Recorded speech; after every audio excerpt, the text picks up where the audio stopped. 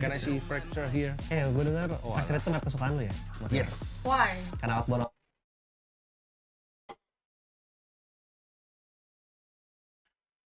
Why? Untuk bikin Pro sebagai salah satu map staple mereka. Yep. Dan ya Pro not that easy to execute dan fracture-nya Mas Ger di ban. Jadi ya udahlah, nice try. It's okay. Jadi gimana Mas Ger kalau fracture di ban sedih nggak? Sedih. Tapi ya gimana? Ini bukan map favorit kebanyakan player, bukan sih? Bener nggak sih? Iya nggak sih, Bang? Iya. Apa? Map favorit kebanyakan orang gitu loh. Jadi ya. Dan Xbox ini udah mulai masuk ke dalam band juga sih dari beberapa tim karena kalau nggak Xbox Heaven Oh itu cuy, gua kayaknya suara kegedean nggak? Suara masuk ke meta-meta yang sekarang nih orang udah mulai males suara istilahnya. game. Karena metanya Kegedean gitu-gitu nggak? aja mainnya. Xbox tuh gitu-gitu aja. Yeah. Bisa dibilang best agent di Xbox itu yang kayak kita kemarin lihat dipakai sama Energi. iya energi itu udah best agent menurut gue yang nggak pakai duelist, pakai KO. No. Itu udah best. Oke. Tapi Xbox ini mainnya ya gitu-gitu aja Iya, namanya Xbox. bener-bener. Tapi Xbox gini, udah boring in banget. the bracket gitu-gitu aja itu kalau dilatih terus-terusan bakal menjadi senjata yang sangat luar biasa. Bener. Ada pepatah lama. Halo. yang mengatakan bahwa Kegedean nggak takutlah sih? sama orang yang melatih satu tendangan Suaranya, selama 1000 cuy. kali. Sama orang yang melatih 1000 tendangan tapi sekali. Suara in game. Keren ya Mas. Serius. Mas Ger mah. Pengalaman emang nggak bohong ya Mas Gen ya? Ya. Man of wisdom. Gimana ya? Oh, Bruce Lee. Bruce Bruce Lee. Lee itu ngelatih pukulan yang sejengkalnya itu. Oh yang Itu ini ya? belasan tahun. Hasilnya luar biasa. Dan kita lihat kali ini Suara agent Bruno. selection ya pastinya. Ada Yoru di Pro. Wow. Gue excited sih ngelihat gimana Yoru dimainin karena kalau buat Pro biasanya yang pasti pakem itu Race Neon Race. atau Jet. Neon. Tapi pasti lebih sering Neon sih karena Neon itu easy banget buat Wih, nggak ada yang kok self-sufficient fragger, nggak komen butuh nih, wih, terlalu suaranya banyak aman bantuan. nggak? Suara in game Ada bocor label, nggak? ada fast lane, Double buat nggak? side, apalagi di Kocak bilong nih itu orang-orang bener-bener nih, wih. panjang Bisa semua, mereka bisa banget untuk main fake juga sih kalau Iya, main Neon. benar. Pakai Neon juga lu bisa nge-fake, tapi sekarang Wek loh. mereka Ethan tadi kalau nggak salah nge-pick Yoru, jadi ya Enggak, gua Bang. bingung sih gimana Langka, caranya langka, mereka itu bakal langka. utilize Yoru ini di map Pro. Apapun yang mereka pilih pastinya Ini asik. BCD. Pastinya sudah menjadi apa ya? Sudah banyak dilatih Oh, dan iya. kenapa Ini Mbak coach cewek. ini alias Coachnya cewek. Potter Iya. look so shiny in her camera. Dia dulu Analis. tahu, analis sama caster buat VCT juga. untuk visit Dan dan kali di- ini Aman Master overall. juga. Oke, aman ya. Juga Kalau ada misalnya di jebol lu Tetap. bilang ya. Suara aman nggak buat Coachnya. kalian? Tim franchise. Ntar kalau Tapi kecil emang dia- gedein aja ya. emang dia coachnya Iji udah lama. Oh iya. Dia kalau nggak Baru salah. kelihatan karena baru Iji kelihatan baru masuk Olin ke kan, international di stage. international Benar, stage benar. kan. Mungkin di sebelum-sebelumnya kebanyakan di kamera atau di belakang lah. Tapi kali ini ya pastinya sudah akan ditampilkan dan inilah ya teman-teman pertandingan pertama untuk malam Udah kan hari ada lah ya, ini kan? VCT Login Sao Paulo Brazil Team Heretics versus Evil Genius. So start in 3, 2, 1. So silahkan langsung saja kalau begitu Realize and Bella Heartfire. Ya, langsung aja ini ada early aggression dari tim Heretics. Mereka tahu mereka punya jet bridge, jadi itu bisa menjadi senjata utama juga untuk ngambil early aggression, maju ke B-longnya. Tapi lihat C-link atau lebih tepatnya mid-link yang akan diambil Aman, control oke, dengan oke. adanya Prowler tadi dari Com. Langsung dibalas dengan fault line. I like the delay yang bisa dibawakan dengan tim Heretics karena mereka Ih, punya bagus loh Cypher, mereka jersey punya ya. bridge juga yang tadi fault line-nya baru Main digunakan. Yono, Sekarang ada main. fake out dari Ethan. Masih coba untuk menggunakan Yorunya. Lihat Zik, dia bermain dengan begitu berani, tapi di depannya juga ada Kelox yang nge-backup. They are ready for this fight. 0 point dipersiapkan berbalik di arah Nebula. Suara Kelox delay, yang anjir. pertama masih nge-trade. Trade terus berjalan, tapi dua tukang suara bola delay dari seimbang sana, untuk cuy. buat tim Maxwell firing his bullets. Tapi hanya bisa mendapatkan 1 kill. Flash dipersiapkan. Jump pick dulu. Masih berada di arah Halls. Ada flank juga dari Bustio yang datang dari mid lane. Prowler dilemparkan ke arah Hall Flash. Sebagai balasan dia tergigit dengan Prowler tersebut. Tapi Maxwell tidak gentar, tidak terkena sis. Spike akan di-plan, tapi lihat Bustio mendapatkan kill yang pertama karena Maxwell masih bisa untuk survive di dalam side. 2 melawan 3 retake sekarang untuk Bu dan juga Avova. What can they do? Mereka bermain sangat jauh dari tim Heretics atau lebih tepatnya tim Evil Geniuses. Nggak mau nge-chance, nggak mau untuk menciptakan resiko yang tidak diperlukan. Dan Com mendapatkan kill sebelum pada akhirnya Bustio berhasil nge-shutdown Bu Dan round yang pertama beralih kepada Evil Kan Geniuses. nih, Padahal tadi delay. gue udah suka banget. Dua body system dari tim Heretics, mereka take a chance, ambil gamble. Ada Kellogg di depan, belakangnya ada Zik. Dan mereka dapetin beberapa kill, tapi at the end of the day, it's all going Dari for Evil ini Geniuses. dari Twitch justru. Mereka menurut gue Delay. mohon terlalu lama. Emang dari sananya. Dan ternyata smoke-nya salah itu tadi yang dikeluarin dari arah si apa namanya? Si Cakep bener Heretics. itu langsung kayak Menurut logo. gue itu harusnya jadi Grand Bacot Well lu. atau jadi Iya, Nova iya, House. Tapi entah kenapa kayaknya English misklik case. dari si Avova. Avova. Kita nggak cinta Jadi Indonesia, smoke. cuy. Mereka bisa Menurut gua sembunyi. bantuannya nggak maksimal. Selain kalian ya, gua nggak ikutan ya. See the barriers go up yet again. It looks like it should be an even easier time for them. Just a couple of pistols on the other side, classics all around, and that one Marshall for Kellogg's. He is It's- nasty with it. He is. He's got to be hitting the headshots. Obviously, everyone on the other Aman side ya? is coming in here with shields, and they're not looking to give any long-range Aman fires nggak? over. I mean, they know there's probably a Marshall there. And certainly Nyol, not worth risking ini it. tembus Wide gak swing. suara mic gua ke The thing suara is, and this is the speaker? main sort of point I want to look at with these two teams. EG are like a Emang dari rising sananya roster berarti with delay, added a bit of kocak. experience. A team that we kind of expect to perform well. Maybe in the future we don't know what to expect right now. Hah, kagak Heretics are aman, the aman. opposite. They're a Wah, team that ini have nggak obviously jelas, set in the sumpah. past. We don't know if they're going to be good Jadi now. aman apa because nggak a lot of aman? those players haven't had that consistent form in a while. So I'm looking at players like Kellogg's. Is he going to be as good as he has been, say, back in Berlin? Is that going to be possible? Nggak When you tembus look kan on yang the other side penting? of Oke, Jorgamos, oke. is he going to bring it on the stage? So there's a lot of questions to be answered. As you Kayak said, nggak ada Mitch, suara in this ingin gitu round, loh. not so much. You expect EG to take this one comfortably, and even 2 kills here would be fine for Heretics. Yeah, again, when it comes to these fights, especially with Kellogg's being on the A side now, Crosshair AP you really can't jauh expect much gemuk. from them. You got a player trapped inside the elbow, so a nice little stylish move. They get 1 kill for their trouble on Heretics. It's not too bad. Second follows. Anything from this point is a little devastating, and there it is. Kellogg's following up. Everyone else was 150, so a headshot needed, but with 3 kills in a round like that with 4 classics, that is a big win for Heretics. Yeah, huge amount of damage, and now the question is asked of EG of how much they actually invest into this one. Do they play this as a really heavy bonus, just try and work with pistols and the couple of sort of SMG, I think they have 1 Bulldog in there as well? Or do they now force it up and try and get it done with the rifles? Now, I think most would go with the prior, unless they're feeling a little bit risky, but we've already seen C9 really go all out with these sort of rounds, so I'm interested to see if they've taken anything from their American brothers. Well, I really like the early rounds from EG so far. I assume it's going to be consistent and just see this harassment from the Fade utility so that Boo can never maintain that control. And he's got to be very fluid with where those traps are going. And it's not a problem that EG will face on their defense because they have 2 Sentinels. It's not like Fade can just cancel out all of your info if you're playing a similar comp. If anything, you can make that a transactional trade for the Prowlers. So I think the EG's defense is almost, it's going to be a lot easier, or at least they have a lot more tools to work with. All right, there you go, yet again. We've just seen that trap wire destroyed. I mean, it's just going to be consistent. If you keep putting it there, that Prowler will be put in to trade it out. Yeah, I have a feeling that's going to have to be moved over the next round or so from Boo. Now he's got his cam up, just watching for anybody making the push. I feel like they might have heard the cam, so I'm just trying to get as much space as possible without Seru losing too gini much. anjing match yang ini. Nonton Bang Fauzi tau nggak? A rotation coming back through to try and give them that little bit of extra support on this side of the Like map. right now. They're going in. I mean, the fact that you've got 2 players this close already, it's dangerous. Team Heretics Oh iya, able to get the timernya jump belum on them. jalan kocak. And now with that spike planted, I mean, Siubathon look, ada timer. G can play their positions, but it's all down to timing here for Common. Look at that. The second he moves, Kellogg's rounds the corner and somehow walks out with the second. This is now incredibly difficult for Boostio. Some players tagged up, but he has to hit every single shot. It was close. A nice attempt, but Zeke survived the initial barrage of bullets. They'll find their first, only barely.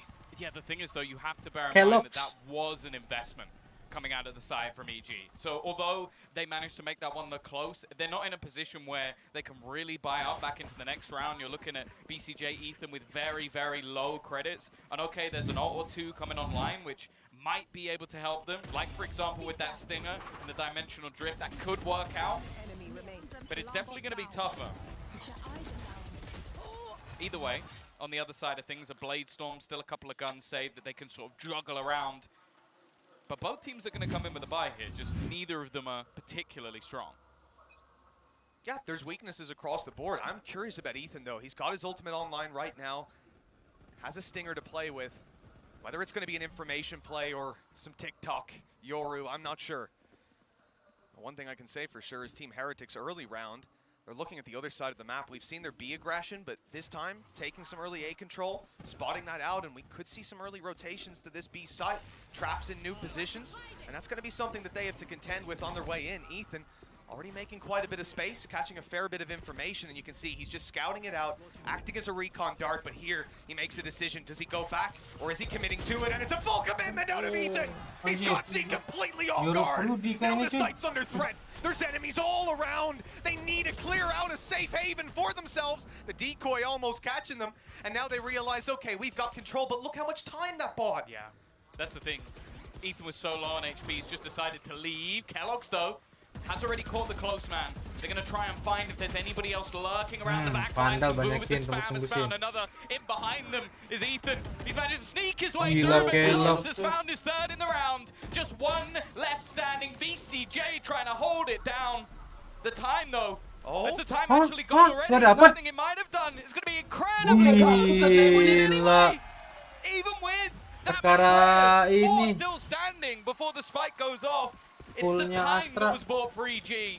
Not sticking it in that moment, right? I don't know what happened. I think there was a grab well. I think it there was was a really a grab late well. grab There you well. go, right? So they try to get on it. The player still alive wins by 0.68 of a second. And Ethan here, he's got his decoy down, right? So even after the TP was hurt, it couldn't be a fake. That cost them precious seconds that end up costing them the round. Just a gorgeous play by EG from start to finish. And a stinger and an ultimate, that's all this man needed. Still though, you look at the purchases in this one, Pantas pada and it's patuh, actually in favor of anjing. Heretics. Being able to save Pemain those EG. 3 guns through, it's going to be another Marahin stinger dah. for Ethan. They managed to make it work in the last round, but keloqz, he is flying at the moment. That was the main Aja, Gus. question I had. If keloqz is on, they win this game. If keloqz is off, they don't stand a chance. Those are the sort of two sides to this Heretics roster at the moment. Right now, he is on. Even though they lost that last round, he managed to get 3 kills with that Blade Storm. It's a good sign. It absolutely is. And starting this one off well. Look, they've got their 2-man advantage. There's no need to panic. Camera watching over to double doors. Trap for B long. Just a ton of control to play with. And like we said, one of the main problems here is if EG are dealing with that Sentinel utility. But in this round, they haven't just yet. And this is leaving them in a position where they're running into a stack. keloqz tajam loh. Instant trade keloqz loh. from keloqz. They're going to eventually find out this piece of utility is still sat around. I'm trying to work out if there's a way to get around it without actually tripping it, and the answer is no. They're going to walk straight in. 30 seconds, stun through from the other side as Mixor looks to try and pincer in. He'll find that first BCJ is in astral form, and he will fall as well. A second round on the board for Heretics, and this is going to crush the economy of EG. Well, Team Heretics certainly off to a good start. Look, even that 4th round, they come out on top in terms of duels, just robbed by a second or so on the clock. That's some very good signs for EG and attacking rounds built up. Certainly looking like it's anyone's game to start things off here, but I want to see how this attacking side evolves. This round here, there's not going to be much of an evolution.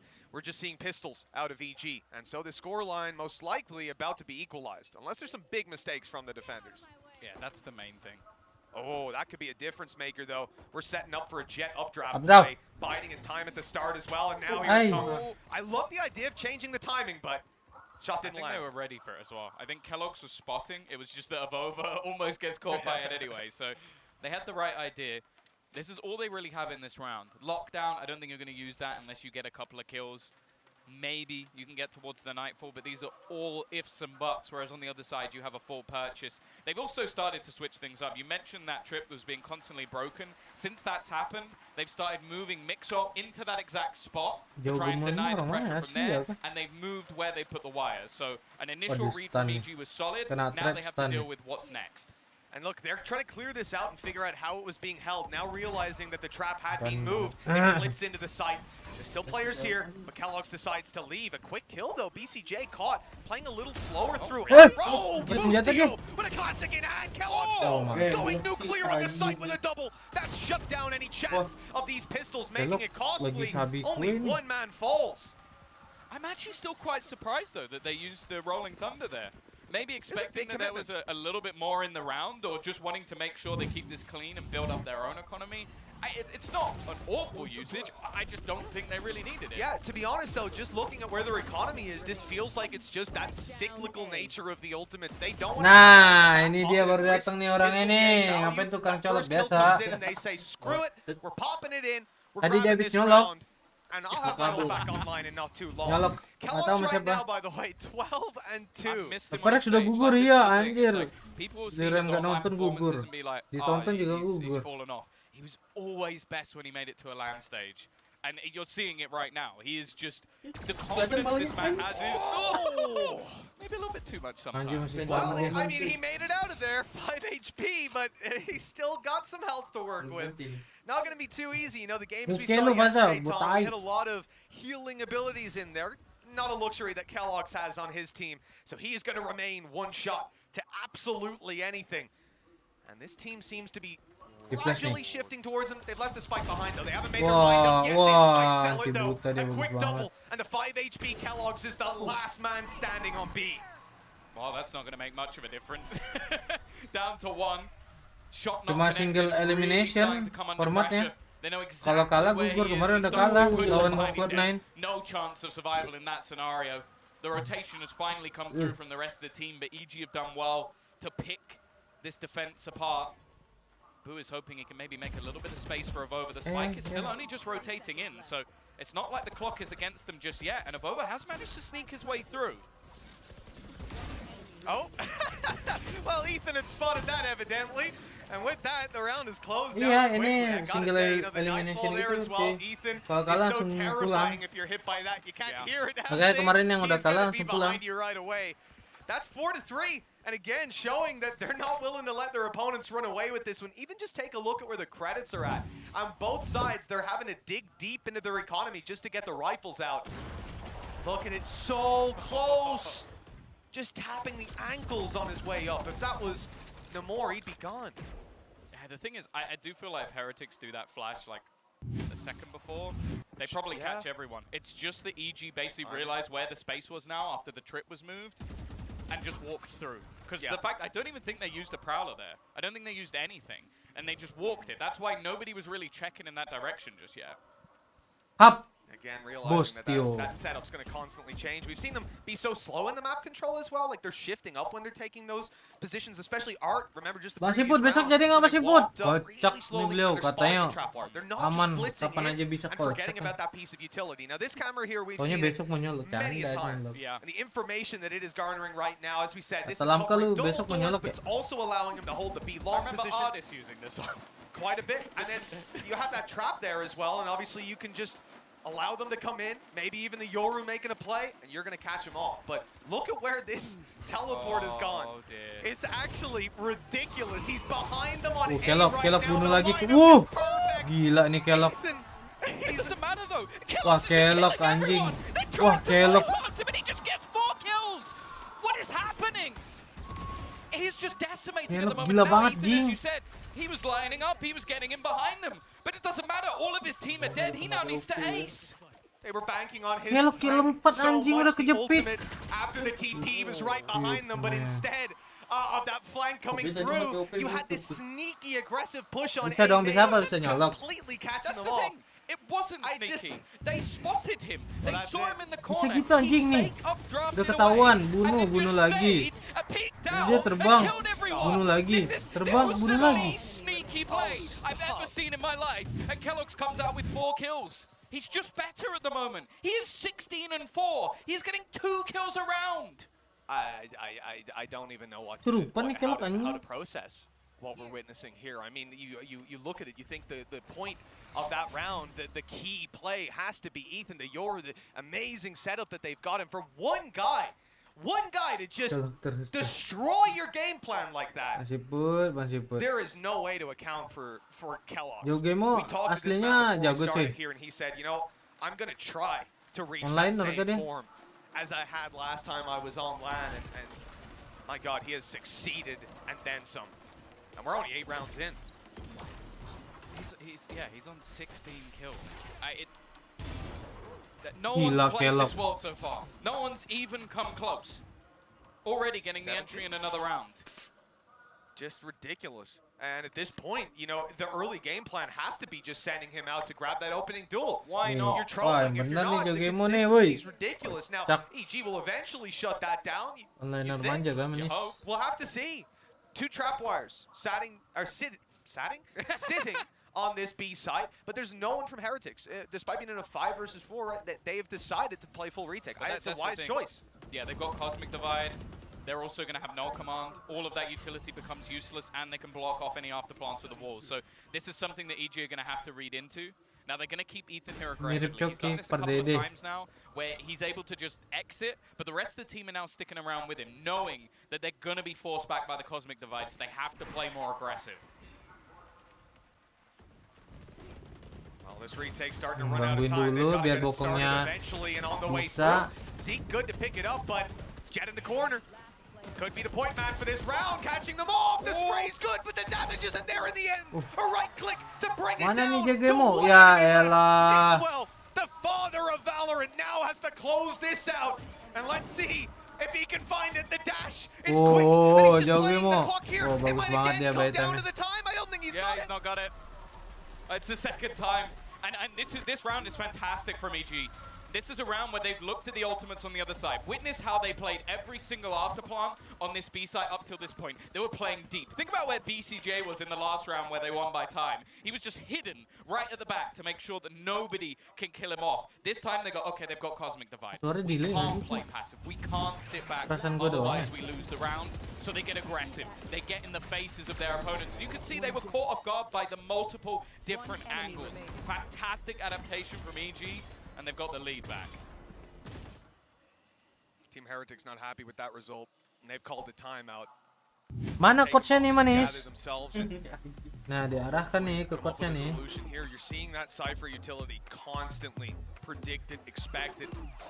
It's an annoyance for EG, and it's affecting the pace of some of these rounds. But at the end of the day, they're getting away with it. Their Yoru for space taking has been really fun to watch so far. Sick. He's got some great ideas, and he's sitting on top of the scoreboard, 11 and 8 right now. You know, first man in the positions that he's going for. Ini mirip Arena Smackdown ya, Hell in the Cell kah? But even from the pistol, he's been popping. Just cannot match what's being brought by Kellogg's on the other side. The thing I'm going to give him credit for most is his timing. He knows when to stay and when to leave, and even when to move back in again. Like, as we mentioned, that 0.6 second failed defuse was mostly him on like 5 HP with Stinger, just causing issues in the backlines. Them not knowing where he is. We've seen that him playing off the utility of teammates as well. So yeah, the space that he's gathered is hugely valuable, and then you add in that he's also fragging. Dari mana ya? Kan select Nas Manis. If Kellogg slows down, this half is done. Like, he basically has to continue on. There's other players setting him up. I think Mixo's actually going very well to put those stuns into play. Wah, gak pala. I will say, I'm looking at right now Mixo with the gun and Kellogg's not, and that does very much annoy me. No offense, Mixo. I like you, but you don't have 17 kills. Yeah, look, it's definitely a point that can be made here, Tom. Hari Bang Siput. But no, he wants to farm up. Ngedit manja ke Bang Siput? You know, that's what it's all about. Thank you Bang Siput ya. Gigi sih. They'll do it with the sheriff anyways. Penontonnya kenapa sepi banget? Gak tahu, gak menarik kali. Mesti ada tim lokal kayaknya baru rame. Well, it didn't do very much in Mixwell's hands. For Ethan, there you go. Great. Little fish gun. I saw a guy that actually made that in real life, even with the fish and everything, like 3D printed, put it together. No, not a real fish. Okay, no, I was like, that sounds. No, that's dangerous. Yeah, no, he's not a lunatic. All right. Mamam lu. Shot from Zeke. Ambil senjata.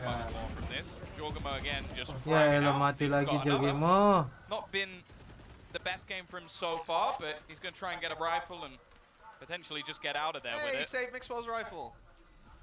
No, he didn't. He's gone out for it. I mean, look, dealing damage here, it's not a terrible idea. Again, if we take a look at the credits, as we had the whole way through, these rounds have been close, and at a minute, they haven't been clean. Anyways, and that's the key point. You can still do damage to your opponent's economy. If he had to drop 2 more rifles there, they would be potentially in a tough spot coming into the final round. But they didn't. And that's kind of the problem. Also, I think Ethan might be blade storming here to an extent. No, okay. I saw he had a shorty, and I'm thinking there's no way he's going to just play the ult in the shorty. They do have the money to work with, so it would be a bit little bit crazy. Kagak bang Messi. Kellogg's will operate Kan dia di online, Brasil but kocak. seems like he's not going to be in the right place at the Nonton right serius time. kita Early nonton. pressure seemingly coming in. He's getting so many kills and orbs that he's got this dimensional drift again. We've seen it so many times already.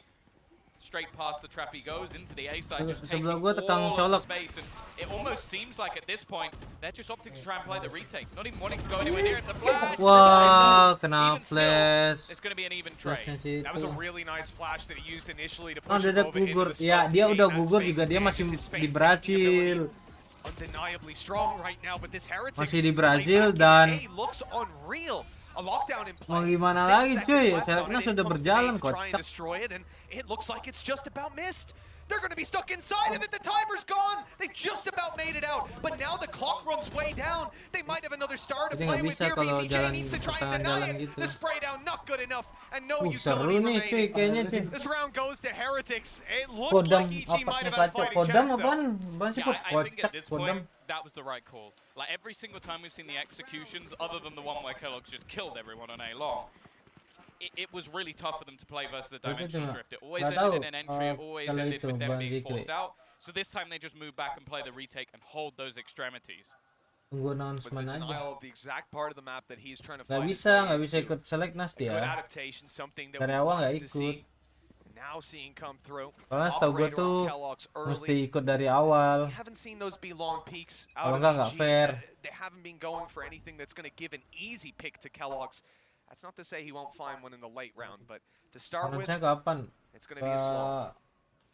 Yang gue tahu kayak akhir bulan ini kalau nggak awal bulan depan.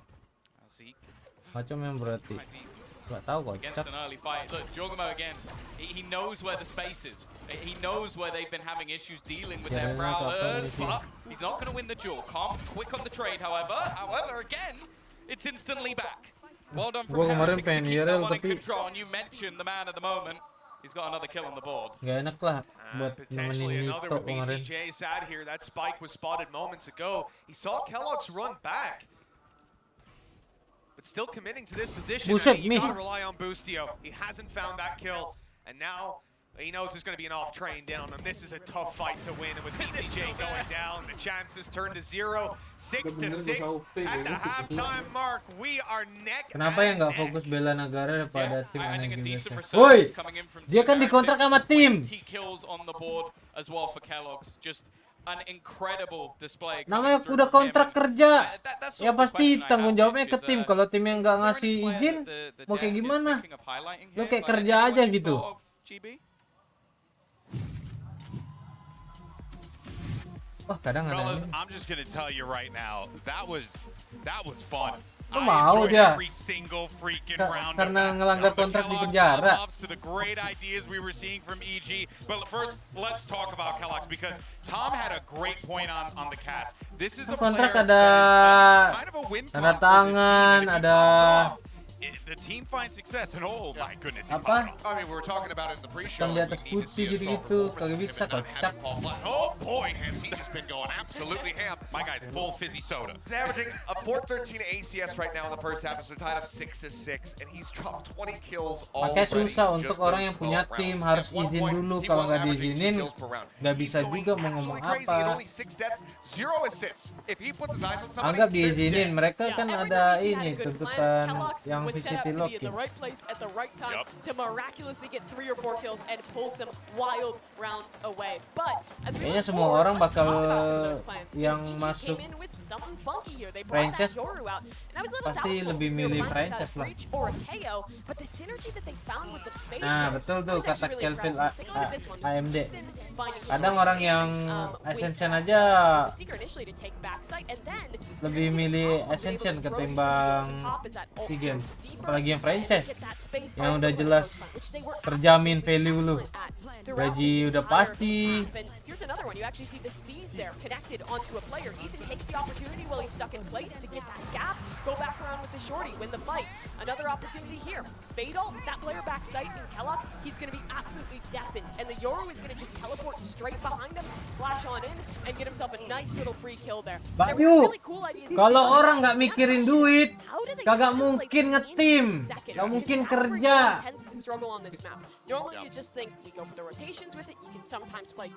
Kan ujung-ujungnya yang dicari duit, kocak.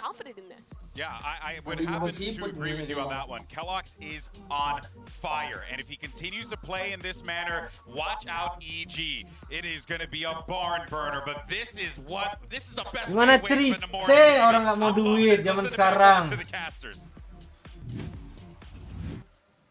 Well, it sure has been an exciting first half. It's not often you see a player go 20-6.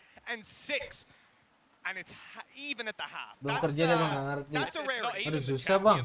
Ya udahlah ya. That's the crazy thing about it.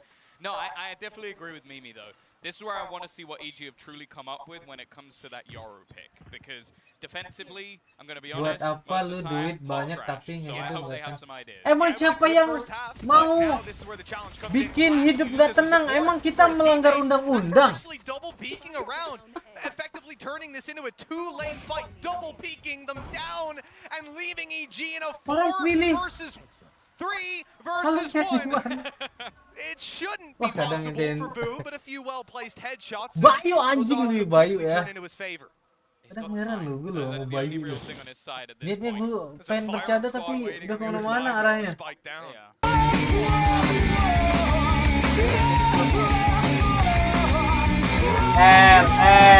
Apalagi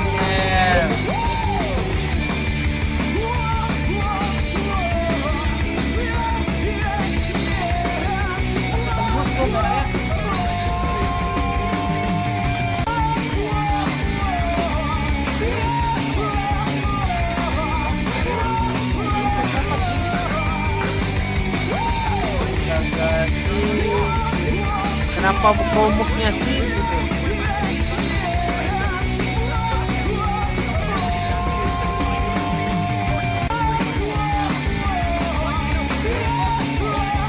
Bilang manja tuh nih.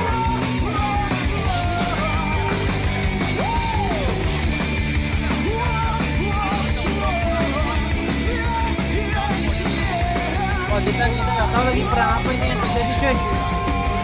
Siapa yang menang ini ya?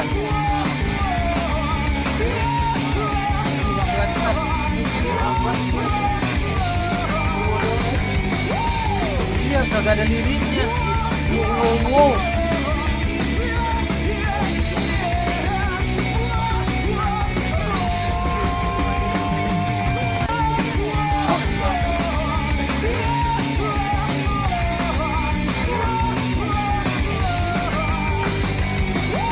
Gua doang L.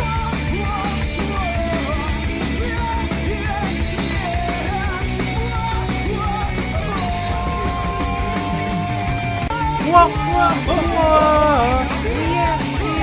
Iya.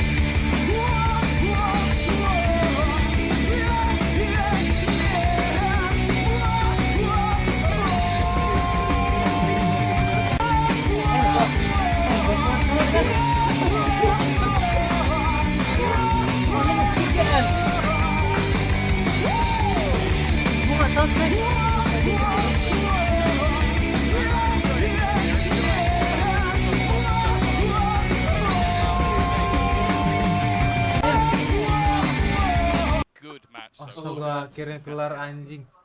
Akhirnya kelar, cok. Nge-cheat anjing. Kelar. Started good, went downhill. EG choosing this map now being on defense with a comp that I'm gonna be honest, not many Gila, people Iten have gone main practice Doris this comp. gacor gini cuy. You're gonna be very used to what your Bayu, mana Bayu? on the other side. In fact, a lot of this game might be just figuring out what ideas they have, just like we've been trying to do. It's a challenge, certainly, and you know, it's a challenge for us. They don't have X-ray. At least I hope they don't. That'll make a big difference. Already, opening pick going to Heretics. Now remember, weaker weapons here, and I think that was a spec. Titan CS iya, betul. Just trying to get that little bit of extra space. Wah, dapat nih harusnya. In a right position. Wah, mundur. He's tagged desperately Nice. low. Bagus banget wicket sama dia. Coming in from behind. BCJ's managed to catch another one. Wah, timing. Diminishing any advantage that was there, but Kellogg's lurking through the back lines. This should be for free. An easy kill to turn it back into a 3v3 scenario. Dapat kapalan. Still in an aggressive Dapat spot. lagi. He finds another. Drops Ada the spike dogi on lagi. the ground. And now we Kena. have the pincer. Gila. To Kellogg's, and even he can't win this round. What a play from Com. Unbelievable. You start this round off with weaknesses and a pick for Team Heretics. And it Wah, crumbles. itu udah And of susah all nih the cross rounds for kali that kayak to gitu. happen, and remember, they didn't manage to do a ton of damage. There's no way he's playing an Odin. BCJ, come on, man. Come on, don't do this to me. Don't play with my heart. I'm looking at the stage right now. He's in astral form. He's not got a ton of time to sell that. I hope he's not going to top of it if he's going to play it. He can wallbang art. I've seen it. Stop Mana it, coachnya? Stop it, BCJ. What are you planning, my man? Let's have a Oh, look. di Spanyol. I've never Powerful. seen a man play that position with an Odin. He's just ready to go. And in this spot, oh, it's dangerous. Oh, You shit. can wallbang this with a Kayak kah? Phantom. When you're talking about an Odin, Odin. it's like he's out in the open. He's just going to be dealing so much damage on the I way really through. love the idea though. That Kellogg's like somehow gets into the site, kills him, and then picks that up. That would be my favorite be thing terrifying. if this happened this round. I'm But gonna be honest. I would almost bet everything I own that Kellogg's would not pick it up. Even with the sheriff, I think he Yeah. would just roll with the sheriff. he's like, hey Mixo, you want a Yeah, gun? it's not his kind of weapon, you know. He likes to be quick on his feet and tap heads. That's not the Odin. No. That's crouch in a corner and just Well, pray that's for my your life. main worry as well going into this half, is that he now needs to be the tip of the spear. And unless you're having the greatest game of all time, dashing into sites and getting 4 kills, not really possible. Yeah, it's a little different for Ethan with the way he's able to set himself up and the Yes. utility he's got, the barrage of players that And come even- with him, and alternating still angles. impressive Malam ka when he was Doge, doing it on the Jason yard. sama It was, Aaron udah bawa absolutely. nama But then, yeah, when it Indo comes to bersinar Kellogg's, di it's much Valorant more tanpa ada one-dimensional. You got to juga. dash forward. You can't just appear in their spawn. And let's see what he can do here. Great Oh. flash by Ethan. Waduh. What a setup! 2 kills for his trouble. Wah, ini kena Down delay. goes a nano to delay a little longer, and there's only 20 seconds left on that clock. They Tar. gotta get going Woi. now. That first duel doesn't go Woi. too bad. Nor does the second. They're back in control. Oh, Wah, gonna get dapat. rid of him though. 10 It seconds. actually comes out from BCJ. That Odin has actually worked out for them. Trying to get that plant again. Boo just needs to defend. Mixor will be able to get it down. Somehow turning it 2v2.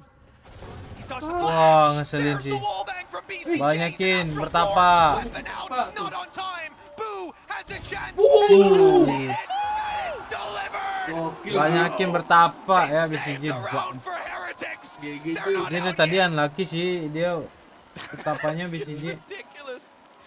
2 kills from Unlucky Ethan at the banget beginning. aja dari tadi. You think it's just going to be a slaughter. They have 20 seconds to run into the site. The site is currently spread with nano swarms, and they just entry in. Then you even have the fact that the Odin manages to find a couple of kills as well.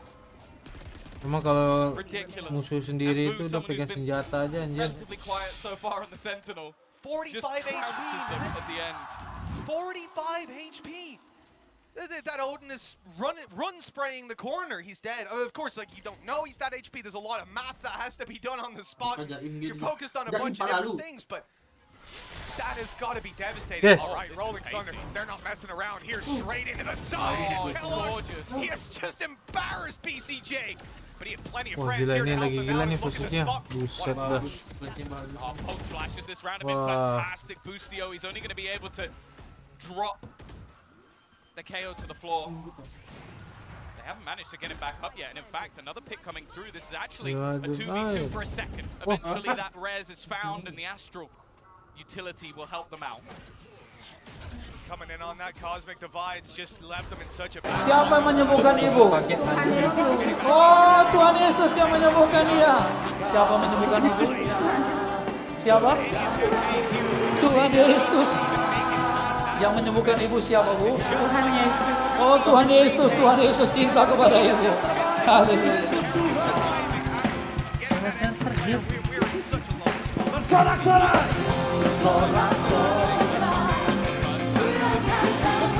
Dia bergerak.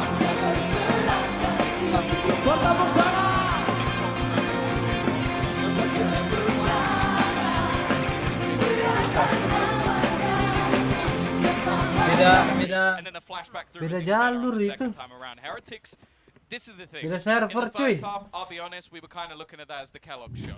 The last couple Thank you, of Mas rounds, Amwan. anything but. Kellogg's finished the last half, 20 kills and 6 deaths on the board. He's got 22. That's the flash. The flash went off just behind it. Gorgeous. Yeah, that's something that it takes a lot of time sitting on those customs just to get that There's out. about a million other times where he gets stunned by the ult. Ente kadang-kadang ente. Kan kena kan Kellogg. Let's go itu, Bray. Let's go itu, Bray. Handle laga. Masih Put, lu ketawa aja Masih Put. Gua yang takut justru. Ntar kalau gua ketawa kena lagi gua. It's not amazing for EG, but they Lu haven't ketawa invested in nggak ada yang denger. Jungamo even having his Bladestorm online, so double up. Now Mixor has spotted out BCJ. They're able to isolate him in the last round, but this time it might be a little bit more tricky. He does have support, although Jorgamo's peak is caught by Zeke. He's gonna have a nightfall at least. He's caught 2 of them in art and 1 further outside. I mean, at this point, best bet to swing to the other side is even going to be cancelled out by a probable rotation. You've got a 4 versus 4 right now, and you can see with Killjoy utility on B, they're still going to stack up that second player. If anything, for Heretics, just delaying this has ended up with a slightly easier A take. And the thing is as well, they have plenty of utility still to deal with BCJ. They know exactly where he is, stunned into the corner. I think they still have an aftershock as well, so he's going to be somewhat stuck in the mud. I don't think it's going to connect him. He's still just sat there. I don't know if they're going to expect it anymore. The flash is fantastic as well, and the swing comes out from the SMG. Just a tiny gap behind the aftershock, and EG steal the round. Well, that's the problem. You know, you come in not playing the duelist at times, and we heard from Heretics when it came to the games before and some of the conversations we've had that, you know, it's something that you'll get a ton more utility to bring with you. Having something like Mixwell on a breach. Kameranya buta lagi kena flash. You're in a ton of trouble. Such and a tiny it's enough for one player to sit in. If he is a pixel forward, a pixel to his right, I think even, he's taken down. But that's all it comes down to, and it cost them the round this time at such a crucial moment as well. 10-8 now on the board, and the Heretics are on their last legs economically. Kayaknya kemarin yang dilihat Aim sih kayaknya. Aim sama stratnya. Kalau tembak terus. Udah ngantuk Les. He has managed to get the space this time. Let's see if he can manage to find the opener flash through. Is he actually going to go in here? I think he might just have to hesitate a little bit as the rest of the team is still. Bang kaca siapa? Si M. Also looking at Ethan's deep control. He can very easily TP back into the side needed. Unlucky Aim timing. You know, it's especially the turret. The turret here is just giving it away. They are looking as if they're retake B. They've got a Killjoy on site and a turret watching for a long push, but instead it's Ethan watching long. Boo's caught completely off guard. Boostio's able to grab 1, 2, and now took in for a little more. Ethan's eventually going to deal with a Vova, and this is now looking done. And Dustin Kellogg's has to do it all with that Bladestorm, and nothing will be found. 11-8, and that was Team Heretics putting all their credits into a round. This is looking like EG might just close it out.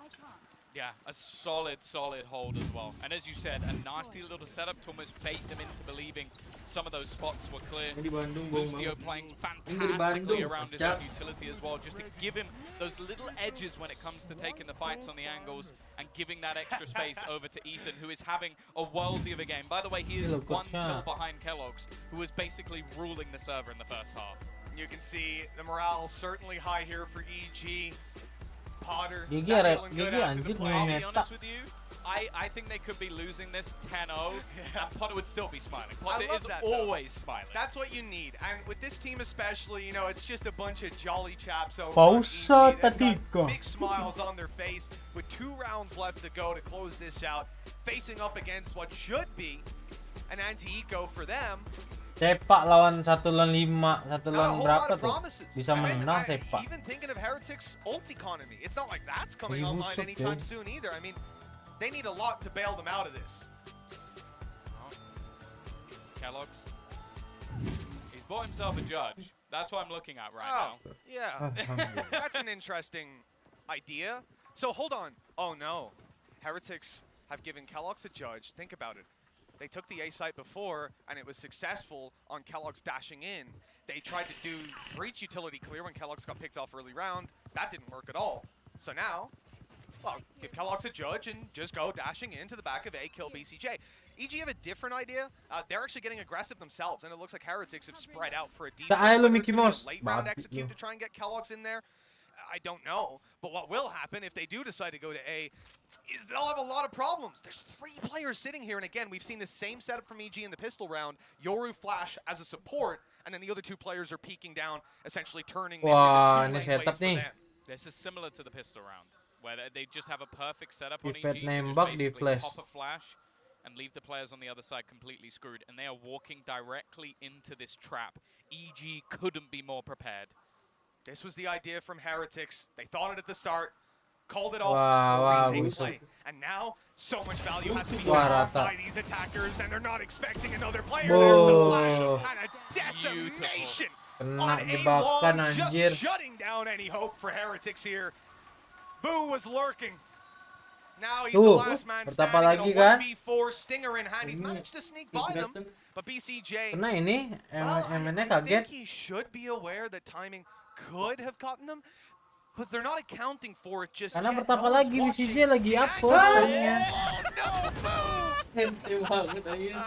You know, the Stinger, it's not what it used to be. Let's just leave it at that. Kena kah manis? That's what that was. Yep. Yep.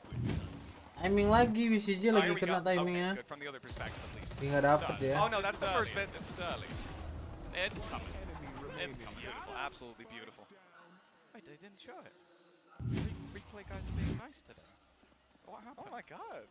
I love it. Is this what morning games are like? It's just Padahal udah gigi loh Kellogg's they tadi. get salty as the day goes on. They're like, I've seen too many whiffs today. This is my 8th lap.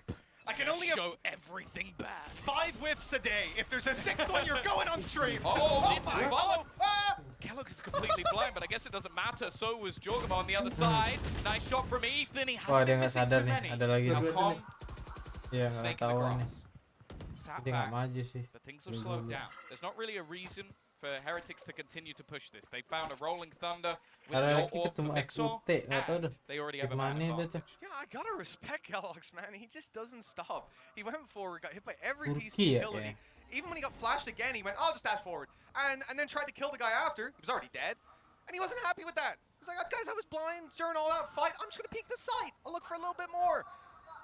In the end, it's not left them in a terrible position. If they can deal with Calm, this round is almost locked in. I see BCJ slowly shifting back over here, but if Calm goes out for this peak, he better be hitting everything. Wah, ini kalau BCJ nembak dalam smoke enak ini.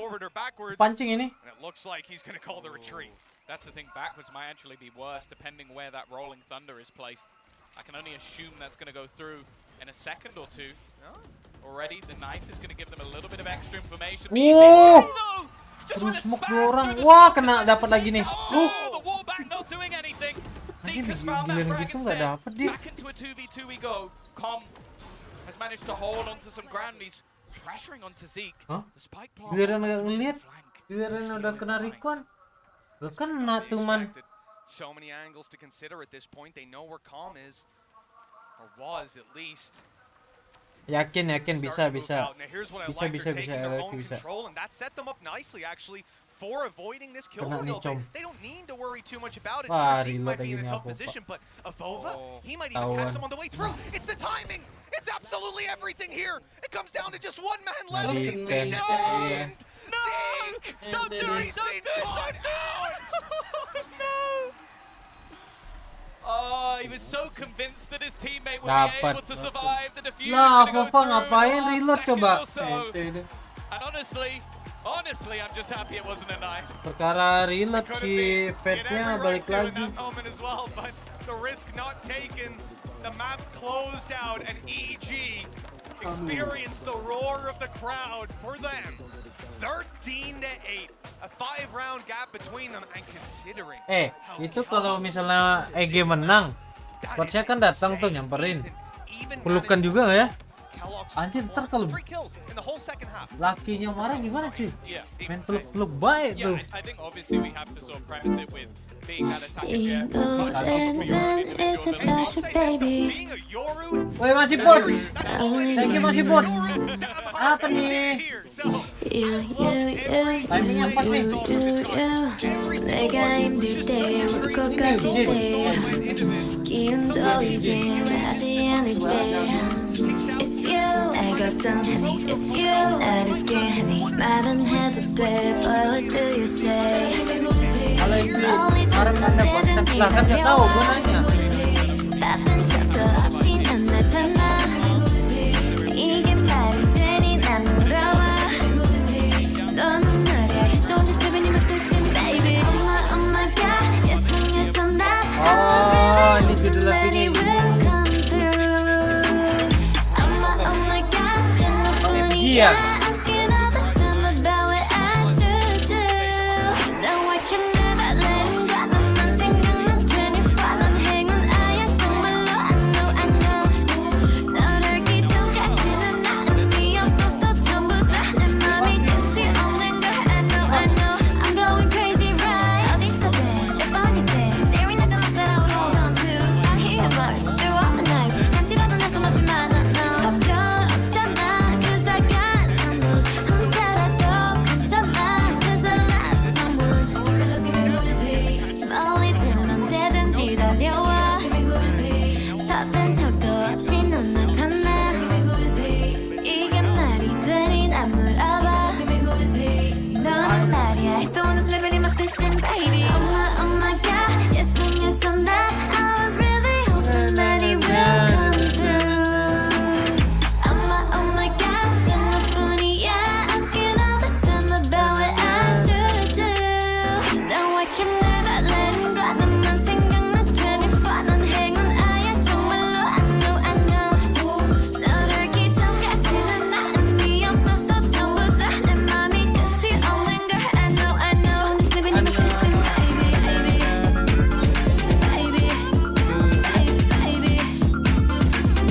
I'm going crazy right baby I'm going crazy right baby My heart is glowing now Lali cok, lali itu artinya 너랑만 apa ya? 있으면 무서울 게 없어 같은 매워진 더 매워짐 My heart is glowing it be glowing Oh my god Yes and yes and that I was really hoping that he will come through Oh my god telephone asking all the time about what I should do Now I can never let him go He's right there for me 24 난 행운아야 정말로 I know 너를 알기 전까지는 나 의미 없어서 전부 다 어떡해 My heart is glowing my heart is glowing up so I can sleep at night Nih. Pas habisnya.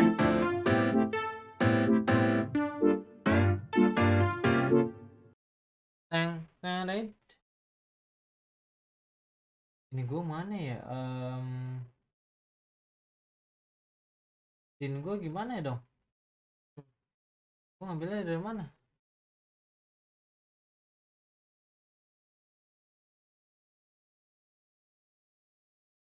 Wah.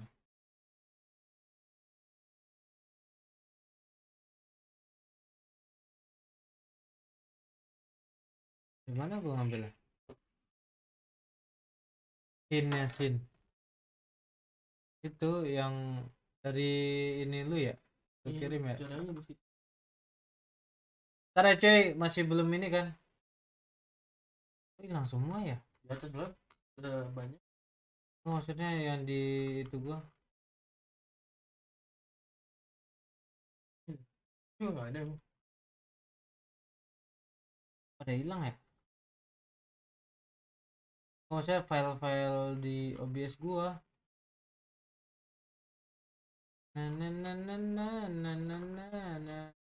Ada lagi.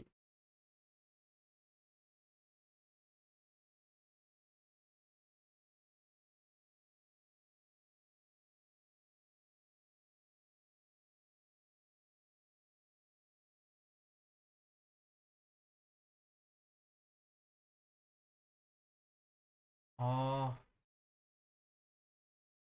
Udah ya ngebz ya. Mana gantiin?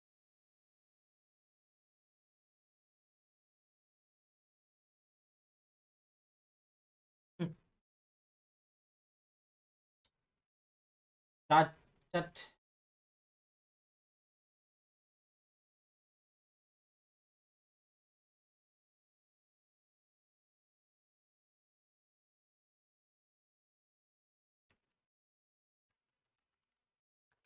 Apakah kita roulette dulu, cuy? Oke.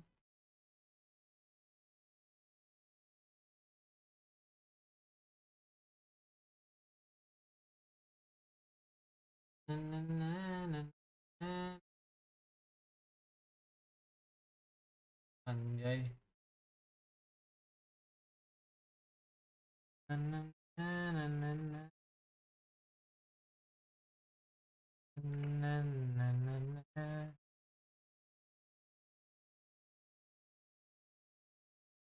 Vamos. Tadi berapa totalnya? 2 ya? 2 ya? Tadi 2 ya, cuy. Testel manja kah, cuy? Penyol babi. 2 kali ya. Kita spin ya. Kita spin ya sekarang ya. Oke. Aman ya. 1 1 1 1 2 3. Minus nih, cuy. Anjing.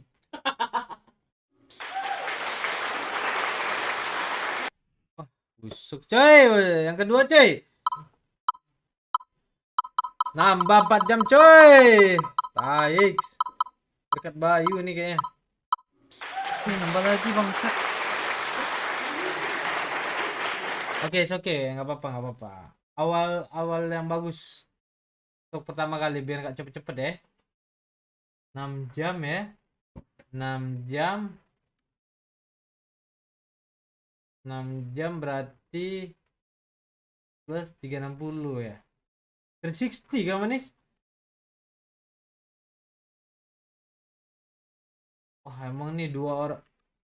Si L sama Bang Siput lagi gacor cuy hari ini. Lagi gacor mereka. Wap. Shock just sitting in dugout the entire time and just swinging out and murdering people. It was fantastically done from him. Yeah, and the objective, especially after that, raucous first half that we saw from Kellogg's, for Evil Geniuses was to shut down this player. And Mimi, they succeeded in that regard, but also Kellogg's had the difficult task of having to be the one that essentially had to Kellogg's check 9 everything. And that's exactly what I was going to bring up. This guy was constantly diving into sites, stacked with some really strong anchors from EG. I see this half of him not doing great, not as a failure of his own, but instead as an issue with some of the mid-rounding that this team had. Boo had some great moments, but I felt like he really struggled as a caller to find a gap for them to exploit, and instead was oftentimes just sending Kellogg's in as a sacrificial lamb, and oftentimes those trades weren't really coming through. Kata Bang Kaco, Well, let's go ahead and terbuke lu Haris. some high speed going Nonton here for sepi a cuy hari rise ini and cuy. high speed moment of the match. And this one, I mean, Jadi kita ramaikan lagi lah ya Watchparty manja ini cuy. Tadi telat soalnya. Habis masang Yeah, I mean, he dashes away, apa goes to the VGA-nya? updraft, comes in and just VGA sama cleans up PSU-nya. house as soon as all the smokes have faded. Possibly could Like I have was gotten the playing ace Quake there, out but there. if Ethan was finally able to shut him down. But yeah, I mean, what Tadi sama pasang PSU quick soalnya. play. This is the kind of plays that we were seeing consistently. Jadi throughout the ada first yang half, set nggak him up to kecolok have those 20 tadi. kills. And you can see the pop-up was there, but unfortunately, the energy very quickly dwindled down once they got over onto that attacking side. He just didn't quite have enough backing him up to Emang be able to malam make plays like karena that when they malam were trying to Jumat get into serius. You can tell that Kellogg's missed land though. Walking out, just getting the crowd pumped up, popping off after every play. He is loving it right now, but he's going to need to maintain that performance for map number 2. Yeah, he definitely feels like a natural out there for sure. Speaking of naturals, one player who was also, pretty strong and a solid rock for this team was Jogamo. We're actually going to be checking him out with a little in-game warm-up for our Aim Lab shoot around. Gives us an opportunity to talk more, about Jogamo because Jogamo, he wrote it 3 different ways, by the way. Just want to let everyone know at home.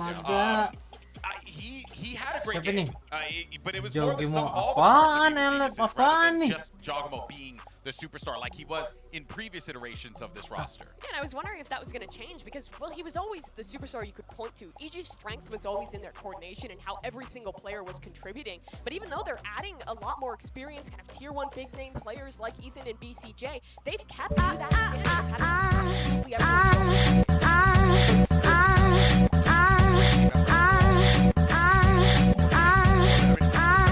El anjing, kenapa muka gua kocak? Lengel. Apa ya? Masuk tadi gua bisa. Gua nggak dia.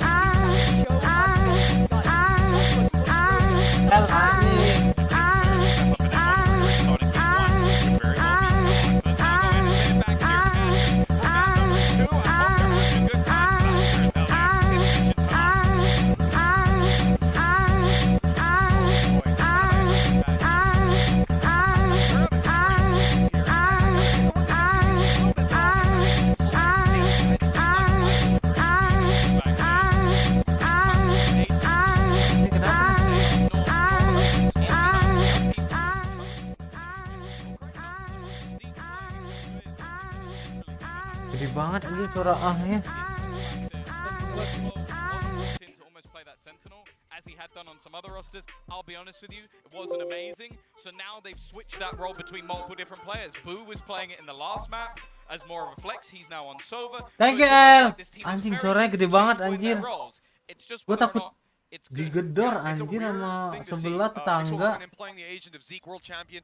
But then again, we haven't seen him since then, right? So at the end of the day, that's what Kelox nih. Not always going to come in playing your primary role. Let's see how this one goes already. Team Heretics taking it right into the site. Kellogg's good for one, but the trade is clean. The nano delays the rest of the team. Mati. Looks like Lucio might even get out. He's being spotted though, and that's a clean kill.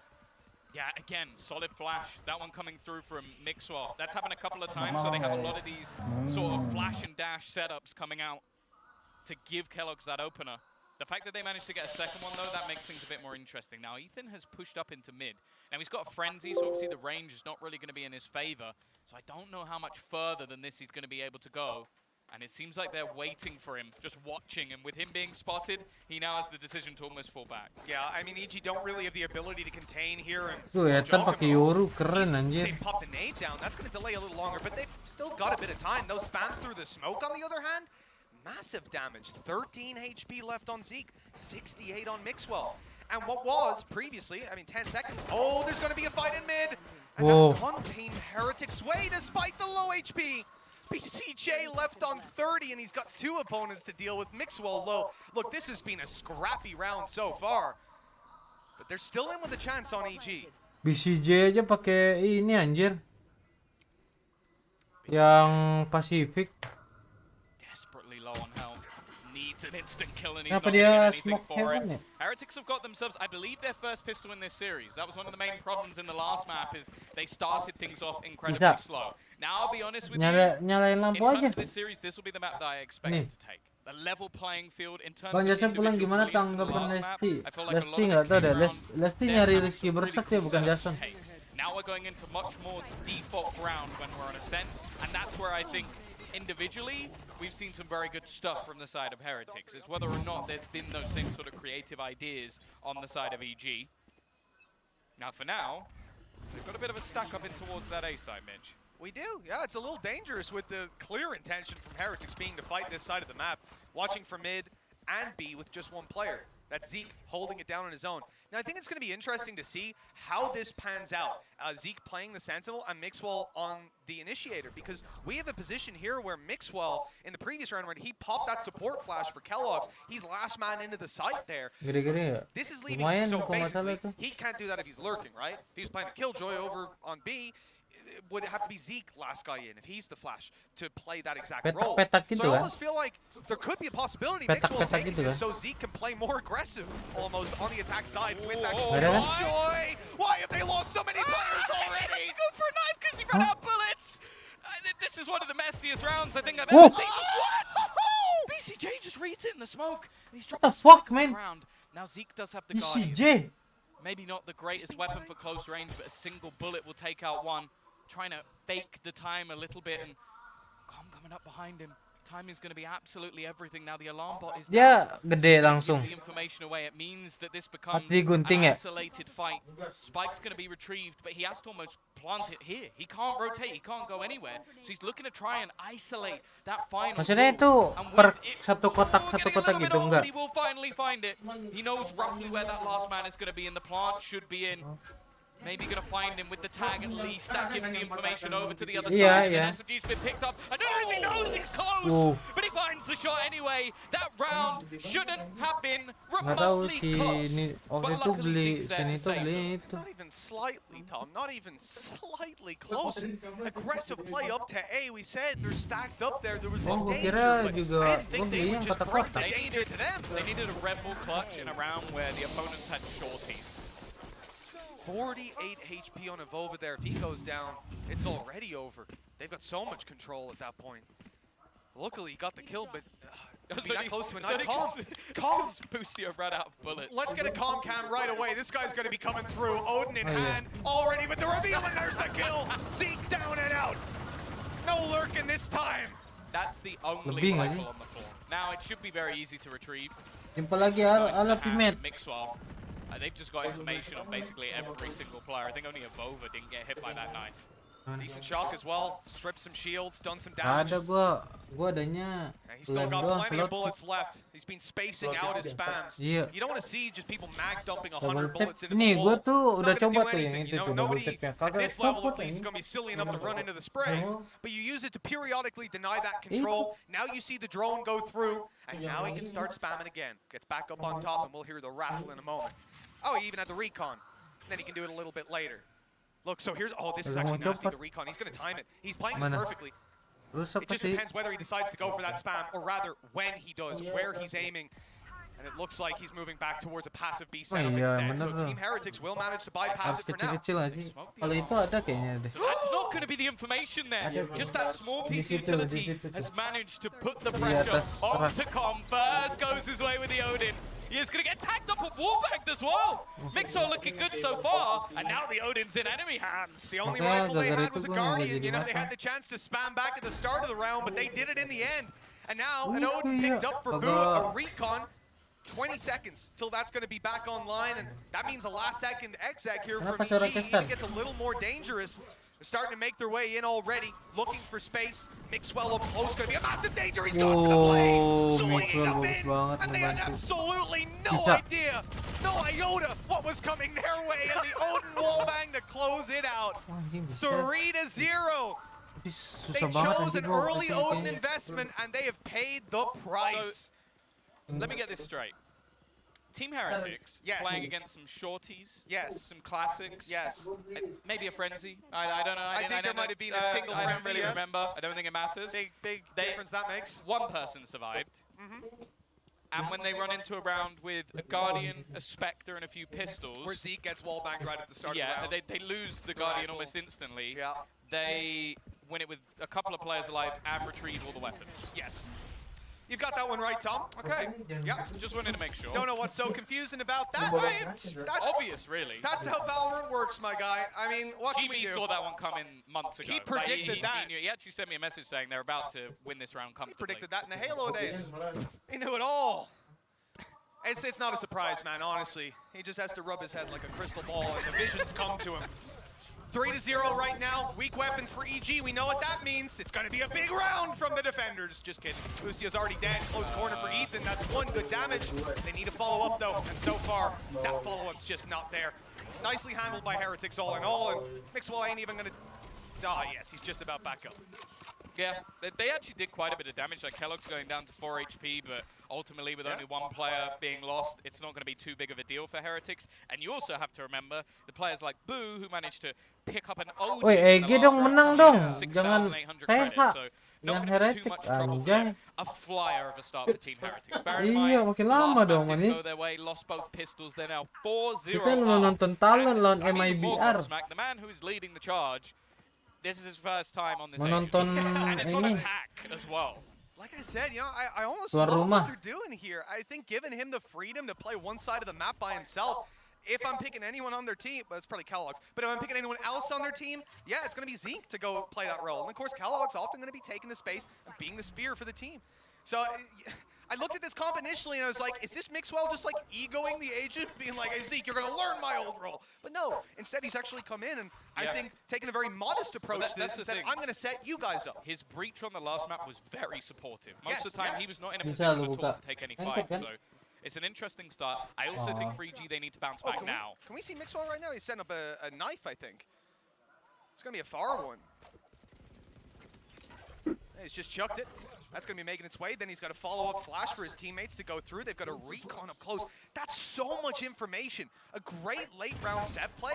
They'll still have one cycle of utility coming online for post-plan, but they've got to get onto a site, and they've lost Kellogg's. Ya, dia motornya nggak rapi gitu ya. That's a great shock dart as Good well. timing. With 30 seconds left, Kayak they nggak still rapi have gitu, to push into sumpah. the entirety of this setup. Now this is going to force them back, but they're going to be able to delay with the utility they have. They're waiting to the Itu bisa last dibuka nggak? second to throw down those nanosorbs. That is brilliant from Boostio. They're not going to be able to get much of the space whatsoever. And now the remaining players of EG can start pushing back into the site. The turret has just managed to get a kill. And there's only 10 seconds for them to get this spike down. In fact, they have to go back and retrieve it. All they need to do is deny it. It has to come in here and now, and it's done. They've already conceded. They knew the plant couldn't be secured, and this round will go to Gila, round apa EG. ini? Phenomenal stuff and just a great plan. We saw Team Heretics with their late round info play for mid. Again, perfectly timed at about the 50-second mark to give you that last cycle of utility when you come to either a site push or to playing post plan. But instead, they run into this unstoppable defense. The thing I love is just how late all of that was utility was Patience. Like that's the thing. Obviously, Boostio knows Jadi they can't gimana? have Lu pushed up that belakang far bagi dua. with the alarm bot in the first place. But he knows they're going to run in at the last 4 seconds. So that's when he pops the util com. What is this? Why are you fighting this with an own? He's going to get the kill. Jorgamo's found on the other side of the map as well. He gets dinked instantly and still swings. Tom, all I'm going to say is if I try that in ranked, you are going to scream at me for the next because you'll minute. die I know, instantly. but it's a play, and I've seen it in pro play. I'm going to do it in ranked now. Also, you don't have the dart that gets in the... That is also, yes, that is also very accurate, but I don't need to hear your negativity. What a gorgeous play from Kong. I'm really enjoying this early round, Odin. Look, that aside, they have the advantage, and Team Heretics do not seem to be getting any ground. Another player dropped the spike, confirmed to be outside of A, and at this point, Mau taruh mana it's like lagi? reading a anjing children's kalau novel. This begini should be easy as can be for EG. Not taking a step wrong to close it. Yeah, a really nice round from Jorgamo especially. Like just being able to almost work with the Havoc. That was the plan off the back of that. Like you Kalau have di this sini aggressive kagak mode ada of play the siapa-siapa. dart, force them back and almost shimmy them back towards the B site. And in the meantime, he gets aggressive. So while they're losing mid control on the attack, they're also being pressured in B main. But they don't expect that. They're trying to reclaim positioning. So he should have died so much earlier. yes, he The got fact that dinged nobody instantly. swings again. He literally got headshot through the wall at the very first second and then went, no, I'm still going to swing this. You will literally see like an op holding that angle, given less respect. Jogi from mo, the other kata team. siapa eh? He's Cukup spraying cuy, with nose, Jogi and they're ni. like, I don't want to peek. Oh my god, Oh, the he's insta going flash! all the way. The insta flash! Still going. This is such an aggressive play. They had a dart to set him up as well. Just trying to catch Heretics off guard, and that's exactly what they've done. Just a full anime battle, everything being thrown Gago at this daw main. game mo. And in the end, look, they end up barely even, ito but a yun, quick kaya kill miring ito kan. pulls it right back. The map control for Heretics here. They've got main, and they might be able to find their way back out, but still 2 players waiting on the side. Calm. Knows that push can be coming through, and the flash on the other side was actually was that Mixwell's flash? Yeah, I think so. Unlucky. No, it didn't catch him this time. They attempted it before, hoping for, I think, a very optimistic spam. And already Avova just trying to take the space. The utility is sublime. The tags coming through in almost every single scenario. Comms darts have been on point. Oh, comeback I'd almost na like again to see ito. them highlighted going forward. Because he's been catching people every single time. Now, Mixwell's trying to just thread the needle here, but there are 3 players waiting in towards the spawn. Boo hoping he can chip them up with a little bit of extra damage, but they have another player watching in case Mixwell tries this exact play. Yeah, again, in these sort of scenarios, with a man advantage as strong as it is, they just have to understand what part of the map they've conceded control of, and they understood it perfectly. Locking down spawn with 2, watching their back, and having a player on site comfortable to stay passive and wait for that drop to come through. There was 0 space given to Heretics here, and again, short of a massive individual play, there was never going to be a result that favored them. EG walking out with 3. And a strong start to this map for the attack side of Heretics, but Nice, quickly on their Ege. heels. Terkelar Ege ya. I will say I imagine Heretics are going to be a fairly momentum-based team in general, but I also think that going into the defense, they could have a really stellar half. That's where you expect to see Kellogg's pull in the operator and really put up the majority of his numbers, and it's where the rest of the team kind of have to step up here. The thing is, though, EG, I sort of said it, like, you're not going to see a mass amount of new stuff when it comes to a set, but they do have some cool set plays. And that little flash not only blinded Zeke, but blinded the turret. So he was able to push all the way up and catch him off guard without any information going the other way. That's just a beautiful little play. And then after that, he throws down a smoke and they dart behind. So that not only after getting the first kill, he might be able to find more. These are just minute details that EG are putting in because they are so around these sort of set plays from people like Potter, who is, I don't know, she's clearly doing an amazing job. You know, it even sounds almost less impressive when you consider the fact that, like, these guys didn't just go for it, the play in main, the flash, and then decide to recon. That recon was there from the start. It bounced off. They intended not just to fight for main, but to make that dash play into a cloudburst and then spam them through the smoke with the reveal from the very beginning. I mean, the amount of utility thrown into that early play, look, it's costly, but you're either getting kills like he did, whiffing, which, you know, you don't have to account for that. And then the other thing is free map control. You spend all that utility and go, nobody here. Let's rotate everyone else to the other side, and they will be none the wiser. Just fantastic early play, and like you say, it's when you got someone like Potter sitting there. We've seen the telestrators, the analyst desks in the past, but she's working wonders with this team. Well, let's see what the response will be here. Here we go. From Heretics. Have they got anything? This time it's completely different. It's not an Odin on short, it's the operator, but instantly smoked off. Same play on mid. Knife reveal, slow peek up. Drone to answer it back on the other side, though. That's a good denial. Thing is, though, they've used a lot of refreshing utility here on Heretics, like a knife, a recon dart. Those things you get back. You don't get that drone back. Is he trying to wait for the bot?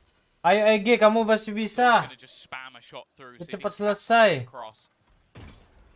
Dart, again, catches a couple of players. Just getting that information for EG, which they so desperately desire. And in the meantime, just to clear out some of these closer angles, Heretics are going to have to use the drone. The benefit here, pushing those players back, stealing information from their hands. Look at the response. EG look to fight for short, and Ethan has the perfect flash. Not the perfect execution after, but it's at least got them the info, and that'll get the ult pop. Oh, that balik sent make Heretics video. running to the other side of the map. Yeah, the thing is, though, the setup's still ready for them. Turret watching. Ethan's also going to catch out of over, so no smokes to try and make this play work. Jorgamo rotating, calm on the cross. They are very ready for this, but Zeke wins the battle. It's traded back in Bo, mid. Their lurk is Jogemo gone, nih. and Zeke now trying to get that bit more aggressive. They have been slaughtered as they try and enter the B site. And Ini gak usah EG, ditempel gede-gede just ya. moments ago, was sat 0-4. Wow, they're level again. Gitu doang ya. Right back into it, and with that streak of rounds, they put Heretics onto an eco.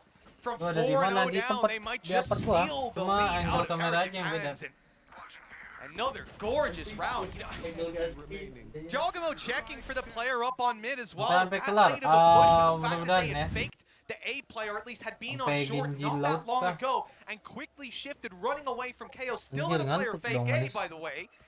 After all of that, you don't. Pagi banget. I didn't expect the guy to be there, and I can Jam see the 6 mini-map, but he checked it, took the kill, and Terus well, silam then muka. one in spawn. Realizes he's tagged him, switches to the shorty. You gotta love it. This is the chance here for EG to walk away with the lead, and they should get it done. 5 sheriffs and no ultimates to back them up. Just a from the shadows for Revova, and well, if you've seen this game before, you know that's not gonna change too much. See how big the Mitch man curse is today. Yeah, and watch him like TP right behind someone. They don't hear him somehow.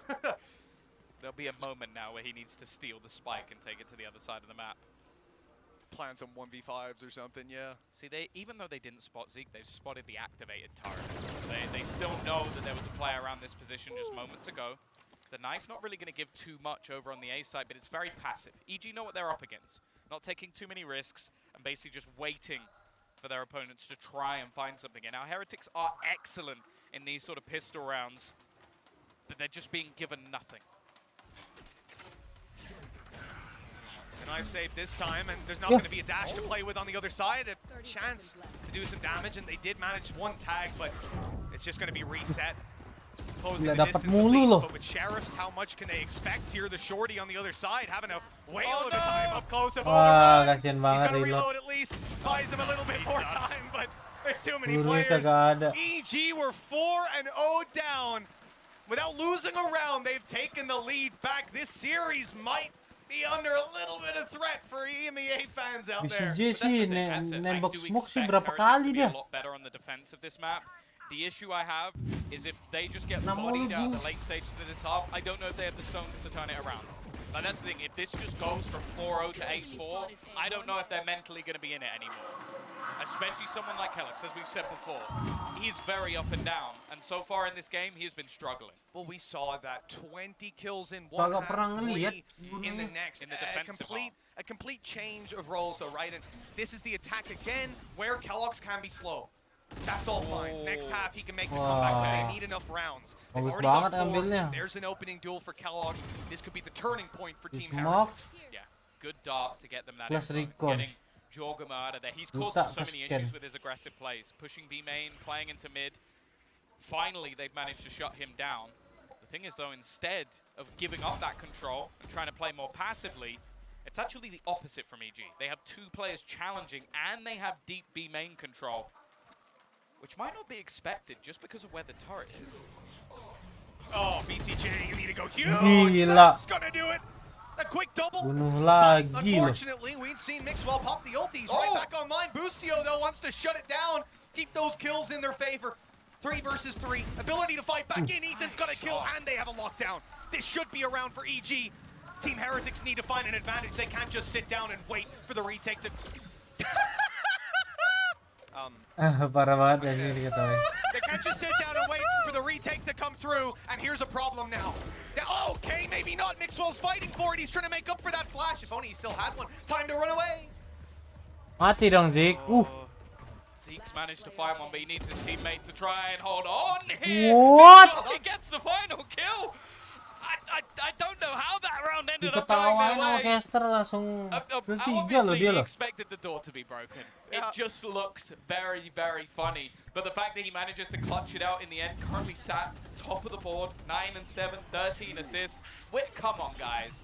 I said you do this late in the day. This wasn't late in the day. To be fair, you know what?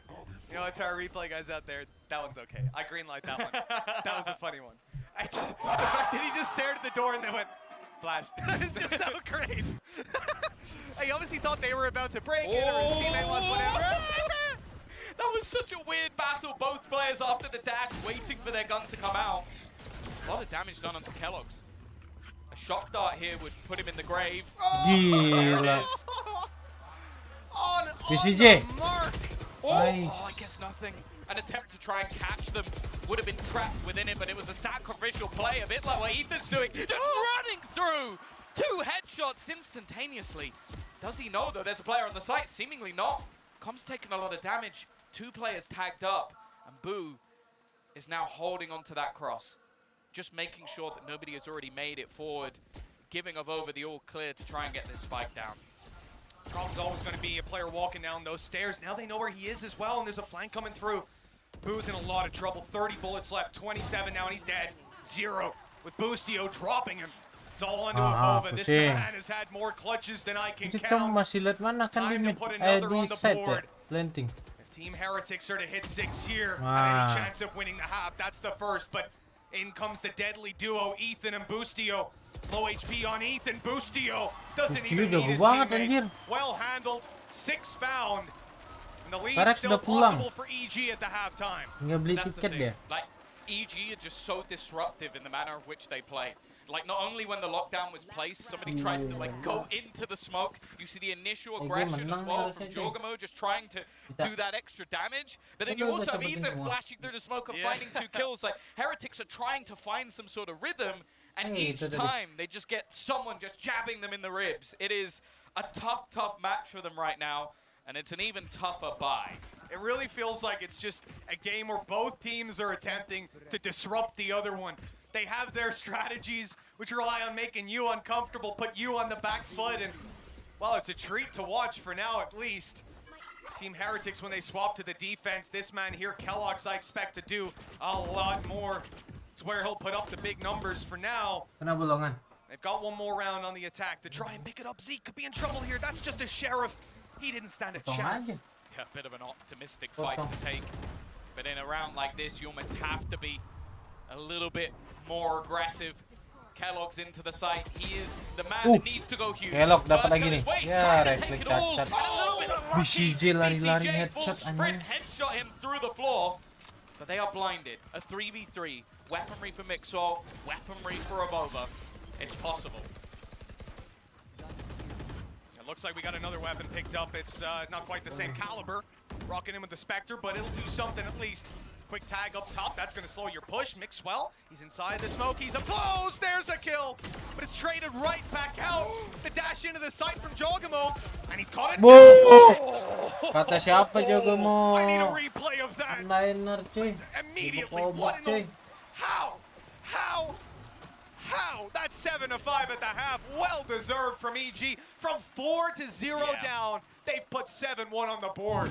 Oh, really, really impressive resurgence, and this round may be a little bit closer than it should have been. A nice attempt for them to bring this one home, but Jorgamo not only getting the first entry back in, but just finding absolutely everything as he dashes back into the smoke.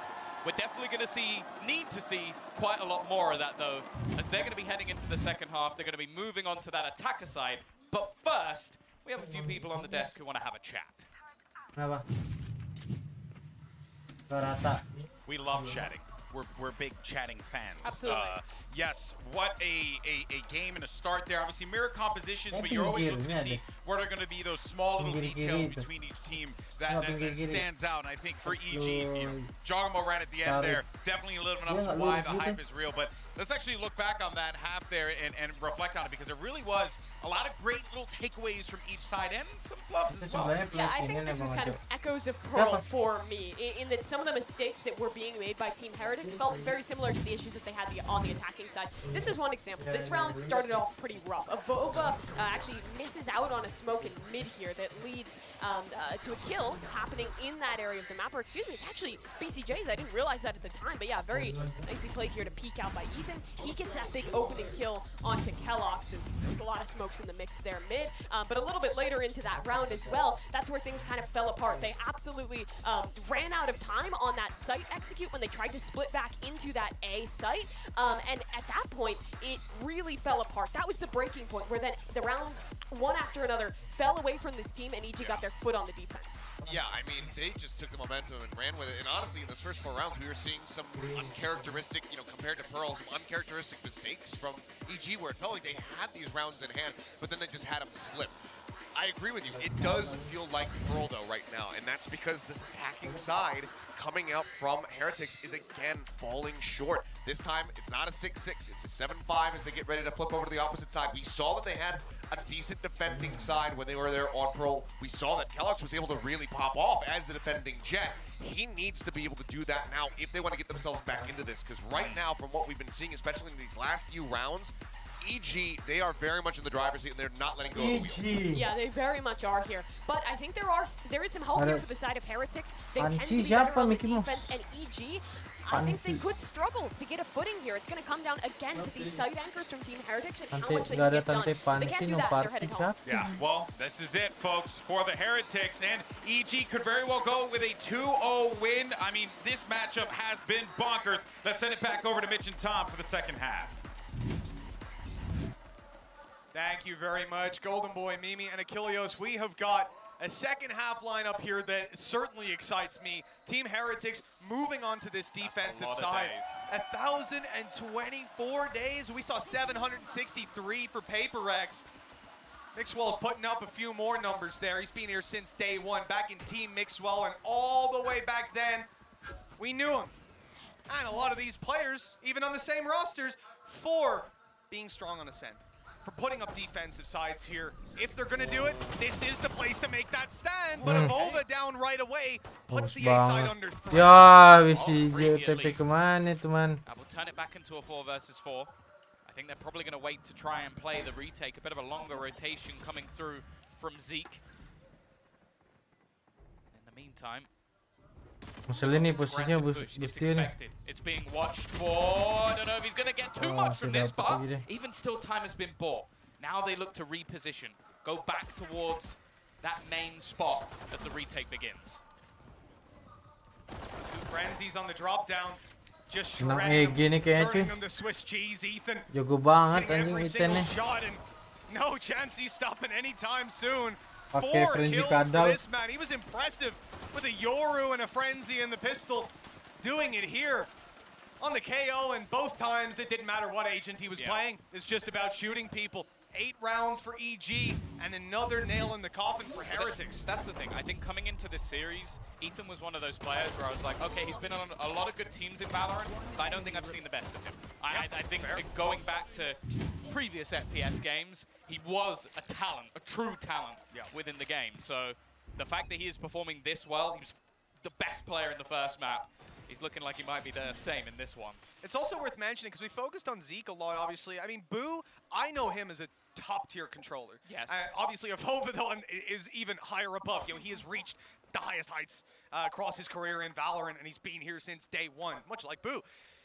So, again, something to note, just that Boo not playing on a role that we typically see him, and I think we field much better results on that controller. It's teething issues for Team Heretics, and then you can see those things over time, but they better start to figure it out here and now. Only a couple of rounds for it to slip away. And I say here and now, I more so mean the next round. Obviously, they've got classics here, and here and now would be nice. It would be great. It's something EG would probably do. But yeah, I think you have to accept, especially because 3-man stack early, trying to fight B main.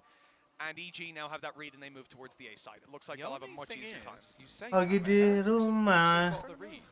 It's just about timing. If there can be even a little bit of delay, a smoke's going to go down. This could be perfect. Into the smoke they go. Mixwell gets 1. Now the full force of this Heretics roster is going to be in position. However, they're starting to get mowed down. Zeke's found another. Who through the smoke gets 1 more, but he's traded out as well. Zeke has got another. It's all onto BCJ. Kellogg's with the Sheriff, trying to bait him. But the spike is down deep. There's not much time left on the clock. He's just waiting and watching for the shots unconnected. A chance for Kellogg's, but he can't quite close the round. Hey, look, they stack up B. They try to find you there. You make the read. You go to A. You get in there just before they do. Walk out with 1 player alive. That's not how I thought things were going to go. But Great sign for Heretics. Hell, that's going to get your morale up a whole lot higher. Not only will there be less weaponry to deal with in the next round, you think about the bonus they would have, specters here and there. Instead, they should be playing like 4 players on an eco. Are you going to do that? Are you going to force up into it? Well, it's time to decide. Barrier's already up and Stinger's in hand. Full investment. This is a big play out of EG. If they can fight back here and now, that might just be the end of Heretics. Yeah, it's still somewhat a half bite. Like they have saved some of the so even a plant might be enough to get them a purchase into the next round, especially with the lower shields. Kellogg's is going to be Dia sementok itu namanya. Wah, rata ini get a little bit more. Spam is finding at least a bit of extra damage. Nge-damage lagi anjing. Di CJ itu barusan. He ran into the nade as well. Must have thought that was the last pulse on it. Now rifles retrieved as well. Ethan and BCJ stacked up with Mixwell on 2 health. One of the toughest clutches facing them, and in such an important round. This could set the dominoes on their final cascade. It's time to make that retake happen, and Boostio stopped them with a stinger! Team Heretics, they had to do it here, and now all hope is on Zeke. The 1 versus 2, he knows where they are, but it's a whole different ballgame dealing with them. BCJ deals the final blow. 10 rounds for EG. There's gotta be a very, very dark atmosphere in the Heretics camp right now. Well, they've won 1 round of the last 10. One of the last 10, Tom. I mean, I know it's that bad. It was 7-1 in a row. He said that, but like, one of the last 10. It is. This is a map we knew them for, Tom. All of these players, defensive side. Maybe Kellogg steps it back up. The man was 20 and 6 in the first half of this series. Unreal. Oh, they're investing again. The thing is, the way the last half started, their 4-0 began with them doing exactly what EG have just done to them. But they now need a streak of rounds. And if I'm honest, I feel like they need to start it here. It's not the greatest purchase, okay? A Guardian did well for them in the last half. Maybe it can again. And they are desperately hopeful that this man can step up. Trying to play close. Got a little bit of support from above, but he goes down and the trading, the spacing. It's perfect from EG. They don't give them a moment's notice, instantly taking out the A defense. This round is already done. There can be no doubt at this point the level of play all across our global scene has been elevated at this event, to even in the Alpha group. Some of the cleanest Valorant we've gotten to see, and I think EG just a shining example of it right now. Meticulous play. And there just seems to be no way that Heretics can find those advantages, those ways in, hell, even a glimmer of hope at this point. Saved Bulldog, some credits. They can try to fight back, but Tom, look, that's gone. We talked about it at the start of this round. You said you wanted to see them started here, and I'd almost disagree a little. I'd say a little lighter than that. I'd say I want to see them at least have promise in this round. Make it close. If you lose it, I'll put them down with the weaker weaponry. But you've got to have the foundations here for that comeback, and we did not see them, not even remotely. Oh no, and that's the thing. You're looking at the other side of the scoreboard. It is literally every single player performing. Yeah. You have got Ethan right up the top. Boostio's been fantastic. BCJ, some of the rounds he's won for them. And then I don't even need to mention Jorgamo. He's been so good with just these aggressive sort of plays with comms utility alongside him. They are sublime from top to bottom. And on the other side, unfortunately, that just isn't the case.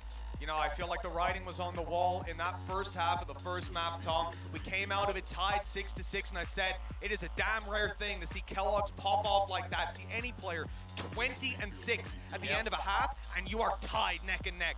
In that kind of game, you are dominating.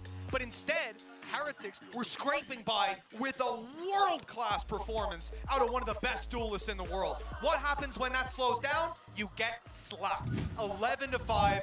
Two rounds needed for EG. Heretics, they haven't even found 2 rounds in the last 11. Yeah. Yeah. It is optimistic to say they'll turn this back, but they've had a pause. They've had a chat with Neil. Hopefully he's instilled some confidence in them that they can turn this around. Boo's had his chance with the team. This now has to be it. This is it. Do or die for Team Heretics. Seen so many teams so far, the single elimination format, dealing them a rough hand, have that slower start to the tournament, and there's no way to come back into it. You don't get to have that bad first game and bounce back. You've got to be turned and tuned in from the very get-go. And Heretics, this is their last chance to prove they've got what it takes. Man advantage for them as the push comes into B. Zeke needs to do well here. Already, Jorgamo goes swinging, but he's put down by Mixwell. Zeke can only get one. Bisa menang nih. Control. Kong still lurking. Oh, it's a little bit unlucky. Mixwell may be aware, and he's trying to cross. Managed to get a bit of space here, and he's not going to get caught. It seems like they've got an idea. It seems like they know that he's around this corner. Maybe not. First goes his way, but he can't quite correct. Around on the board for Heretics. Finally, we see some life in this roster. Well, it was about time. Around on the board at long last, a dabbing penguin to seal the deal, but well, we're going to need to see 7 more in a row if they're going to take it here and now. Otherwise, OT's their best hope. And okay, we get an early pick out of Kellogg's, which is great to see. It was a default play from EG. Tried to spread the net, end up getting caught by the op. I wonder what their adaptation will be this time. And actually, it seems to be just a much less passive hold over A. The same default played around mid and B. So BCJ or what? He's going to pop a smoke and then just stay on the boxes, try to deny that aggression. Yeah, they got their lockdown as well in this round. Blade Storm available. There's plenty they can do. Flash is decent, but it's only a trade. They get the setup. Now this is a bit more of a problem. 2 rounds in a row without having those smokes. They need to almost just find the space, find the gap. And right now, they're potentially peeking in. This lockdown's being used as a ruse, a fake, to try and bait them into the rotation. They're going to use up one ult to try and counter it. And in the meantime, Kellogg's has found another. Over about to come under pressure as well. In fact, he's somewhat been baited by the fake plant. It's not going to go down, but he knows where they are. Still hitting the shot. Great flash, but another player out wide. Not caught. Boostio grabbing himself another. And we end up 2 versus 2. Lockdown could be the turning point of this. I mean, that is blocking out all of the control. And Jorgamo, he's going for it. He's updrafted. At least he's staying aggressive. He just needs the kill. 1 second to go, and it's not going to happen. No, you can't do that. Dipisau dong lah nih. Little niblets. He's chopped up. Ethan mau ambil timing tapi kalah dia. For Team Heretics, a stylish 7th as well. But that's the thing. We saw mercy in the last map. Maybe it was also the time was low, where they could have ended it with a knife, but while Zeke has decided that he's not giving that same sort of mercy, the lockdown becomes the crucial part of this round, and just being able to deny. That's the thing. I don't think there's a single moment for Jorgamo where he's annoyed by that. No. He seems to just be laughing and enjoying it. Try to spin. Just don't knife me once, you know? Maybe I'll survive long enough to get my gun back out, but you know, that was an ambitious play. Don't you dare! Don't you dare! Right off the rip. So much damage done. I love this man, and there's the follow-up with the stinger. A brave team on the site for the info, and it works out for a trade. Belakangnya dibunuh sama Kellogg's. Going through. He's pushing it. He's going to get tagged up by the drone. A chance for him to be taken out almost instantaneously. Now Boostio desperately low. The rotation now coming back in.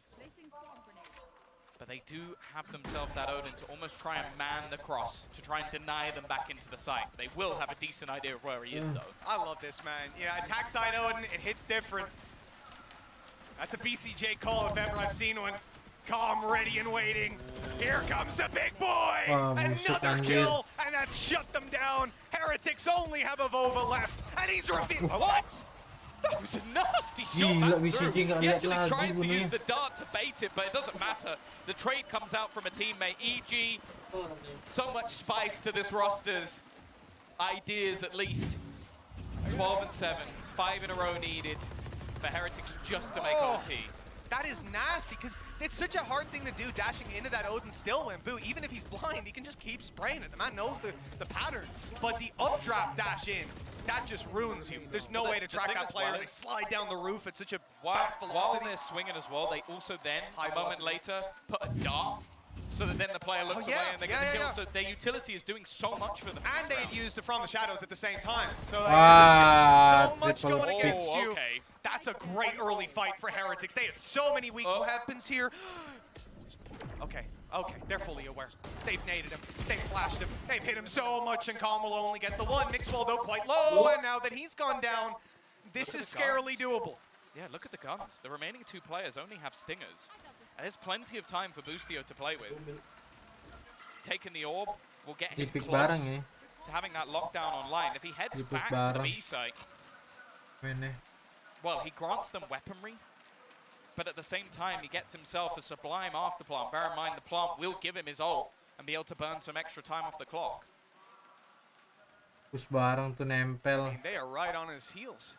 They're seeing the steps. They haven't got guns. They've decided to go through mid.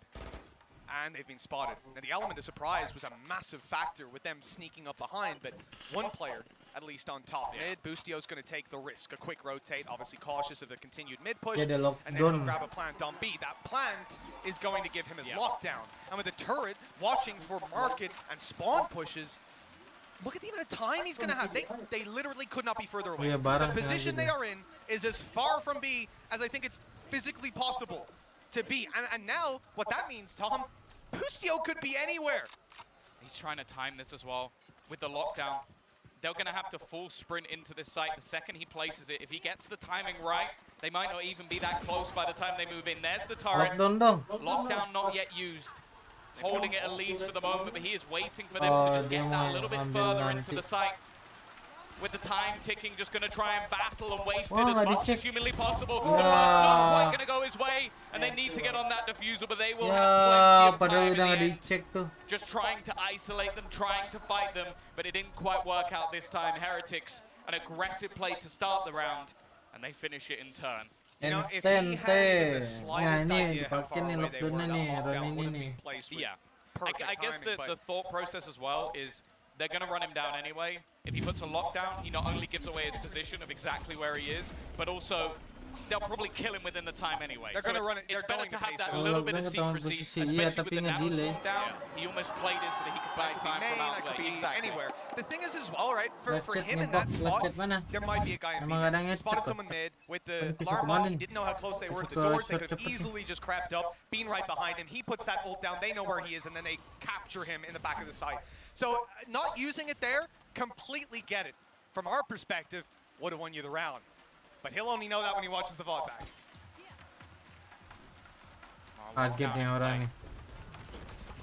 Full retake being set up, stingers across the board, utility being used, and Clumps found the opener. That lockdown, he's got two! What an incredible hunt to Fury to start the round! A trade from Avova at least makes this one look feasible, but they are still in a bad spot. I think you both of them with that first Hunter's Fury blast, it must have, because the second one was the one that got the kill on Mixwell, and I don't think anybody had seen him. If he has just blind ulted Mixwell and Collat shot him, that is the most unlucky timing. They've got stingers on the other side. The ult was one of the only things that they had going in their favor. Wah, flanknya bagus. 3 kills for this man. It's the first time he's fired a shot. They still haven't dealt with him. And by the time never mind. So many players rooted in on the site. A good attempt. Down to just one. Giacomo has to do it alone. A stinger. Good for the first and the second. EG have done it. And Team Heretics are going home. They have had so many spicy little set plays, so many incredible ideas from a young squad with an added little bit of experience. And a fantastic coach, it has to be said. They have 2-0'd Heretics out of the tournament. Not the performance would have Stop it! That is insane! He came in with a stinger, he killed 2 people with his ult, only trying to get one, didn't know where they both were, didn't know where one of them was, and then he kills another with a stinger flank. That is disgusting. Calm, he might be bottom of the scoreboard, but he's on top in my heart. Well, either way, it is goodbye to Heretics. Definitely showed some promise We saw a decent performance out of Kellogg's. I think Zeke switching up his roles on this map in particular didn't look bad. And actually, you know what? Mixer over on the KO. Iya, I wasn't against it, so I think there's definitely work to be done. But maybe there's more to see of this roster when it goes to the EMEA season. I'll tell you what, that's a big game for Jogamo as well. He did a fantastic job, and there it is. The fist bumps to close out the game. Kalah. Lihat tuh. Pelukan kawan nih. Now Well, look also at her. used to be on the stage with them. Exactly. She's been in the game a while, Mitch. She sure has. She's played, she's coached, she's analyzed, she's cast, she's done it all. And now she's set the Dipelukan, NBA cuy.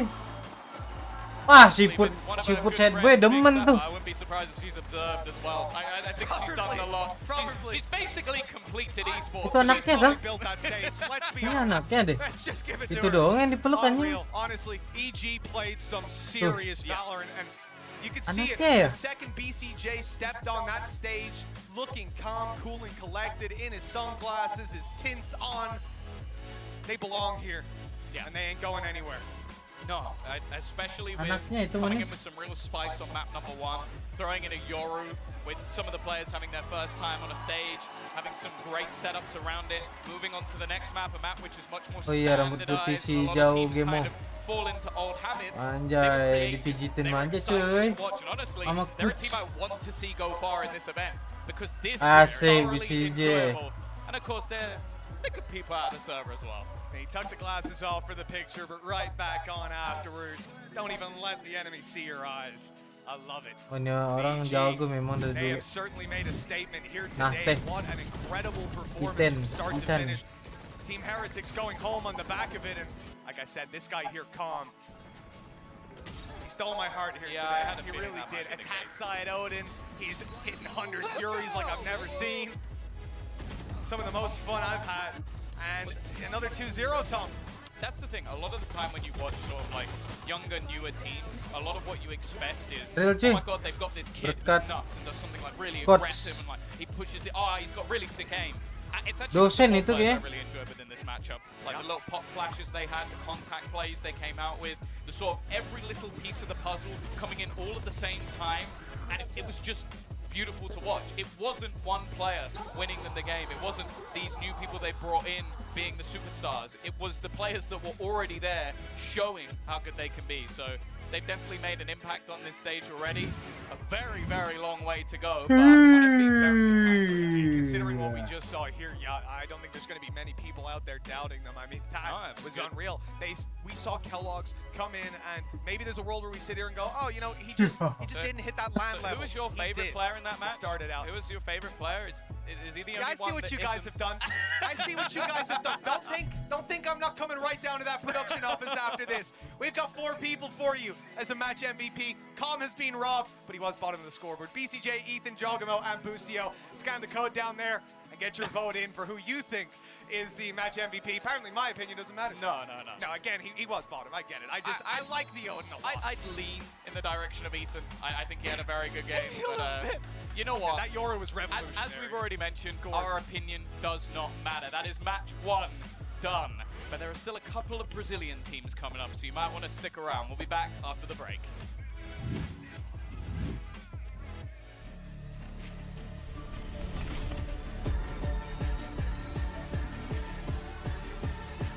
Oh, jadi hijau semua nih. Jadi Sao Paulo vibes. Hijau kuning.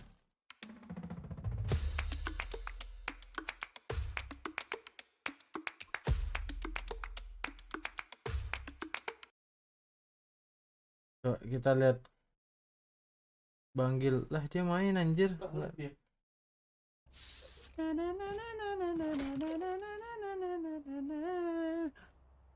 Going B. Going B. Nugget terus bos. Apaan going B tiba-tiba? What I have the spike. Nggak bisa tidur, ya udah nggak usah dipaksa cuy. Udah terus bosku, iya bosku. Scanning ahead. Aduh, hari-hari bomber.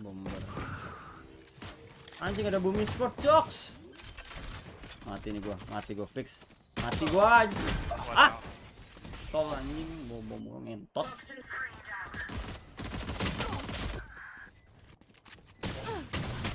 player standing. Loh kok marah?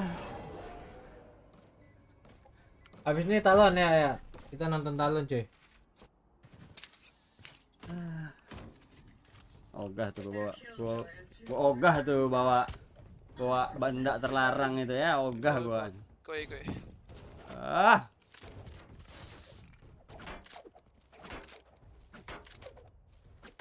Lagi live kok nggak ada YouTube. Ah, siapa ya? Minum dulu, nggak ada air gua, siki bandut. Gua beli ya dah. Ogah tuh gua bawa tuh benda ya. Scanning ahead.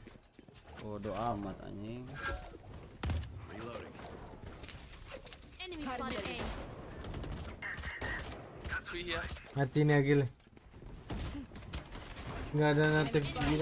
Bacot lu meh. Tai. Udah 2 jam live masih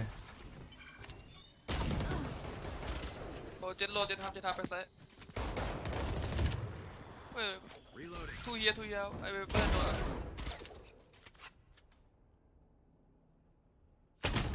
Tuh. Dua nangkring. Main tali mana? Masuk sidang ngantuk gak lucu, gak apa-apa cuy. Aman cuy. Viper gua mati nih. Saya gak mati. Mati nih. Kayak aiming pushing. Oi. Ya, Viper. Main tali, ibu kira dia udah ke backside loh. Dia kan pushing. Can push. Ribi man anjir. Right here. Pen on top. Ini situ gak? Pushy.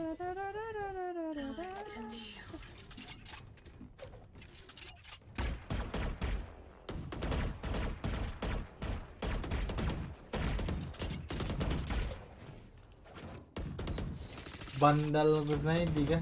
Apaan sih pusi goblok? Biko B. Pusing goblok. Kelly code. Ya, record. Ini latih bom gua. Apa nih kasih gua gampar. Revealing area. Bandal pusnadi. Yes, man.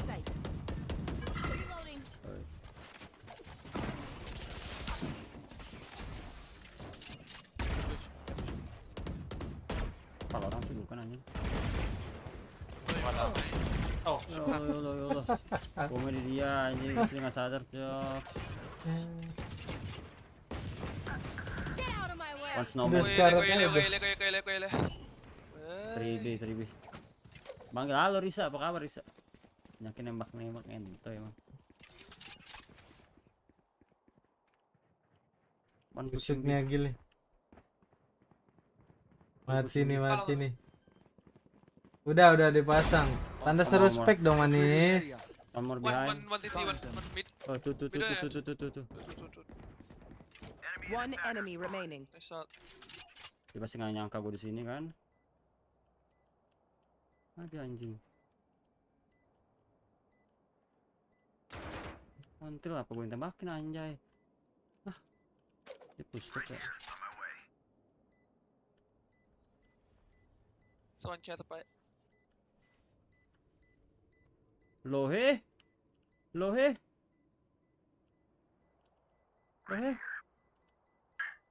Ada anjay. Kena bom dong deh. Anjing situ gak? Entah RR ini aja main 3 kali kalah semua Risa, ya Allah. Udah pusing ini Yoks. Nah, kita joget asma liberasi tuh sih.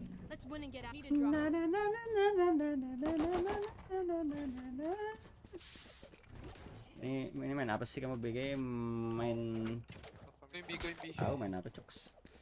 Kurang 40 biar IMO 3 kan abis juara, masa nggak bisa IMO 3 ini? Udah juara mulu. Ah, tak spek gue kan. Coba ini orang pelawak anjing, kenapa bisa jadi coach ya anjing. Badut bangsat.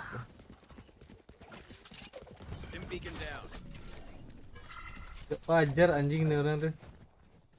Push lu Piper suruh masang tuh anjing, gue lupa shock dat lagi kan. Sorry bro. Once no man I take Reyna. Waduh.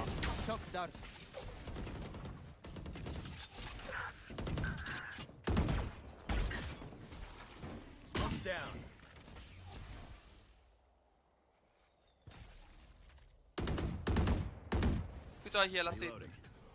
Copot anjing yang di atas. Sapphire. Scanning ahead. Waduh. Ya semua. Aduh duanya. Hyperland. Cok. Eh, just fight side together. Just fight, let's go. One enemy remaining. 30 seconds left.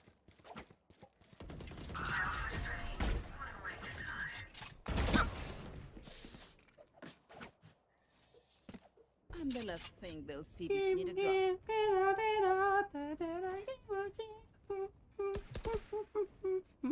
Tawarabi.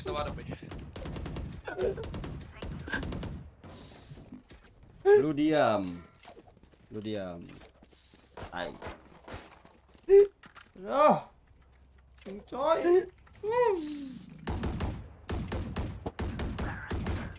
Joget manjat. Jelas anjing. Apaan sih? Tiba-tiba joget anjing. Dari kone hotel. Baca chat kagak tiba-tiba joget. Two elbow. One rafter, one elbow. One side. Pick name.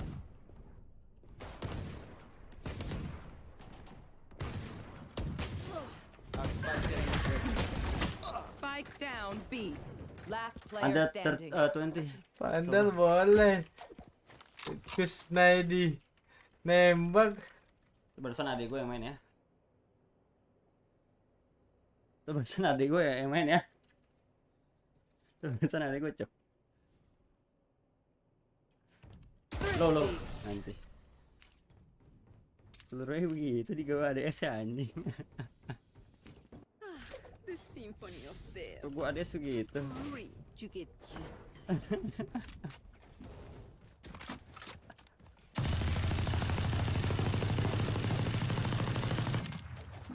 Wah.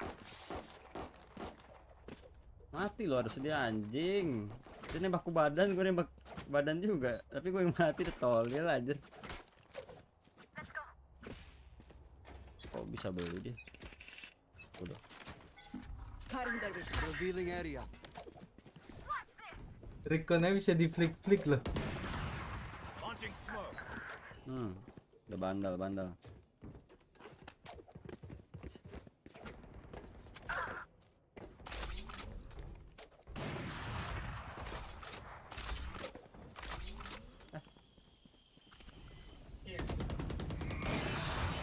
Lepas dari mid ya. Last player standing. Hah? Behind.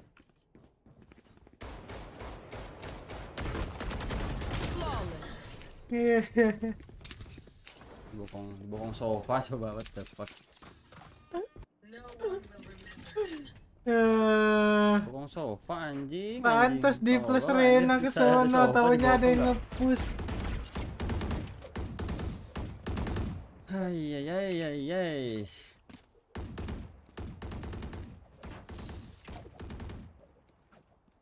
Ting. Bercanda mulu. Tai, bercanda dari mana? Cioks, gue full fokus ini anjing. Gebi. Barang terlarang nih, coy. Gue ping tuh. Getting off ya kayak Juli Hotspot. I got the spike. Scanning ahead. I have the spike. Nowhere to run. Aduh, GG mati anjing kita tuh. Yalah. Hello. Good job. Burung. Parah lu, dia lagi bantu gua kocek Irfan anjing ya. Speaking. Ada Irfan kereta api bangsat namanya. Kira burung kutub ya. Emang lu kira dia logo ARF anjing. Last player standing. Spike down B. Diam tanpa kata.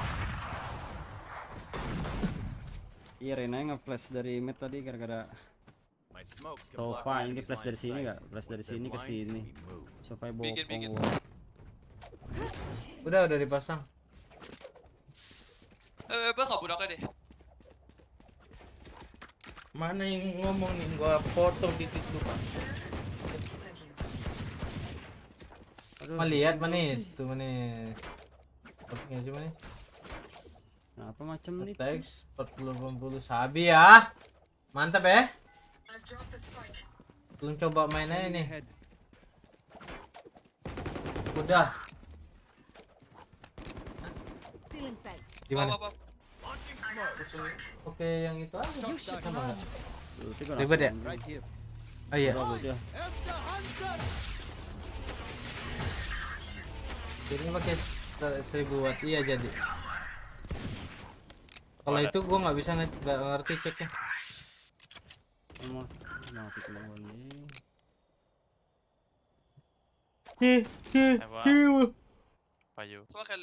Udah mulai belum sih, Cek? Ya. Gigi lagi di interview. Masih di situ gak sih?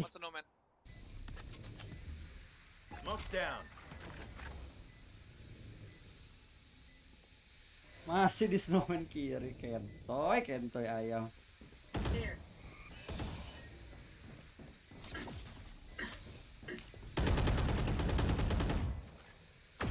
One enemy remaining.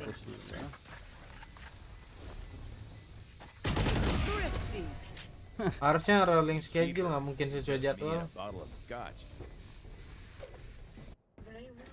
Oh enggak, pasti basi itu acara. Bawain bomnya. Kalau misalnya nih jadwal jam 12 kemarin. Terus menangnya 13.1, 13.2. Selesai jam 1.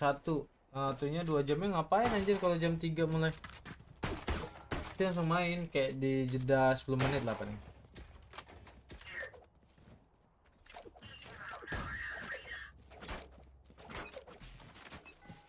Ulti Viper lagi, ulti di orang. Revealing area. Take flight. Top gen. Green. Backside. Enemy spotted A. One down. Reloading. Aduh, ini kenapa begini anjing? Itu wiper. RX sudah full cam manis. Last player standing.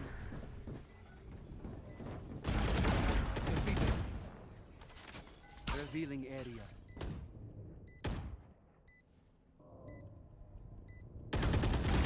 One enemy remaining. Buang itu. Boh.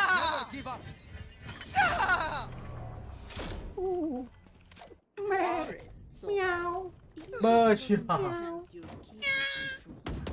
Jadi re pas kali dulu ya kita.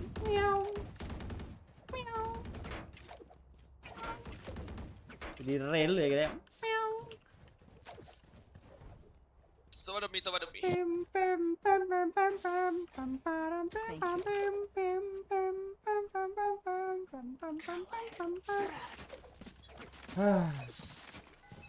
Udah langsung Take Beacon here. Anjing dia. Sini ternyata shocks.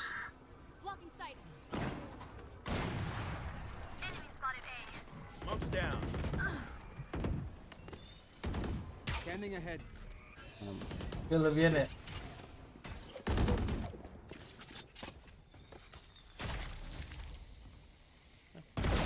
No chance.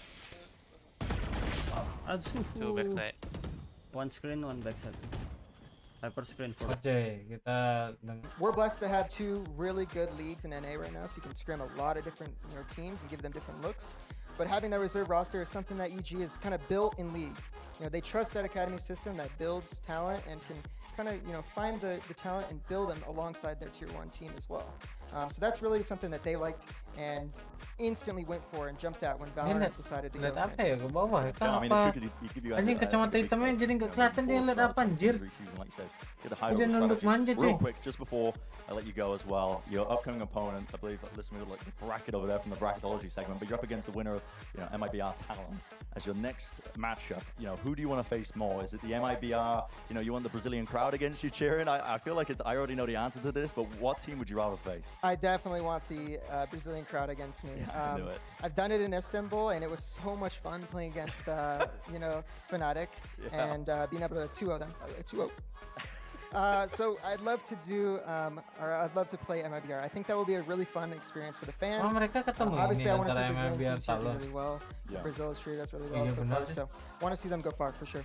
Okay, awesome stuff. Thank you very much, BCJ. Congrats again on the win. Appreciate your time and best of luck moving forward into the tournament. Thank you so much, Ben. All right, that's all. Thank you very much. And back to the desk as well to break down the rest of the series, set up the next games. I'm not too sure.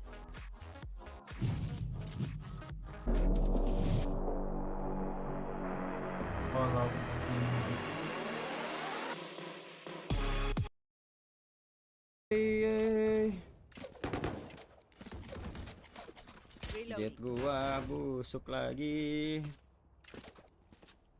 Satu-satu. Reloading. Stay safe.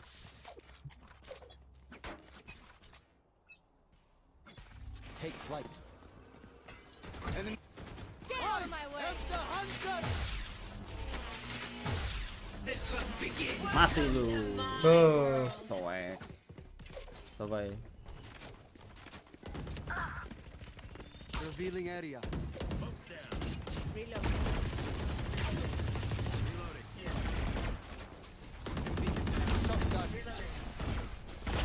Beneran ada ngentot 130. Spike down. Coba lu. One enemy remaining. Dead coba. Last player standing. Cukimai nggak mati dia 130 ya. Kentot sih.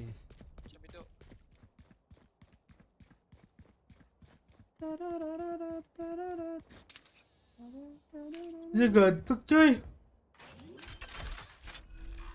Benar gak ya? Spike planted.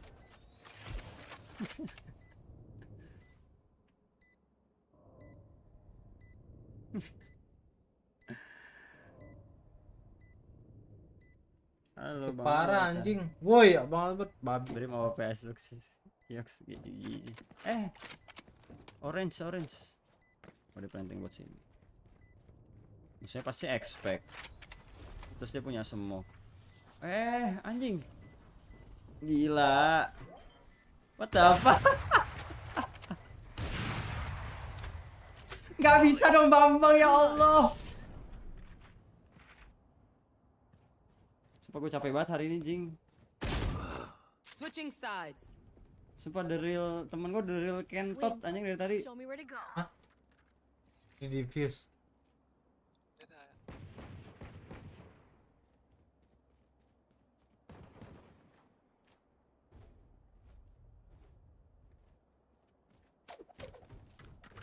Sumpah hari ini gue dapet temen banyak alien, Jing. Tadi Omen musuhnya masang di bom side C, padahal bomnya di depan dia. Tinggal disamperin yang diffuse dia malah tele. Padahal dia di depannya doang. Dia tele literally dari sini ke sini. Bomnya di sini. Terus dia tele dari sini ke sini. Bomnya di sini. Di diffuse anjay. Revealing area. Sekarang Brimstone gua mau molly dari situ gimana cerita coba tuh ya.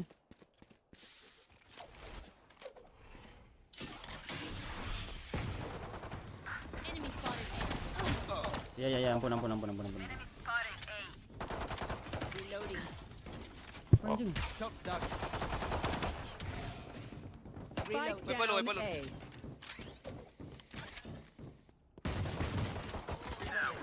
Wah, ngantuk sih.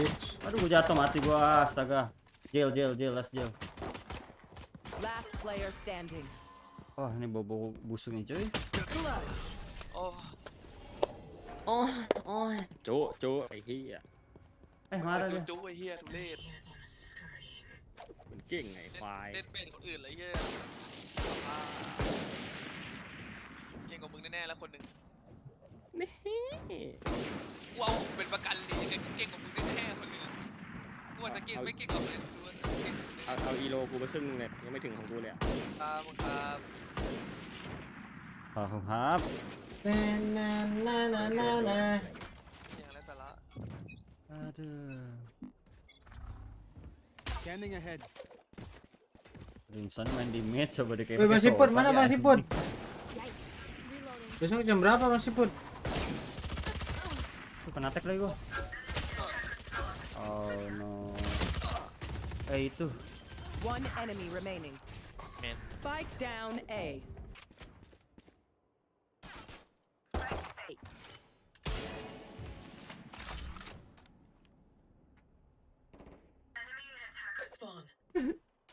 Wah itu.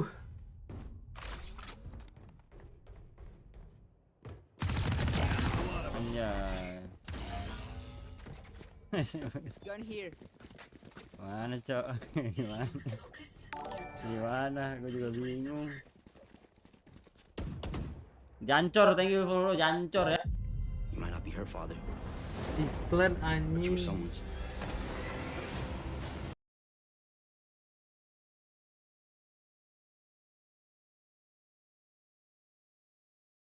Batu kok cuy. Dijokin Lamka ya.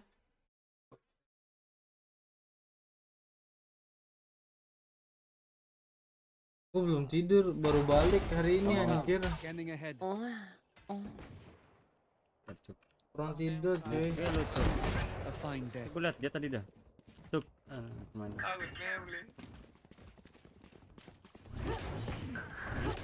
Detail, down. Stim beacon down. Jancor, man. Orange and hit. Last player standing. Janji laut sama iya. Oh, udah janji laut ya. Jadikan aku yang terdekat.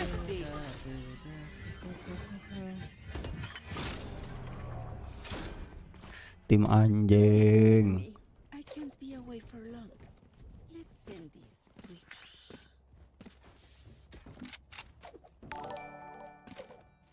Astaga, umbi-umbian welcome, umbi-umbian.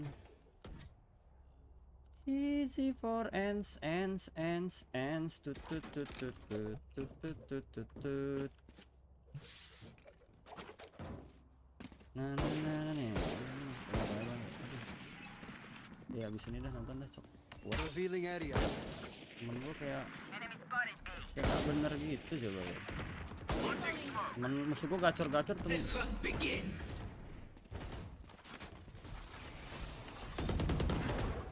Multiple enemies A. Shock dart. Halo Silver 6.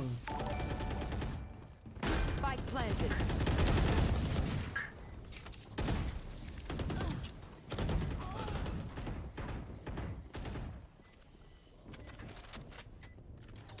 Bareng tadi dibantuin si Lamka pasangnya.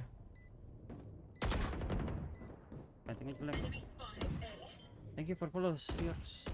Dari mid ya? One Menang coy. remaining. It is over. Revealing area. Lives are so many. Belanja dulu, belanja biar nggak dimintain, belanja. Kenapa beruk anjing beruk?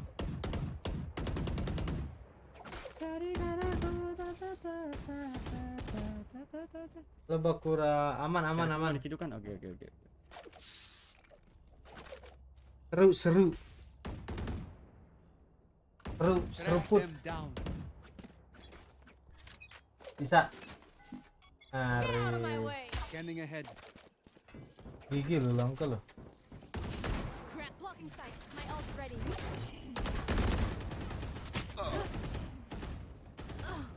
Solo. Sudah. My ult is ready.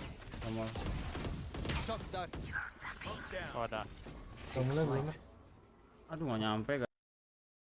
And now as the coach of MIBR, in a way he is starting from fresh. It's some players he has worked with in the past, it's some players he hasn't. And it's again kind of that option of can you mold another Brazilian super team to actually be a title contender besides Loud? Yeah, I mean, we saw LATAM, you know, Ono managed to make 2 LATAM teams good. Is BZK going to be that person that could do it again? That is a big question. But one of the players said who might just be the answer to that question is Heat. It is very hot right now inside the venue and in Sao Paulo, but I feel like it's about to get hotter.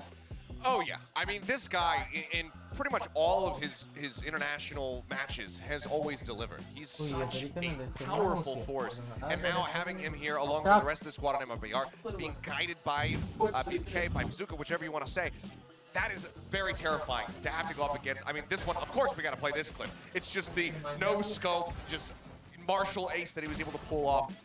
You know, it's just incredible what he's able to do, whether he's got this martial, whether he's got a pistol, rifle, it doesn't matter. Any weaponry for Heat is just so deadly when it's in his hands. Yeah, people will remember this guy from Masters Berlin and Champions, where he competed with Vivo Key. But in the last year, he hasn't been able to make it back to an international event. Loud was the de facto dominant Brazilian team. No one else was really able to compete with them.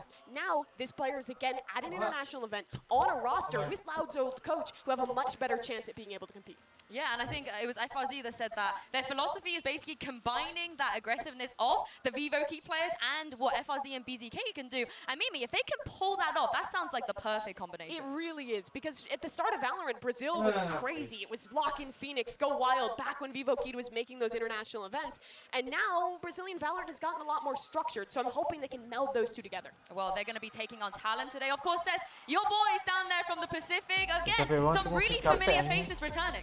Yeah, some familiar ones, but also some ones that people might not recognize too much, mainly in the way of Jit Boys as well as Garnets, who come in joining this Talon roster here as we go into the franchise era. Jit Boys coming over from FW, then you've got Garnets from 47 Gimme. So, not nearly as experienced, especially obviously on the international play as the rest of this team. There is, of course, a shout out for Patty Pan, who hopefully we can see later on during VCT Pacific, pending his wrist you know, status. Obviously, just underwent a surgery on it, which is why he's not here with the team today. But these guys, they have done the impossible in the past under different banners.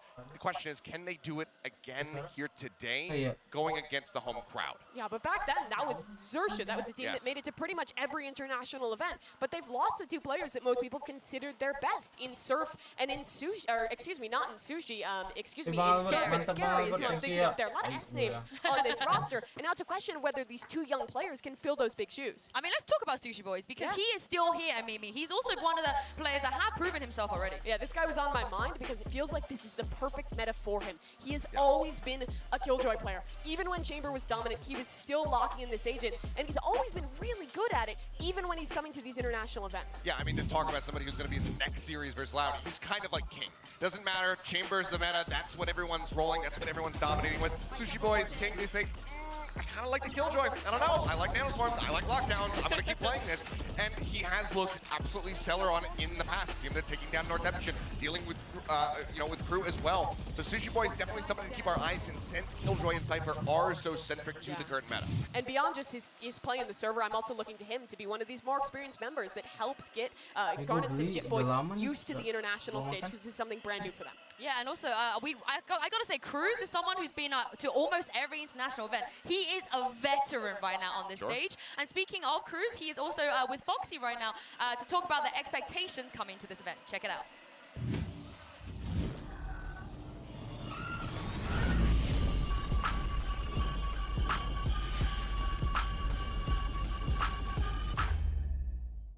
Hi, my name is Cruz, Tanamet Mahapananayut.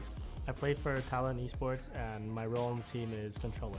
Patty Pan will not be attending this tournament because he's recovering from his wrist surgery. It will definitely impact our performance in lock-in, but to be honest, right now we are just focusing on getting the most experience for the 2 new members of the team.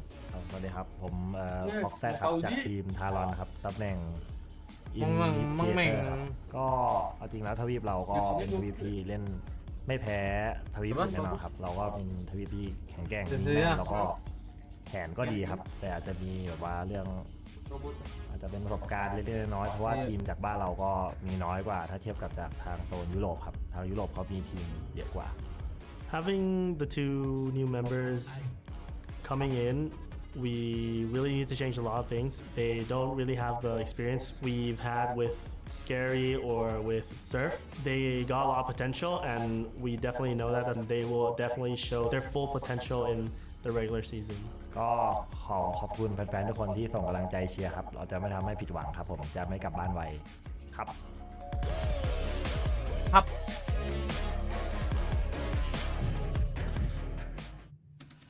Things have been a little bit rough here for the Pacific teams, and Seth, they have what it takes and a chance to kind of keep their region on top here. Yeah, I mean, like we said, we've seen them do it in the past when they were on Zersha. Granted, they did have those 2 former members. Now they have 2 young ones coming in.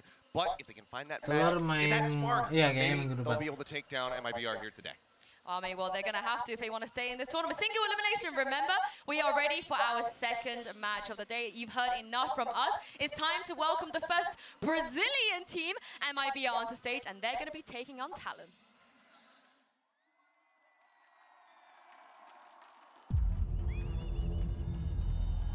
Tuan rumah nih, crowdnya ada rame nggak nih?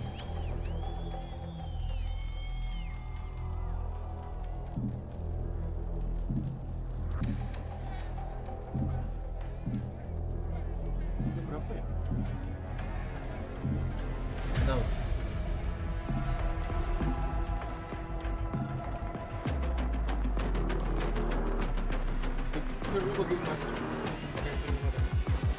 Nggak tahu ini. Kenapa kayak gini ya? Ini kayak patipan, muka patipan. Bagus yang kemarin sih. Ini kayak aneh, kayak kurang megah ya.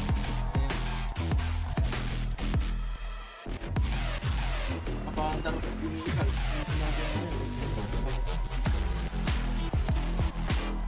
Mungkin ini muka patipan cuma.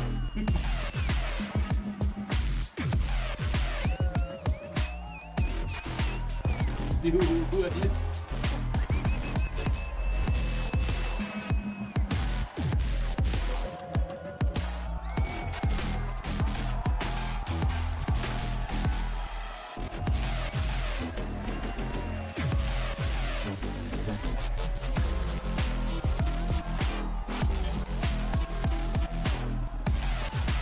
Zakah.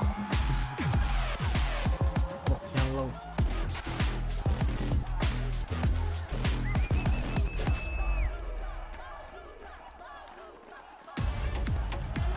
Listen to that crowd. That's what we call a home advantage here. But if it's anything that's going to do the trick, surely 5 party pants is going to be able to take on MIBR. It's not even 5, it's 6. One of them had 2 of those photos walking out. So yeah, I mean, 6 party pants certainly get the job done, but Talon are hoping that the 5, this core that they have here today, is going to be able to do it as well. Yeah, they might need to play like 5 Patamans because MIBR is going to be a tough opponent. It's been a while since we've had a second competitive Brazilian team, but people should not underestimate this MIBR roster.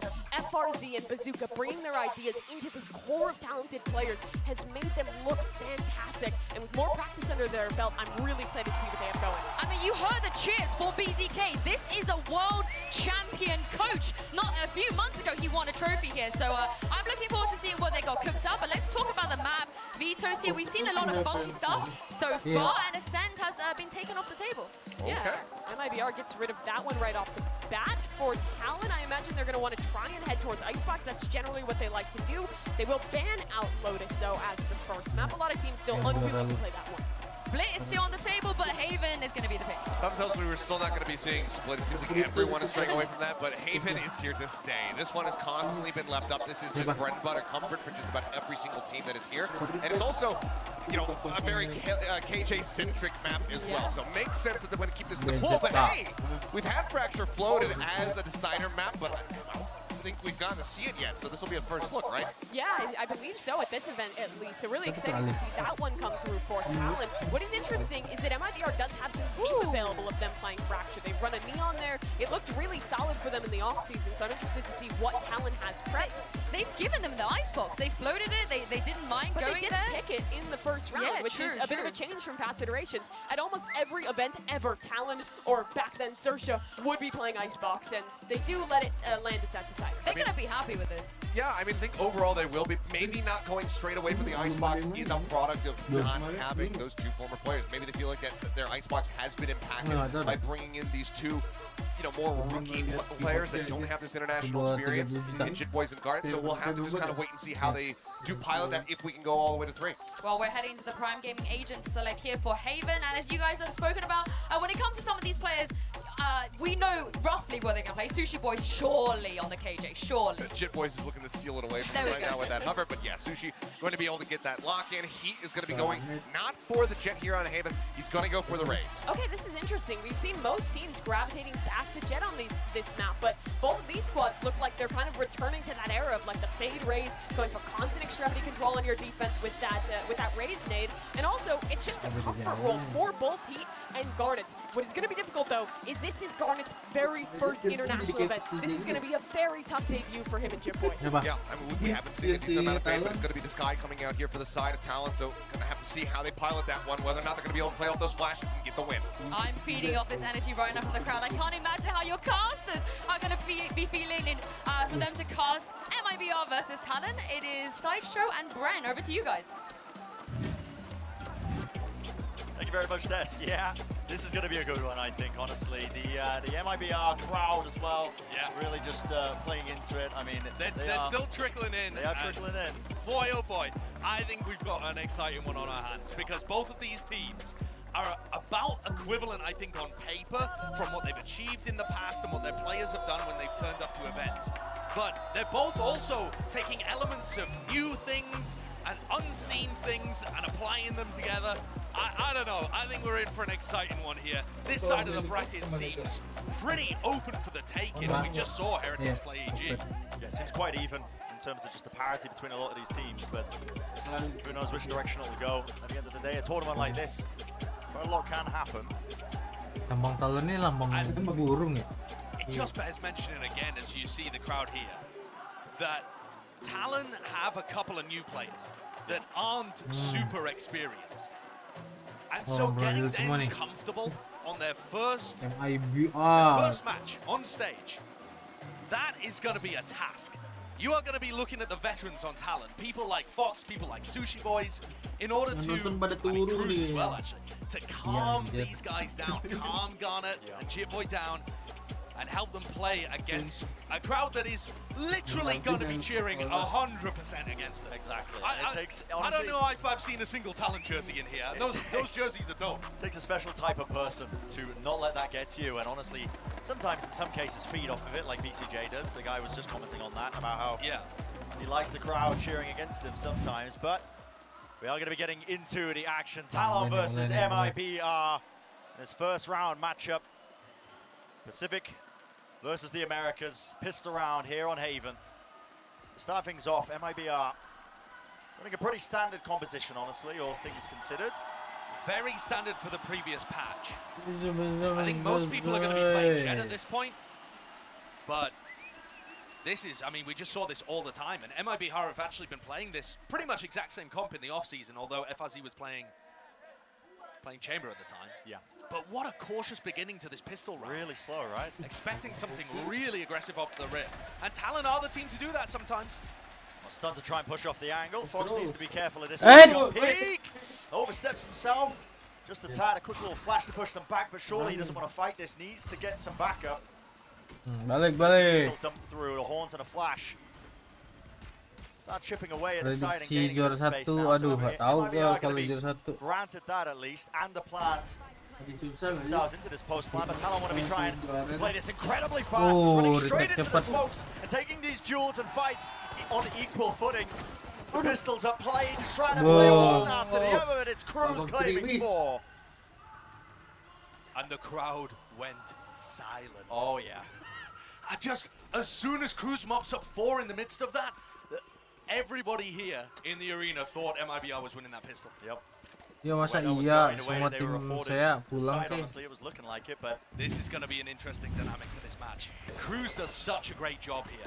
He barrels through the smoke to begin taking down Heat, the star player from MIBR, and then he's just tucked right behind his players until he swings around. Yeah. And that kill that he just found in short there, the one that you just watched, imperative, because otherwise he's stuck in a 2v1. Great timing. And I think it's important to note too that Cruz has Garnet changed his role. tuh sama Last Jit time you saw this Boy guy on the big stage, X he'll have been playing Breach, Garnet that kind of 47 role, kalau nggak salah. and he didn't look that great. Jit Boy His itu fragging FW. wasn't pretty powerful, but it wasn't a role where he was allowed that freedoms. And in the few off-season games that I've watched that Cruz and Talon have played, I think this smokes role seems to suit him a bit more. Kan? well, Heat's opened Lagi. things up quite nicely for their eco round. Just a Marshall purchase, but already making good usage of it. And that has pulled everyone away from C. Yeah. So Murray's- reaction from Talon. Yeah, Murray's the Breach, the IGL of this team, of MIBR, has got a lot on his shoulders. It's been a long time since we've seen him on the stage. But he does like to run this kind of push and pull setup with his attack sides. They can be pretty slow. Deep push into mid for information. There's no punish there onto Cruz. A little bit awkward in terms of the fight that he was taking. Luckily there is coverage. Jit Boys was watching for it. This is suddenly so dangerous, Brent. Yeah, this is a 3v2 now. On a round that really there was such a huge gulf in terms of the weapon advantage. Talon should not have let this drop, but now they're left scrambling, wondering where are these players? Where could they have lurked into?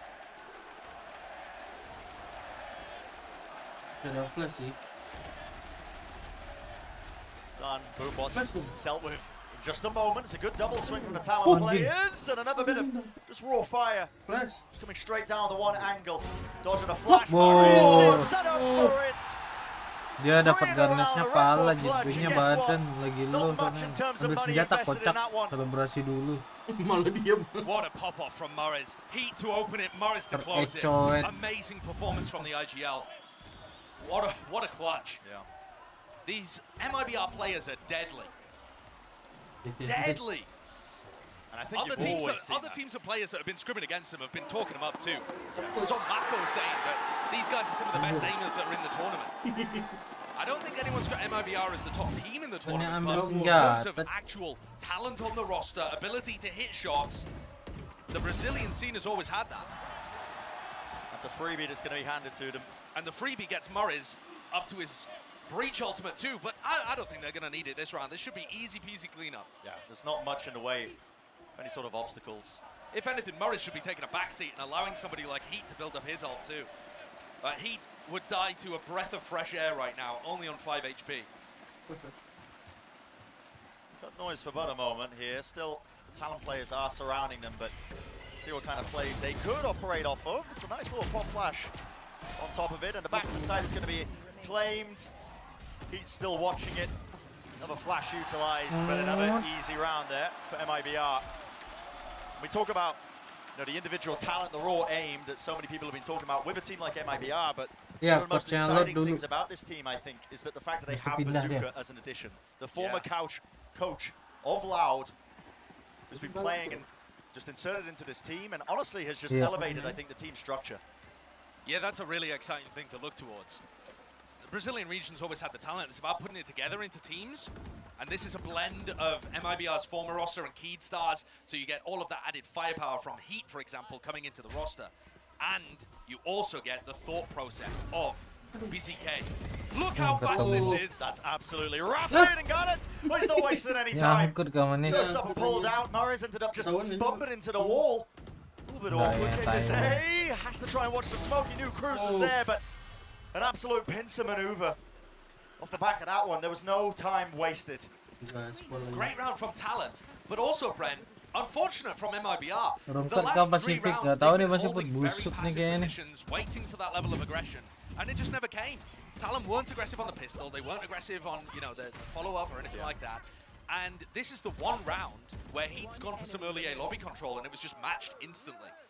And this is the power of Talon's comp, right? Whereas MIBR are playing a more slow. DRX mah nggak usah ditanya, udah langganan dia. Flash combo, triple if you want to look for it. is going to allow Talon to Iya, go langsung crazy main. aggressive. And it's important that MIBR are Pasifik set up yang to lain respond to maksudnya. that. That's why you saw Murray's RGL in really safe positions in prior rounds. And this is now a big blow to Made in Brazil. Their economy is now back in the trash, and they don't have a good opportunity to get value out of the Kalau breach. single Unless they hit elimination another gini couple of crazy bisa shots. menang anjir. It's definitely possible. Go back to a bit more even footing. The horn has Warna dropped biru. down.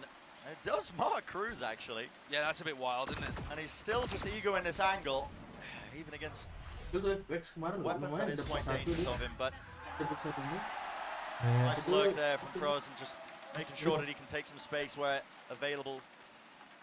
And I think that really opens things up. It's not like Fox's weapon is particularly retrievable, but when you consider that Murray still has this ultimate, they can group and go for some kind of play. And I think this is way dangerous from Jimboy here. A triple push down mid. Grabs them a tiny bit of info, but not that much. They've left the whole of A open now, so they need to go and re-explore. And this is the timing where Murray's can take his team over towards C. There is only Sushi Boys remaining there. Yeah, this is almost like Talon are reading like this is going to be an A hit, like they're already on the side, setting up to try and play fast retake, but Sushi Boys should be spotting them now, and there's that ult, the Rolling Thunder. Rips its way across, Paranoia on top of it, Frozen still just being an absolute nuisance. The backstab from the middle of the site, middle section of the map. And that's going to stop these retakers from being comfortable. Swapping around the spike to see if they can really min-max this type of thing, but Talon pulling out the grenade, but it matters not. Sushi Boys Pegang pulling terus from tuh the back. That granat. is exactly what his team needed. One bullet though will kill him, and he's worried about where Frozen is. There's only 10 seconds. The kill on Sushi Boys. That's what it needs to be happening now in the 1v1 against the Killjoy players. And a corner just was not cleared. What a round, what a play from Sushi Boys there. And I thought that Talon were going to be worried about Frozen behind them, worried about the player that picked up 2 kills earlier on in the round. But they decided to full send that. They were more than ready. As soon as they heard the spike tap, the decision was already made from them, and that is just, wow. Listen, a bit of Lady Luck playing his part, I think, but... Absolutely. But look at how Garner tried to get back into that site. Do you see him? Yeah. The nade to get the kill onto RGL. Blast back in, and then he pulled out his nade again. Put out his nade again. A bit of nerves, a bit of jitters. It doesn't really matter at the end of the day. They still win the round. And you got to set the context. That was still a half-buy round from MIBR that got super dangerous. But they'll be kicking themselves they didn't win it. A bit of fast A lobby pressure. It's been put out now by MIBR. They can take this A short control. Backing away. There's a boombot that not going to be clearing too much. Fades away now. Aftershock as well, just in case there is somebody close into that one and done position. We'll see which direction they want to take this one in, because MIBR have been playing relatively slow at the beginning. Cari duit, These bang rounds so Siput. far. I think they've got a Dia great nggak mau bela opportunity negara to use deh. Frozen's ultimate. And we saw Frozen playing that lurky style over up towards B, and now the fact that he's regrouped with the rest of the team makes me think that he's going to try and go down short and play the lockdown, although he seems to be on flank watch. What's the game plan here? Just send Heat in with his ultimate? It seems likely. There's going to be a stun, Nightfall as well. Going to be accompanying it. Just clear out the side, but it does tag onto Cruz. Silly just holds his ground, claims the 1 kill, eventually dealt with, but another repeat from Foxes. That is a little bit uncalled for, in my opinion. The comp that they're running pretty strong at retakes, but clearly no idea of really trying to play for that one. And Heat with the showstopper was not expecting that to still be in his hands. Sushi Boy's using his ultimate for the retake in the 2v4. Yeah, this is very, very brave. And a swarm to push them back. Another lockdown's going to be used in response of that one. Sushi Boys really needs to get a move on here. And it's going to be detained. Well, not quite. Cancel. He's still available, ready with the weapon in his hands. Wah, crowdnya makin gila ini. That's going to be a Makin gila tuh crowdnya Great masih. round. Both of these Rays players are going to be absurdly aggressive. You watch them play, they're not the kind of players to be tight, always behind every flash, synced up with their team. No, they go for timings, they go for aggression, they go to try and push themselves into the enemy's face, blast packing all over the spot. So the fact that he pushed Spawn there with his ultimate shouldn't surprise anybody. And I think you should expect that from both sides. One of my favorite aspects of watching this MIBR team, I think, especially on Haven. They're not afraid to react very quickly off of any sort of information. Heat in particular is the impetus for a lot of that. You know, double satchel plays to try and combo up with Murray's right next to him, the IGL of this team. But I think you can also see that they've got respect for how Talon's comp is going to play and the aggression that they could throw them in the early round. Look at how slow this is and how tempered. A lot of the times you would see, you know, Brazilian teams just throwing their lives away, throwing rounds away by not taking these things into account. Yeah. So I appreciate this. The unfortunate part being they're headed into the 4-player stack. In this corner, the answer is yes. The contact, I thought there would be some utility being used, but no, just backing away. Yeah, definitely felt like that should have been a trap. But Sushi Boys responds on the other side of the map, and he maybe has to do a lot more. Quite good. What another angle as well. The crosshair placement, fantastic from Sushi Boys. And this smoke just gives him a bit of coverage. Make sure he can weave in and out of it. Might need to be renewed sometime soon, though. As it does fade away. And the players of MIBR have been grouping, but they matched pound for pound with at least the players who are holding on to the site. Paranoia drifts across and reaches the 8 once more. Sushi Boys just doing the absolute most on his half-fire round. And Rifles be down. Talon just returning another Thrifty, just back and forth. Feels like we're seeing only Thrifties being played, honestly. These half-by rounds coming to fruition. Yeah, the rifle rounds just not working for either team here. I'm disappointed with the way that MIBR played that one. The shot from Sushi Boys to start things off, we didn't catch. No idea whether it was a bad fight or not, but Maris's angle didn't favor him. And also the way that they got into the site, really badly spaced out. Yeah, it turns out that one was just nasty. Boy the best part nih. Bam bam. Where's the second player? The trade so late from RGL there. A little bit out of sync, and you can see from the reaction of these Talon players, not letting this crowd get to them. In fact, quite the opposite. In times in the past, at least, when we've had these big crowd events as well, I've heard it firsthand from a couple of the players. When they're on the opposite side, we're in a situation that Talon are in right now, where the crowd is cheering against you. When you make a play and you hear that crowd go dead, yeah, in some ways it's even better than the crowd cheering you on itself. Yeah, and that can fuel you. And I think we saw that immediately off the get-go. The fact that Talon started strong, winning that pistol round, and got to experience that. It's very back and forth so far. Now, both teams, obviously, I think, making a couple of unforced errors, but overall, definitely doesn't feel like Talon are down and out. Like they're getting bogged down by the fact that the crowd is against them. Yeah, I would absolutely say that Talon are in the better position right now. Not just because they're 4-3 up, but take a look. They've got the better ults to work with. Huge retake ults if they want to use them like that from Fox and Jibboy. And they also have that economic safety net to fall back on. If MIBR lose this rifle round, they're straight back to another Thrifty. And don't get me wrong, the Thrifties have been working, but you don't want to be there. Nanti mau dites Bang Siput aman. Skip past all this on top of that, Harusnya TP. bisa anjay. Really Ini disrespecting antara some of that kabelnya AOE karena control. jual terpisah ini. Emang jual as well. It does take a bit of bite out of it, you know. Sometimes you have to be wary of that. Feeling gua karena jual terpisah jadi kayak nggak connect deh. Double push down C long in response to a lot of the utility being used on A. Harusnya bisa But I don't anjir. think the Cruise is going to try Soalnya to break the mati alarm and lampunya. overpush. This is just if they return. And honestly, Masih that udah is something that disetting. Morris has been doing quite a bit. Bayangin yang ngerti lampu aja dia nggak. Wow. Iya dia aja nggak. Dia aja bingung kenapa nggak bisa nyala, harusnya auto nyala. Oh dapet anjir. Iya kena timing. Aduh dicek tapi bang. Jason's Age is still facing a completely different direction. The Prowler's being used. Not even staring. Patience being played. And 2 kills will be his reward. Fantastic. And the Seeker's used at the same time to be able to find out where Frozen is, catch the rest of these guys. But an instant response. He's not wasting any time. Into the back of the side. Still on the choke point. Being played. Sushi Boys watching it and falling from the sky. Talon answer once more. Wow. What a round by Talon. What a fantastic, opportunistic timing to find. Frozen has been going for these lurks through B. We've seen him get pushed up, you know, to the very front portion of B, where he looks to try and find lurk kills, timings. But Talon going for a double push and sneaking past the alarm bot, that is going to calm him down. Crazy timing. Wow, and it reactivated once Cruz had taken a single step past its radius. I mean, that was a second where he was free, and on either side, he would have been caught. milliseconds of difference. You're seeing MIBR once more push down to the weaker buy. Arguably, of course, with the Stingers, but they have been nerfed in this patch.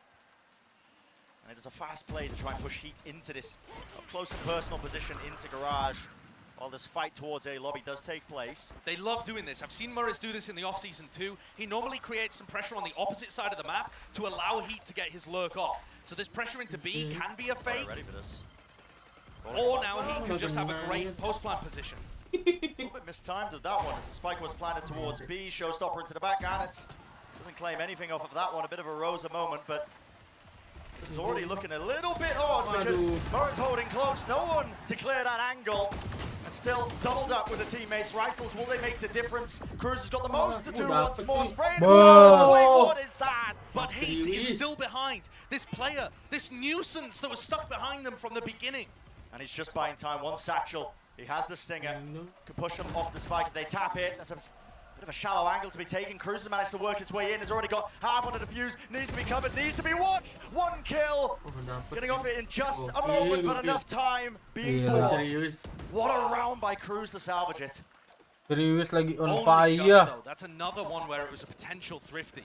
And I don't think we can count any of these rounds out, no matter the economical situation. There's enough slip-ups and enough big plays happening. I mean, I love the idea from Talon actually in this round. Fast garage pressure puts Heat in a good position where he can play as a lurker or a post-plant flag. The one criticism I'd have is that satchel that he used at the end could have been perfect for getting somebody off the actually defuse. pushing off the defuse. But instead he used it to push a player away that he thought might be pushing him. I don't know, it's tiny things, but at the end of the day, those tiny moments add up, don't they? Certainly do. He hit me. A little bit of difference here in terms of the approach by Talon. This time looking, they really want an opportunity to try and fight alongside A-Long. They're holding a couple of key pieces of utility. It's the alarm bot in the smoke, I think, is what they're waiting for, right? Yeah, this is going to be a trap play, I think. They've got fault line, they have flash set up. Actually, Foxy might just swing on it because he's the player they're looking to punish. So, no, they are. They're going for flash fault line off the alarm bot. So they're looking for a big trap play. They just go off a timing instead of off the alarm bot there. Decided they'd waited too long in the round once it got to about a minute 5 on the clock. That's fair enough, but the flash didn't see anything, so that might have given them terribly bad information. I think MIBR would definitely disappoint enough. Like you said, didn't see anything. The alarm bot is now going to be making them aware of the fact that they're taking this area, holding Thunder, just waiting in their hands. Now it's going to be loose upon the side, but Talon have been just playing away from this one, making sure that they're not going to get caught out of position. That's brave by Fox. Spraying there with the Vandal, Traces giving away his location. So Sushi Boys has the lockdown available for this. They're worried about a flank through B because FRZ's done that a couple of times before. Does MIBR have a plan to break this? Yes, they do. It's got way more health than it used to, but let's see it. Lineup. This thing's definitely been orchestrated. Aftershock as well. Wow, over the top. Is it going to be enough damage? It is indeed. Well prepared. And now a showstopper on top of it just to see if they squeeze anything else out of this one. They're going forward. He's still just holding within this smoke. They know he's there. But they do find it in the end. Gun is making sure that he contains this approach. Just on the backside. Just trying to shut it down, but time is running awfully low. RGL Meister, the most to do. Half of the defuse, down. No time. Did they have time anyway? I'm not even sure. Talon may have got off the defuse there. Or possibly they didn't have it. You'd have to see a replay in order to know. That was so tight. But however you slice that one, wherever you want to apportion the credit or the blame, MIBR come away with the round in a Red Bull clutch. You can see that these teams have anti-lockdown setups, but it takes way more utility than it used to. The Aftershock not doing enough at this point, you know. Even if you use a couple of nanoswarms through the wall, that isn't enough. You still need to pair it with something else. Whether that is the Aftershock or shock darts if you're running a Soba. In this instance, a Skynade. It's worth pointing out, I think, dia yang jumping into this Talon timeout. Dia bajunya loud tapi but so far it feels like benderanya MIBR has just been straining the bank with almost every single purchase. They win this round, but at a costly moment because they're going to be pushed down to weaker weapons, half armor with rifles. Yeah. I mean, that is the big problem for MIBR in this entire half, is that it's been really back and forth, but always at the expense of MIBR's economy. You know, they're winning these rounds with sometimes nobody alive, like in the prior. Like in that one, yeah. And occasionally it comes down to a 1v1 or something like that. They haven't had just a solid attack round where they're able to keep all of their weapons up.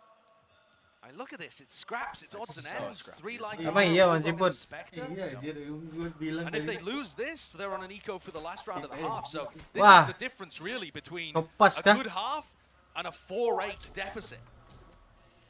Certainly could be. Flash play at the beginning just to buy a bit of space towards mid. It's a Prowler as well that plays into garage, so familiar setup honestly, but look at that spam, the angle.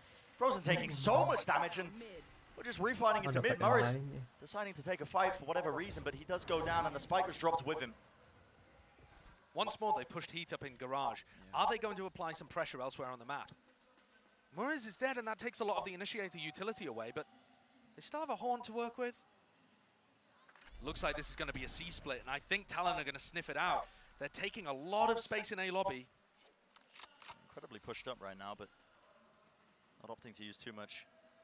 Yeah, the smoke. Yeah. The smoke, though, right there from Cruz, blocking these players off. They know it's going to be some form of C-split. Incredibly obvious, and now the ultimate as well just really does confirm it.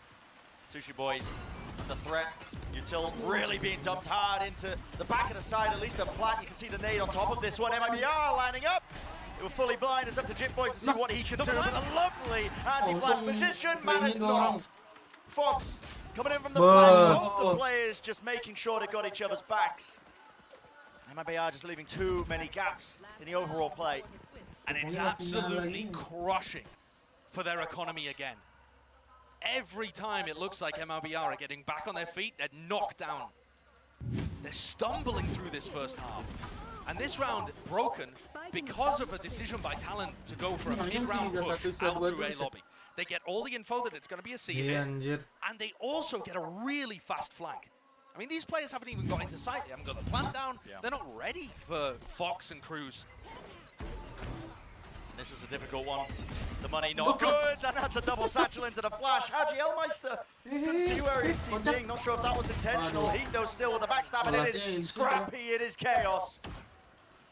But ultimately, it's all down to Heat. In a 1v3, just to try and make this half a bit more respectable. Spike is nowhere to be seen. The map just flipped on its head. If you can isolate a fight, it could be quite nice, but that's just a bit of running and gunning and coverage again there. Holding his ground, an 8-4 half for Talon. Amazing beginning for them. Fantastic start to this map. MIBR's pick, and a map that MIBR in the offseason beat Leviathan on. Yeah. So definitely a map where MIBR feel comfortable, and Talon have just rocked them. And it was death by 1,000 cuts, Bren. There was no one player that dominated. It was the economy being ruined. Just absolutely ridiculous stuff. Garnets as well, 13-11 so far. This guy, rookie player, really performing on a big stage. But I want to hear what our desk have to say about the first half of this map.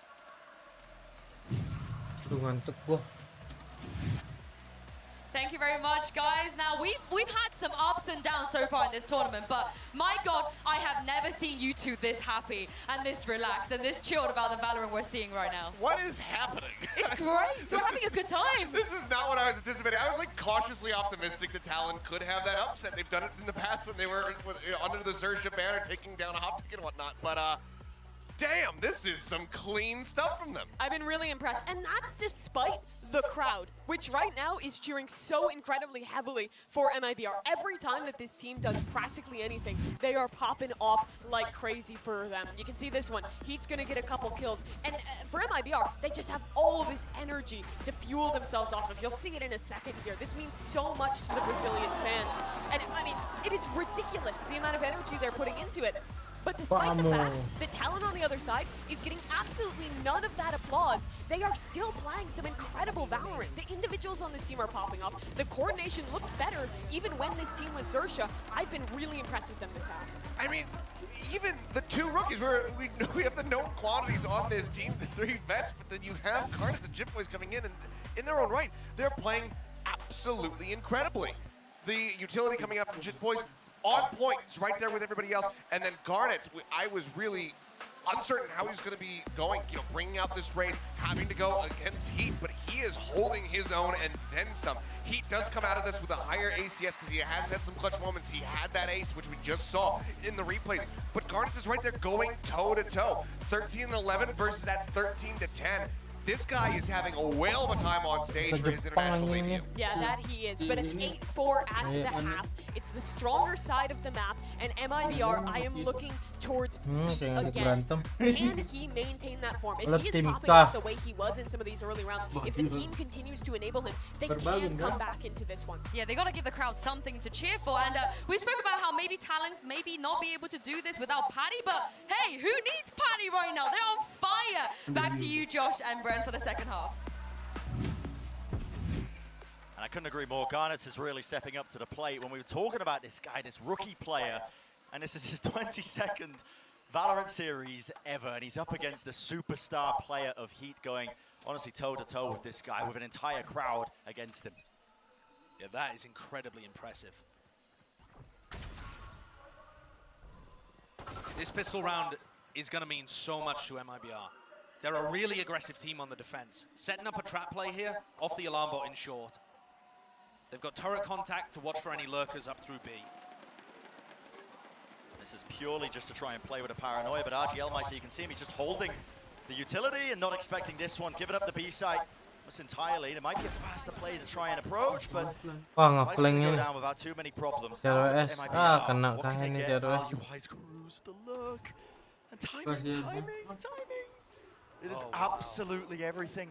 Wah, timing, dapat timing deh. Absurd. Instead of going for the garage reflank or fighting for a connector, they slip Cruz into A. And Heat spotted one player, and A's just rebounding a little bit shallow there. Jitboy's going for the swing and just claimed the one kill before eventually going down to a bit of the util, but the corner not clear. Menang Talon ini mah. One after another. Down to Frozen. Got the frenzy, has to try and reset. A re-swing is there once more.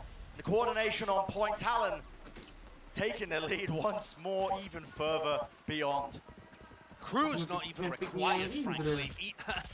He was just the backup plan, the safety net. MIBR had no game plan specifically for pushing those guys on the B retake. RGL just kind of walked out through B, and you don't expect Heat to be losing his duels there, even in the pistol round. Against Jitboy, another rookie player. Yeah. MIBR absolutely need to be leaning on that experience that they've had and the talent that they have on the roster. If they're getting outclassed pound for pound by the talent guys, that is extremely worrisome for the series. And at some point, you've got to have that conversation about the double-edged sword, I think, of the expectation that a crowd cheering for you really has. Sometimes that pressure doesn't exactly form diamonds. There is so much history between these two teams as well, actually.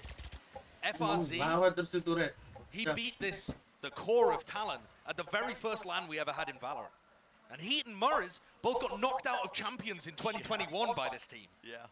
For RGL and for JZZ, their histories and rivalries are yet to be written. Those guys are rookies to the big stage in similar way to Garnet and Jitboy, although they've had more experience domestically. This is an A-take. Slow and steady as it goes. Stun paranoia, nade into the back of the side. Aduh. This is A holding close. Waduh, kocak sih. Another thrifty? Yeah, well, a bit of a one-and-done angle. Don't talk too soon here. Still weaving in and out. Just absolutely running rings around them currently. Another nade. Just sidestep. Timing. From there, they're going to be evacuating the A side entirely, and this is so intelligent. Cruz nice. watching this angle. He expects both of them to just be running all the way onto B, and it's going to be that spike planted. Wow, what a monster Cruz is playing like right now. This swap to smokes, this step up, this reclassification of him as a player, he just looks so different. He's making every smart play. Frozen just searching for the right angle, damage being done. Claims the one kill, but the time has really been played down, and he's on 22 health. He could die to the turret. The turret really could just finish the job. Essentially, playing a 2v1, I think. Mati udah dia kena turret. Where Sushi Boys is. Kill turret manja kah? The turret is just magnificent. Can't be cleared in time. That's the only resource he really needed in that moment. Unwinnable for him. And takes the smart play there of going to the spike. You don't want to give Sushi Boys to the rotor or even stay alive. But 10-4. What a dominant scoreline for Talon here. And listen, I mean, MIBR made it a very expensive round for Talon. Only one player surviving Sushi Boys with the rifle, but at the end of the day, they're not worried about it being expensive at this point. They just need the rounds on the board. Yeah. They don't have a lot of room to breathe at this point. Definitely true.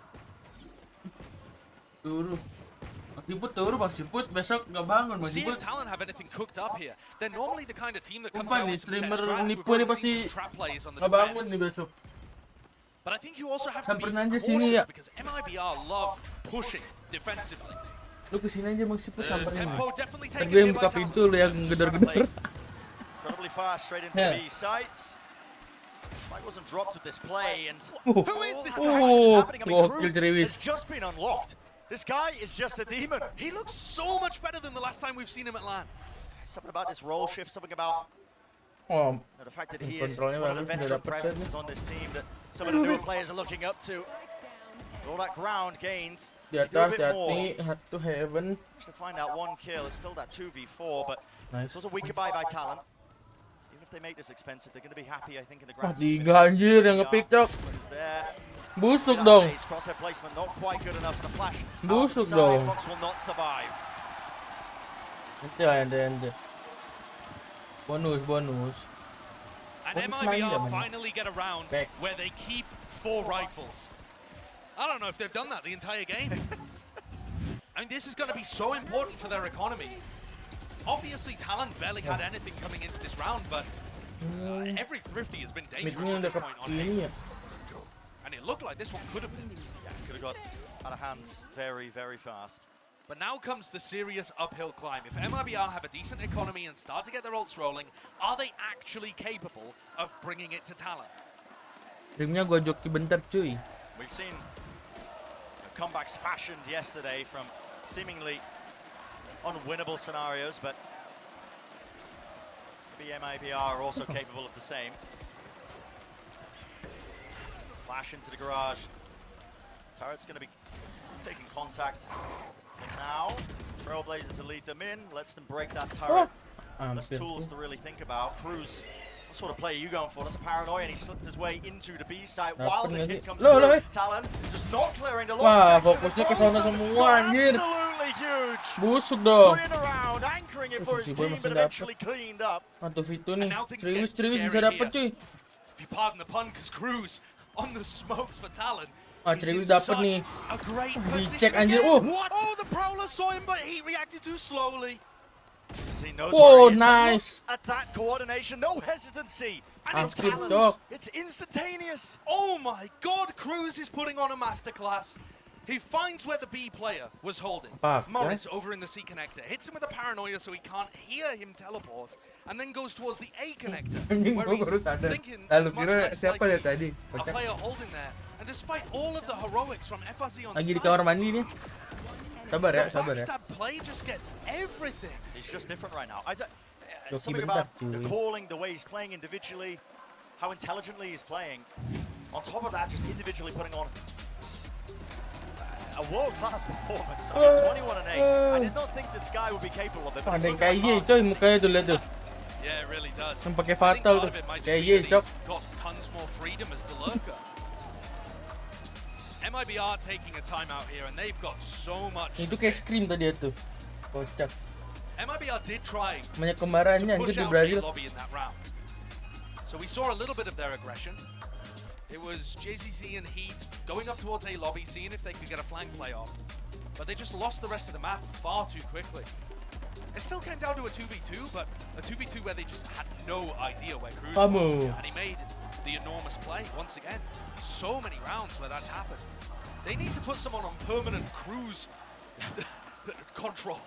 Oh, it's awful. That was a horrible, I was trying to find a different word there. I really was. Just awful. But someone needs to mark this guy. You need to be tracking his movements around the map. And especially when he has his ult online. I mean, he could be anywhere.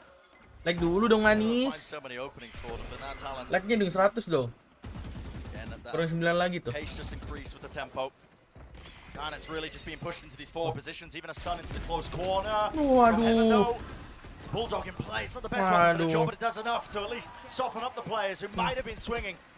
Now a showstopper as well, unleashed, but it's caused a bit of an evacuation. Paksa beli kalau none of his ult online, they can't reclaim the spike as easily. But these are the moments where MIBR has been throwing rounds away. They're 5v3, they need to stabilize, and they still don't know the cruise is here. JZZ is watching. They're scared now. They're paranoid. Yeah. And with good reason. Aduh. Starting to be a bit more aware of it when these lurks are fashioned out of nowhere. There's been the gaps in a lot of their protocols that have just been losing them these rounds. Not much the remaining players the Talon can do against that one. The crossfire a little bit too strong. Prime Gaming flawless, so MIBR be able to carry those rifles forwards. And that's crazy important. That's another thrifty. Or at least a half barrel. Nice. Even if it doesn't count as an official thrifty. The economy is just not. I mean, it has been a factor because it was such a big problem for MIBR in the first half. But with the amount of thrifty and half by wins, the economy is not correlating with people's success particularly. They're just, both teams have playmakers and gaps in their game where the Sheriffs are weaving shots through. Same defensive setup here for MIBR. Good. Enggak, gue biarin aja on deh. Tapi kalian nonton tanpa gue. Oh, nggak usah deh. Lanjut besok aja nih, gue kurang tidur sumpah. Picks it up out of seemingly nowhere, and they do deal with Cruz once more, who was going for a cheeky little lurk. But moments like this, you look at the way that these rounds are beginning. For a team like MIBR, he don't want to be giving away rifle. Plays being made, but the guy's clearly feeling confident. 2 kills for him, but ultimately falling.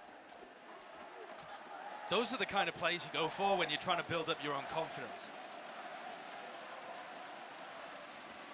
Fox now just waiting for an opportunity. Wrong timing to take that one with the peak, but what I wanted to say going into that round is that there's been so much emphasis from MIBR, I think, in terms of controlling that A lobby. You see the Season A being used almost off the rip. Many rounds now since they got onto this defensive side, but might be worth pivoting to maybe outside double doors, trying to get something going in grass of it. Yeah, changing up the setup maybe. MIBR have previously gone for aggressive plays towards grass, towards pushing mid in different games in the offseason. It would get so much value. They haven't done any of it here, but I think when Talon are on 11, it's just too risky. Yeah. Like, that's just not something that players intuitively want to do, to take risks like that when Talon are so close to winning. And it's more A lobby control. Oh, and I've seen this one before. Heat pushing up into A lobby, taking the space off the back of the horn. It's absurd, but he loves it. I mean, it's just absurd, isn't it? Guy's not even playing a role where he can really just try and counteract this card. It's just hitting the nastiest snap I've ever seen. The ball has been fumbled in Garage. Absolute fumbling. It looked like a great setup and the 2 players were vulnerable, but that could be a death blow. That's a brutal one to lose, isn't it? Any sort of player advantage. Sushi boys watching for it with JJ's just falling.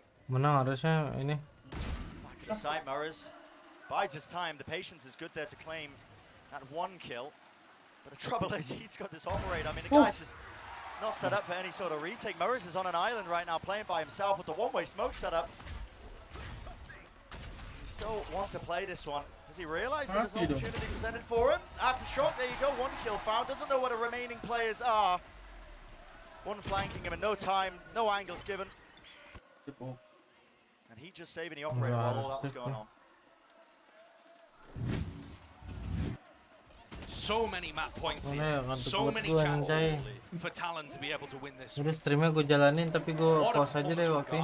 Boston his way through Garage. I can't believe this, man. When have we ever seen a rookie performance like this? This guy, such little experience. I mean, we saw the stat, the 22nd game of Valorant, in professional Valorant for him.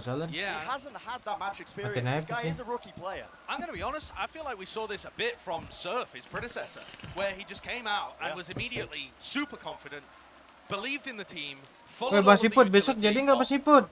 Hello. Well, here's the play. Jam berapa? Sees Nate out of double doors.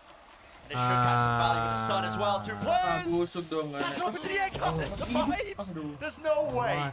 But eventually he will claim his prize. Bebas Gonna doang get nih that denied from him basicnya. too quickly. Still a flash into the side. Aftershock is just not fast enough to push them back, including this lockdown. And Talon Maxi on map apa ya? point, taking all the space in the wall makasih, towards ya. B. The lockdown cannot be destroyed. Ayo.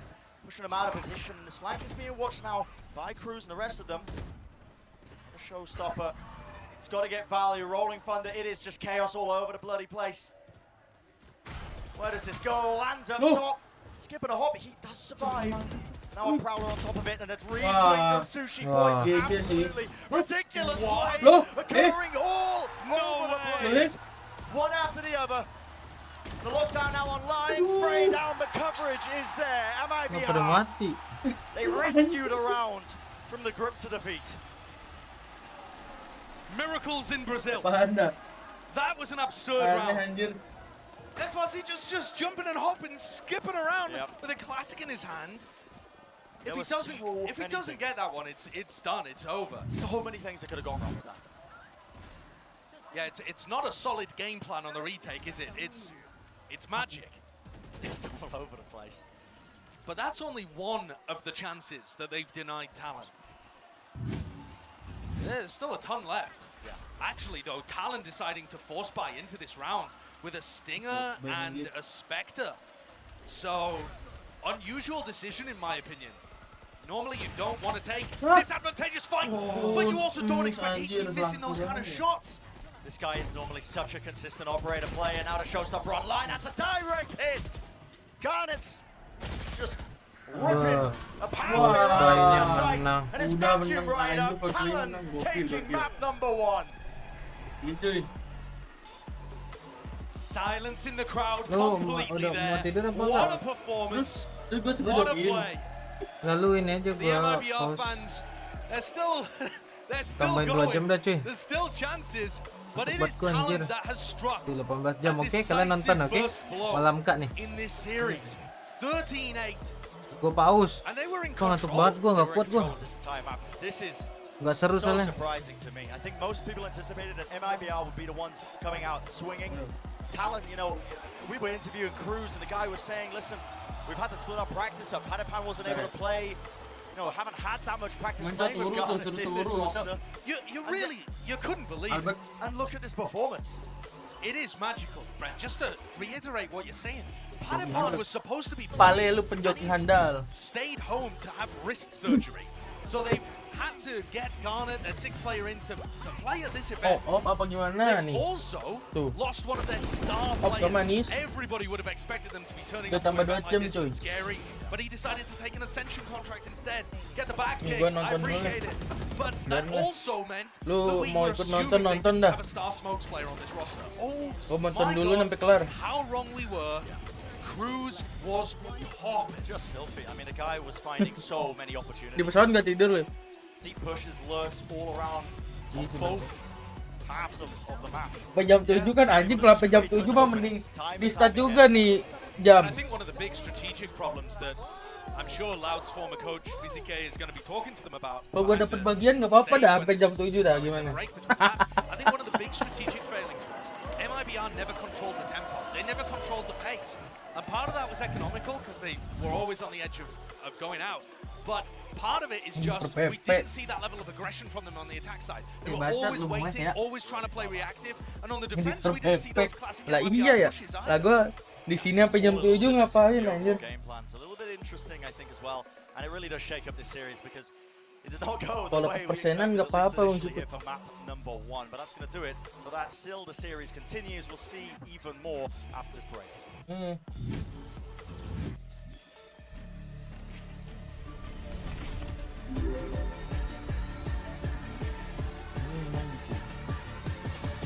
Mantap itu. Biar bisa lihat ini orang turu.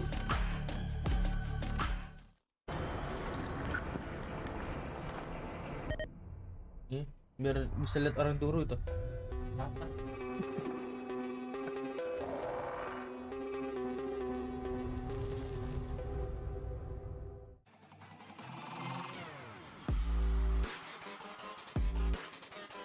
Mereka bagus yang tadi tapi kayaknya. Nah, ini deh. Lu nggak tidur mau siput besok, lu yang nggak bangun ya. Kabarin besok ya. Ntar gua lu mah tidur kayaknya nih besok. Busuk nih. Terus malam hilang. Wah. GG udah.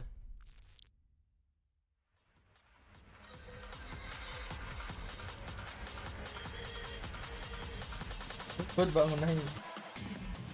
Aman cuy. Kalah bayarin makan siang bangsat. You might not be her father. Kenapa jadi ada iklan? Siapa yang nyuruh ada iklan coba? Say who you can say. Gue harus nonton iklan dulu nih. Cepet nih. Ini cuy. Jagip aja suruh bayarin. Jagip mana Jagip? Tumben gak nongol Jagip. Rek manja dong manis yang masih hidup. Paling udah turi gitu. Masih bangun dong, like dulu dong, 100 gitu loh.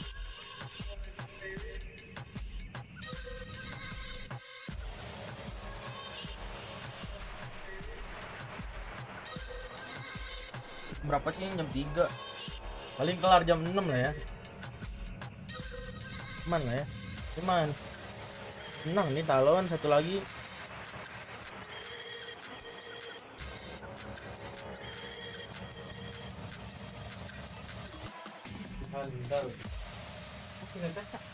Enggak. Bawa, mau bawa.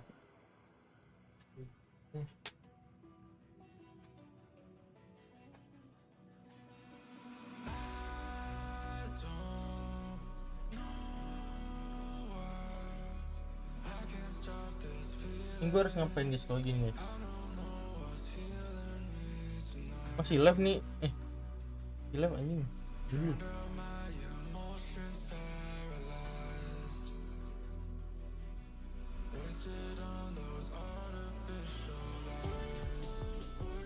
Like dulu dong anjir, oi. Oi, like dulu oi. Lagi tuh.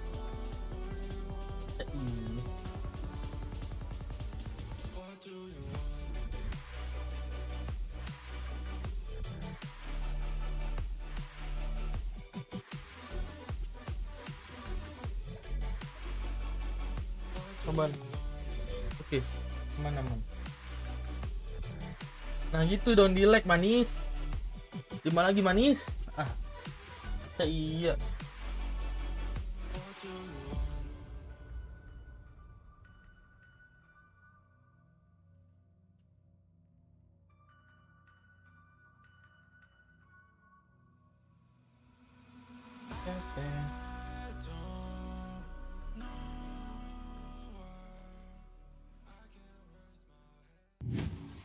Mulai nih.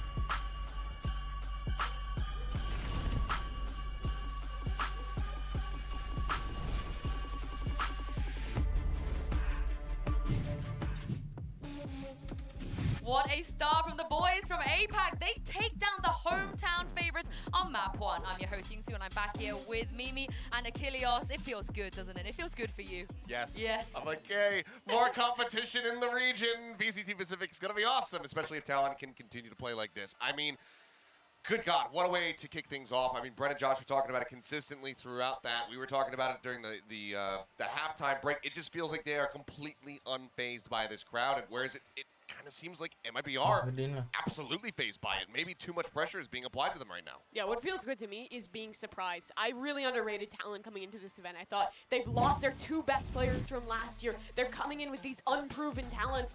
But they showed up here and they played a really impressive Besok yang main apa guys? Both those young players ada showed ini ya, up VCT played ya. fantastically. And the calling from Talon as Besok well ada was split 1 really ya. good. Every time MIBR was leaving them a gap, Talon did a great job of exploiting that. Yeah, just at every twist and turn, fantastically done. And I mean, players that we didn't necessarily anticipate to step up in the way that they did, in the sense of Cruz, in the sense of Garnet's on this massive debut.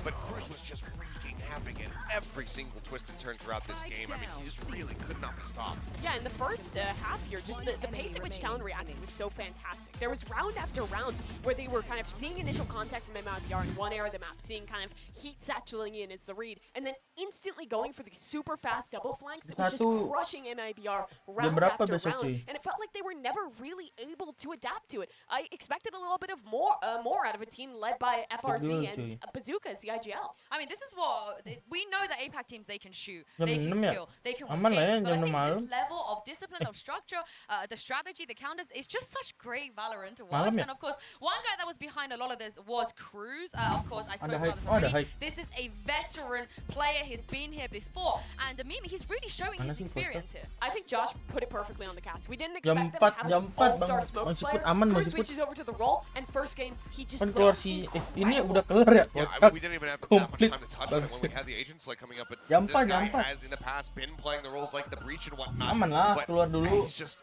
not going over this home. It seems like he's slotting into it so very comfortably, much like we saw BCJ slotting into this role as well just earlier. Yeah, and speaking of Cruz, check him out in the Verizon high-speed moment, of course. He had a few moments, I feel like we could have been here for the high-speed, but Mimi, this was just insane. I cannot believe he stayed alive and then did this. It was absurd that he managed to live. He gets seized in this when everyone is trying to swing him to trade him, and he still stays up and finds multiple kills. It was absolute perfection from this guy. So many of these retakes in the first half were great. As we got to the second, MIBR got a few more rounds on the board. It looked like they could maybe recover, but yeah, I mean, this felt like a Paco-esque performance here from Cruz, but it was entirely based around his rifling. We didn't really see any cheeky smoke plays that you normally get from somebody who's excellent at playing Omen. We didn't have him, you know, smoking in a corner and then sitting there with a shorty or with a judge or whatever. He didn't do anything like that. He also messed up a couple of his teleports. He just went out. There's some nice paranoias, got some coverage for his team, but Wiley was just hitting headshots time and time again. I mean, it's just full confidence running at them, full confidence swinging like that. But one guy I feel like is the one probably you guys will say have to step up. He wasn't, he played well that first lap. Is Heat, here he is in the aim lab shoot around, but we expect more from him, I feel like, especially when he has set that carry potential. Oh, for sure. I mean, we know what he can get done. He's got a nice little smile. He's like, I'm just going to do this. But, I mean, we saw him pick up the ace. It was a huge moment. It seemed like maybe a bit of a turning point of the game because that allowed them to tie things up at 3. But, yeah, I mean, he was looking pretty consistent the whole way throughout. Unfortunately, the rest of the team, there was a couple moments where they felt like they weren't hitting those shots that they certainly should, especially with that op was also under those same circumstances. Yeah, Heat is not the guy that I'm really worried about going into the rest of this match. I think it's a rest. Obviously, going to get very prepared with a warm-up routine like that. Make sure you guys replicate that one. But yeah, we're heading into Fracture next up. I think traditionally he was playing the Neon on this map for them. So he's going to be in another role where he's really set up to succeed. But also in a role where the team has to put a lot of utility into enabling him. I think my worry is this was Talon's pick. Now, they've already won MIBR's pick here, so Achilles, there's a lot of pressure on MIBR. There's a lot of pressure on them, but there's also pressure on Talon now to close this out. We have seen teams tons of times in the past in this event already go into an opponent's map pick, beat them there, and then lose on their own. That is entirely possible here if MIBR is going to be able to shake off that initial loss. Well, no surprises so far in the prime game. Oh yeah, I'm ready for Garnets on Neon. It's going to be great. I'm so excited. This guy was fantastic on the Rays. The Neon is going to be really cool to watch as well. FRZ, duel Neon nih. Tapi dia ada Cypher cuy. Especially as an anti-Neon competition. On the defensive side, you can really shut down a player like Garnets. But on the other side, for Talon, I think this is a map where Sushi Boys and Garnets will feel at home. Both the Neon and Killjoy roles on this map give you so much potential to pop off. Yeah, and I can't wait to see if MIBR have what it takes also to pull this one back. Bren and Josh, let's get into map 2. Let's get into it indeed. Yes, we're starting things off with another head-to-head battle. Garnet's the rookie player versus Heat, the superstar. They went, you know, listen, even footing, relatively speaking, in terms of that KD, but for Garnets to have such an outlandish performance as a rookie player is almost unheard of sometimes. Yeah, it is. And for the other 3 players that are on the stage right now that don't have the same level of experience, I think all 3 of those failed to reach that kind of level that Garnet was bringing, that the veterans were bringing. And so maybe we see, you know, Jitboy or RGL, maybe we see JCZ step up to the plate this time around, because all three of those players very quiet map 1, and that could be the difference maker, you know? Having a big game coming out from RGL, for example, on the smokes, that might make all the difference. Need something to turn it around. Starting here, map number 2. Talon MIBR, and the desk set it up. This is Talon's map pick. Turret. Already leading the series, and Wih, dapat 2 coy. Wah, nggak kena stun. Just as we were talking about it, Garner's just setting us off on a great Wah, path. I mean, these 2 kills that he's Spike-nya playing, despite jatuh his lagi. position now on top of it, and you're gonna have to be relying on Ini dong, Frozen tapi with his late ada flame drop tuh to try and anjir. bail them out. Garner is just straight up diffing the Akhirnya MIBR. balik, waduh. Without a care in the world. Foxy. Nggak jadi ngecek dia. The spike is in such a dapat treacherous spike position sih. currently. It's not like FRZ can do too much about it either. He Bingung really tuh. does need to be creating some pressure, because I mean, there's 3 Ayo players lo, just staring at the spike-nya spike. jatuh lo. Let's see Sushi Boys playing that anti-flash position with JCC still alive. Flash manja. Deep smoke to see if they can reclaim Gua this nunggu one stun stop. nih. Guys, Emang over the dapat space. anjir. Okay. Wow. Exchange of the spike Wih, here. Fox. wah, lo, aduh, ente banget Just about anjir. misses the shot there. It Ente looked like it was mempoji. good. I could have sworn that Fox's crosshair was on the head. Yeah, looks like he should have been good for it, but And all of this, all of the stuff that Padahal FRZ was kalau doing si earlier in the Fauzi round dapet, now might pay gini gitu. dividends. It wasn't necessarily to help the rest of his team, but he's in a position now where he's got a nasty backstab spot potentially. staying Oh, alive. nice, The fight's Sushi already boy. been taken, and now he Oh. needs to get a move on because the weapons are not doing the job. Oh, he's way too late. And it is Kalau tiga completely sih not planted for. GG sih Right ya. around the corner. And all Talon have to do is hold Oh, lo, the lo. face Oh, 2 untung or 4, udah but ultimately the telat. round will go their Wah. way. Consolation prize at the end of the day. Kalah cuy. Bisa Yeah, the beli crowd are si happy about that Force one, ini. but I don't know if they've Force looked at boy the manja scoreline. nih. Talon taking that pistol and all sorts of miscoordination there from MIBR. Oh, ini si GG anjir Garnet. I mean, non-existent, to be honest, isn't it? Garner just allowed to block Ini both of percaya those banget players buat off while temennya. they're distracted by the turret, and Heat's got a stun bolt in his hand. One of the things I was most impressed with, actually, looking at MIBR coming into this tournament, was I think how well they reacted off of information. There was zero hesitancy at times, but so far it feels like Talon are the team that are doing all that. Yeah, I agree. It was They're just playing such a fast play through the choke point to instantly retake when the spike was down there. absolutely. They're playing much looser, Yeah. and I think the desk might be onto something there in terms of Oh, dapat the satu pressure doang of the anjir. crowd actually ended up causing MIBR to stutter in some of Nggak their beli ya? decisions. Kirain bakal Worry. forward dia. Play with a bit more caution. Dapat nggak sih, tahan dulu. Overthinking the usual game Oh, plan. dapat Jit boy. Some work from Dropnya Heat, cuy. but doesn't nail a single shot. Wah, Spectre not the job. These players aman in ada drop, dua these belakang. players in drop are so dead to the flank. Bingung kan lu? Ayo. Pretty tight squeeze there. The spike's going to be dropped down. Ah. So the eco round mopped up easily enough.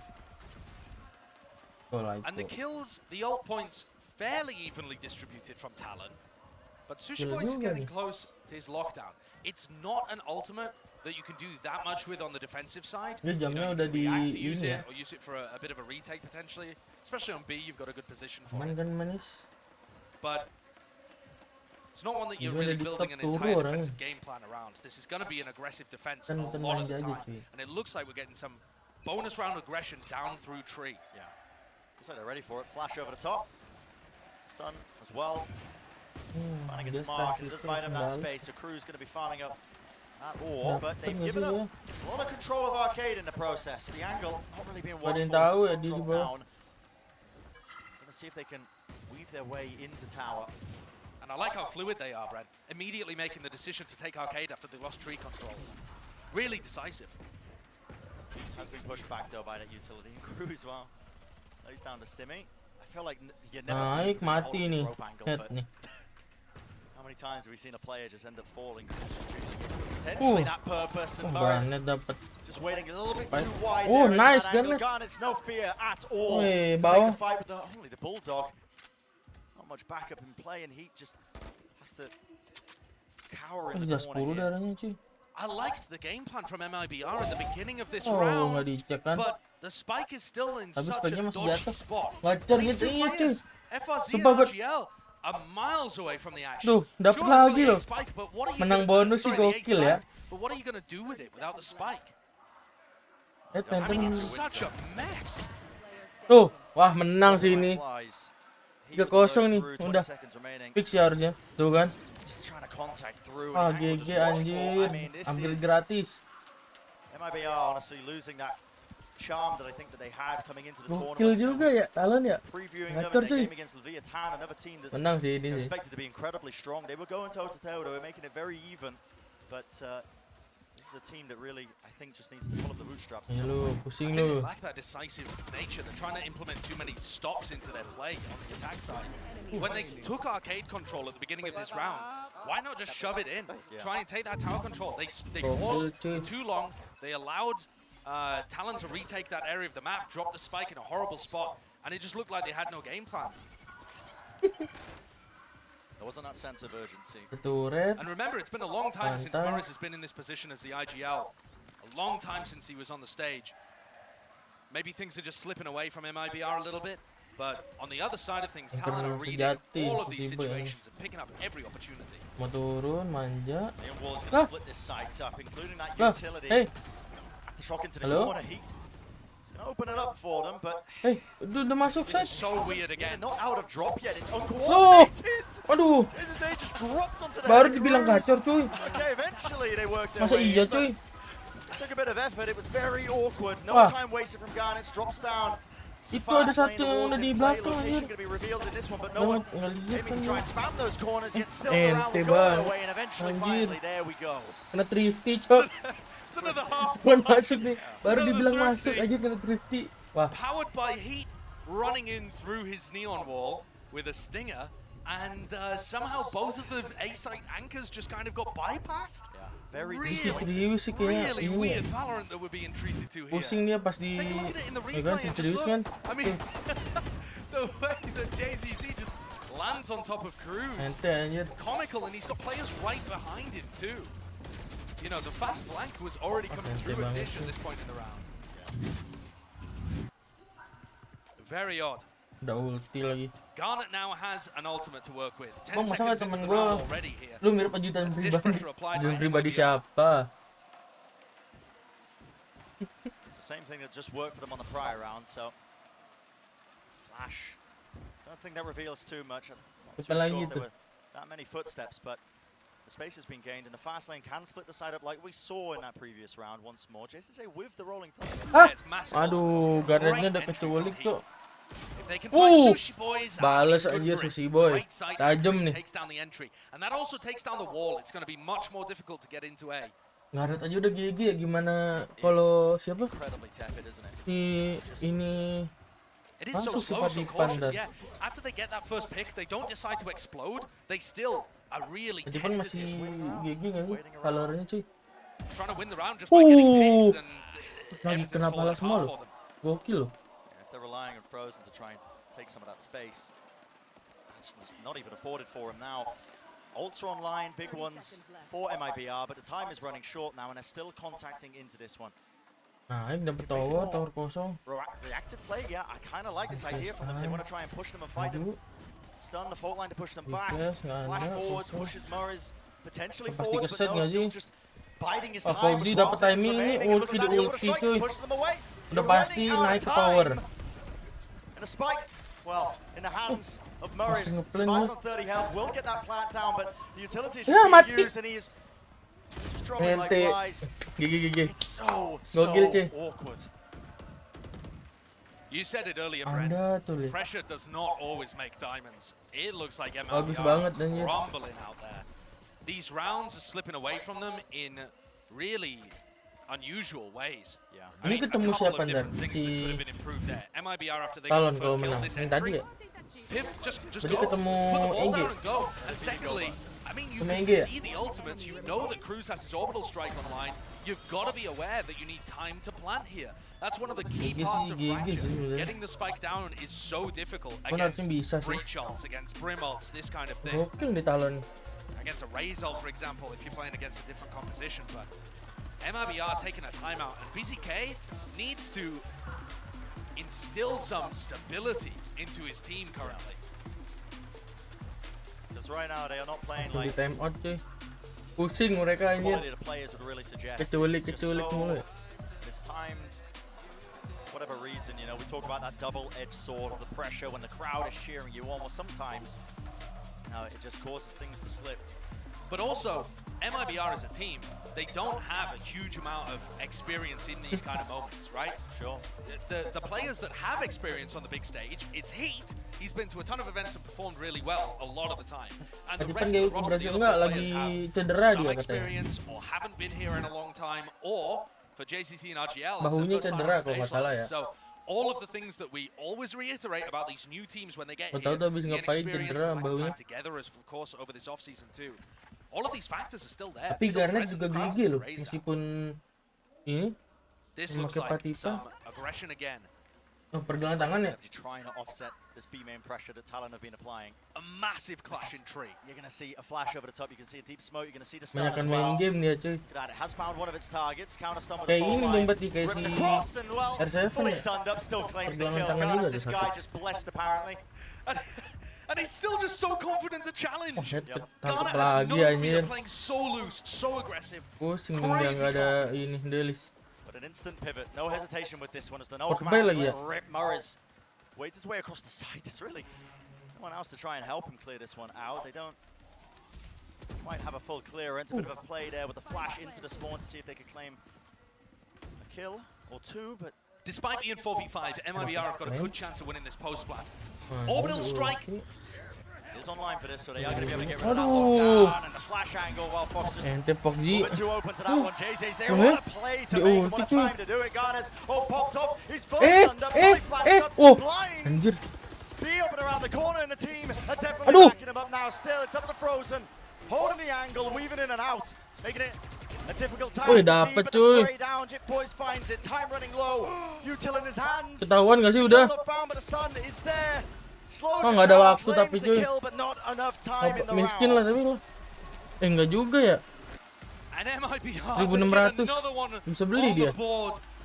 But wow, they had to work for it. So many things happening there. Sushi Boys decided to use his lockdown to bait out the orbital strike because you don't want them to save it as a post-plant tool.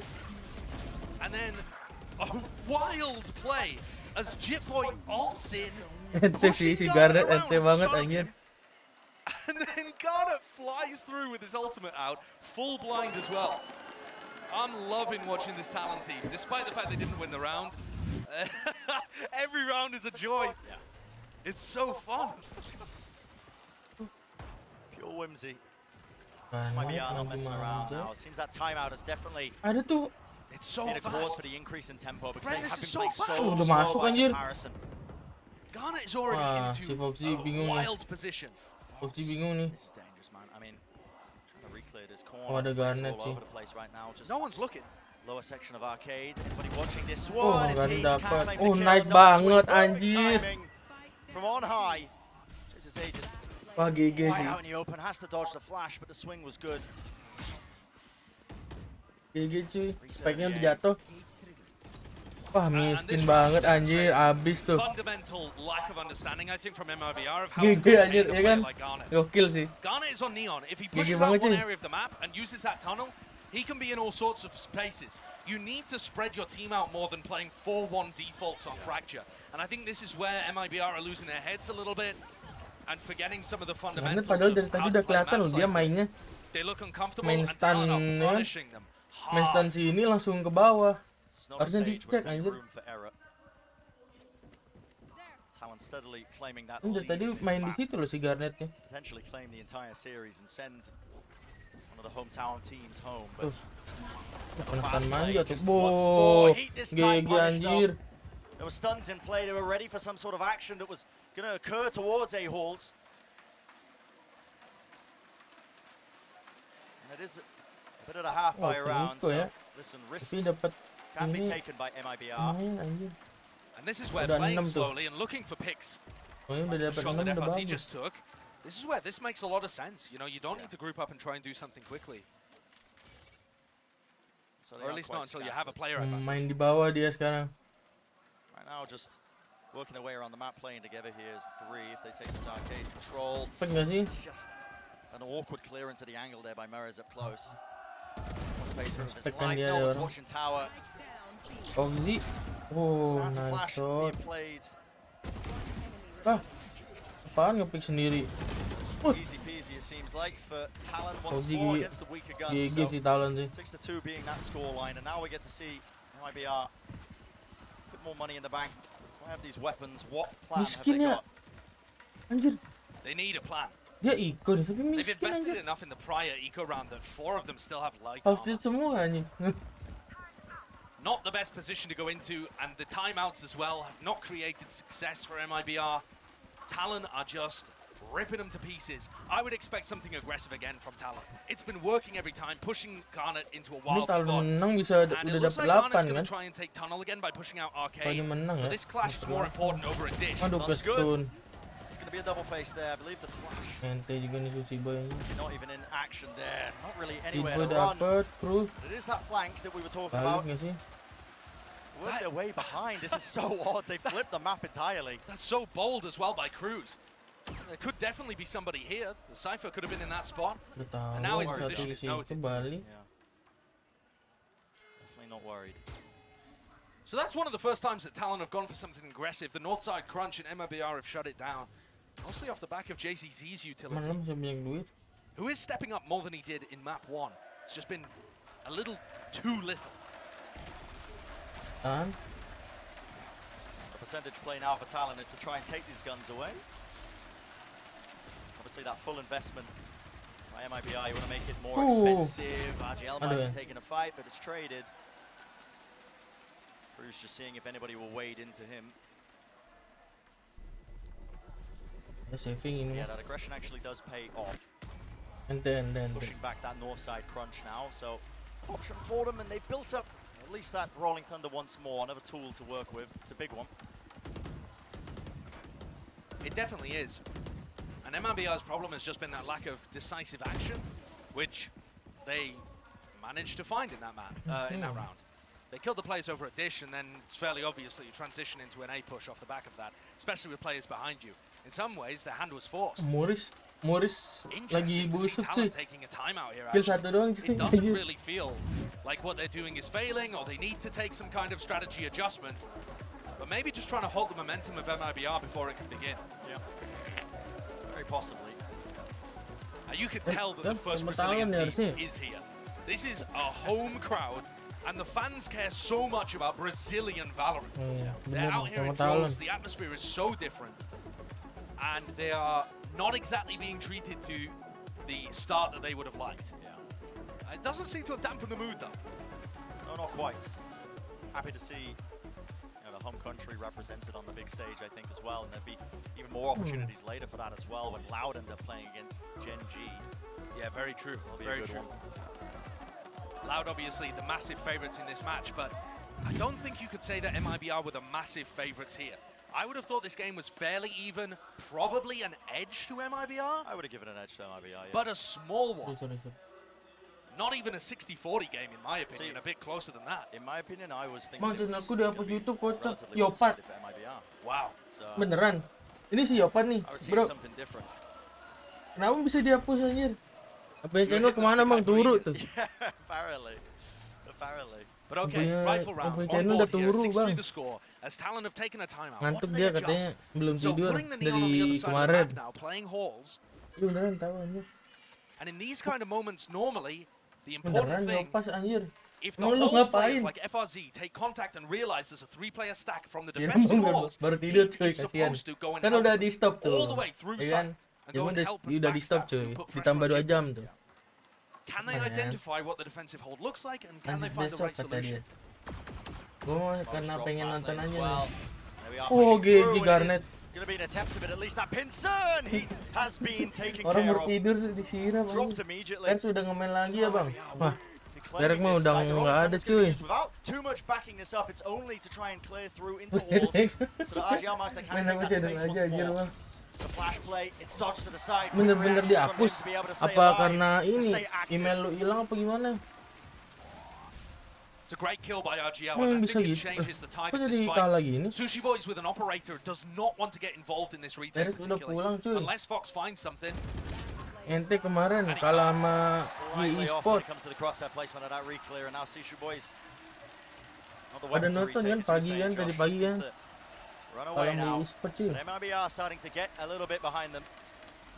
And I think Talon's Bener-bener timeout might have bang, helped lagi aju MIBR banding. there. Iyalah semoga cepet balik tuh. Padahal lu main Halo doang ya ngapa-ngapain ya. Apakah ada pembantaian mungkin ya?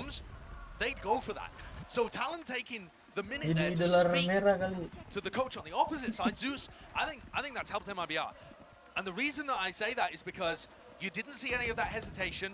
There was no early prodding for a pick. Pantas They kalau just Yopan took nggak pernah the kelihatan exact space that dari they kemarin. needed, went Apa into the baru site. aja? Heat went to try and Cepat. help his players, and yeah, even though Heat dies, they do end up with Halls control, a good Makanya post emang plant anjir position, kalau and doang kan RGL anticipates that play happening and secures the post plant. Biasanya tuh That was just hapus like channel a gitu on-paper kan ada textbook yang how report you juga sih. attack A with a Dari neon yang from lalu. drop.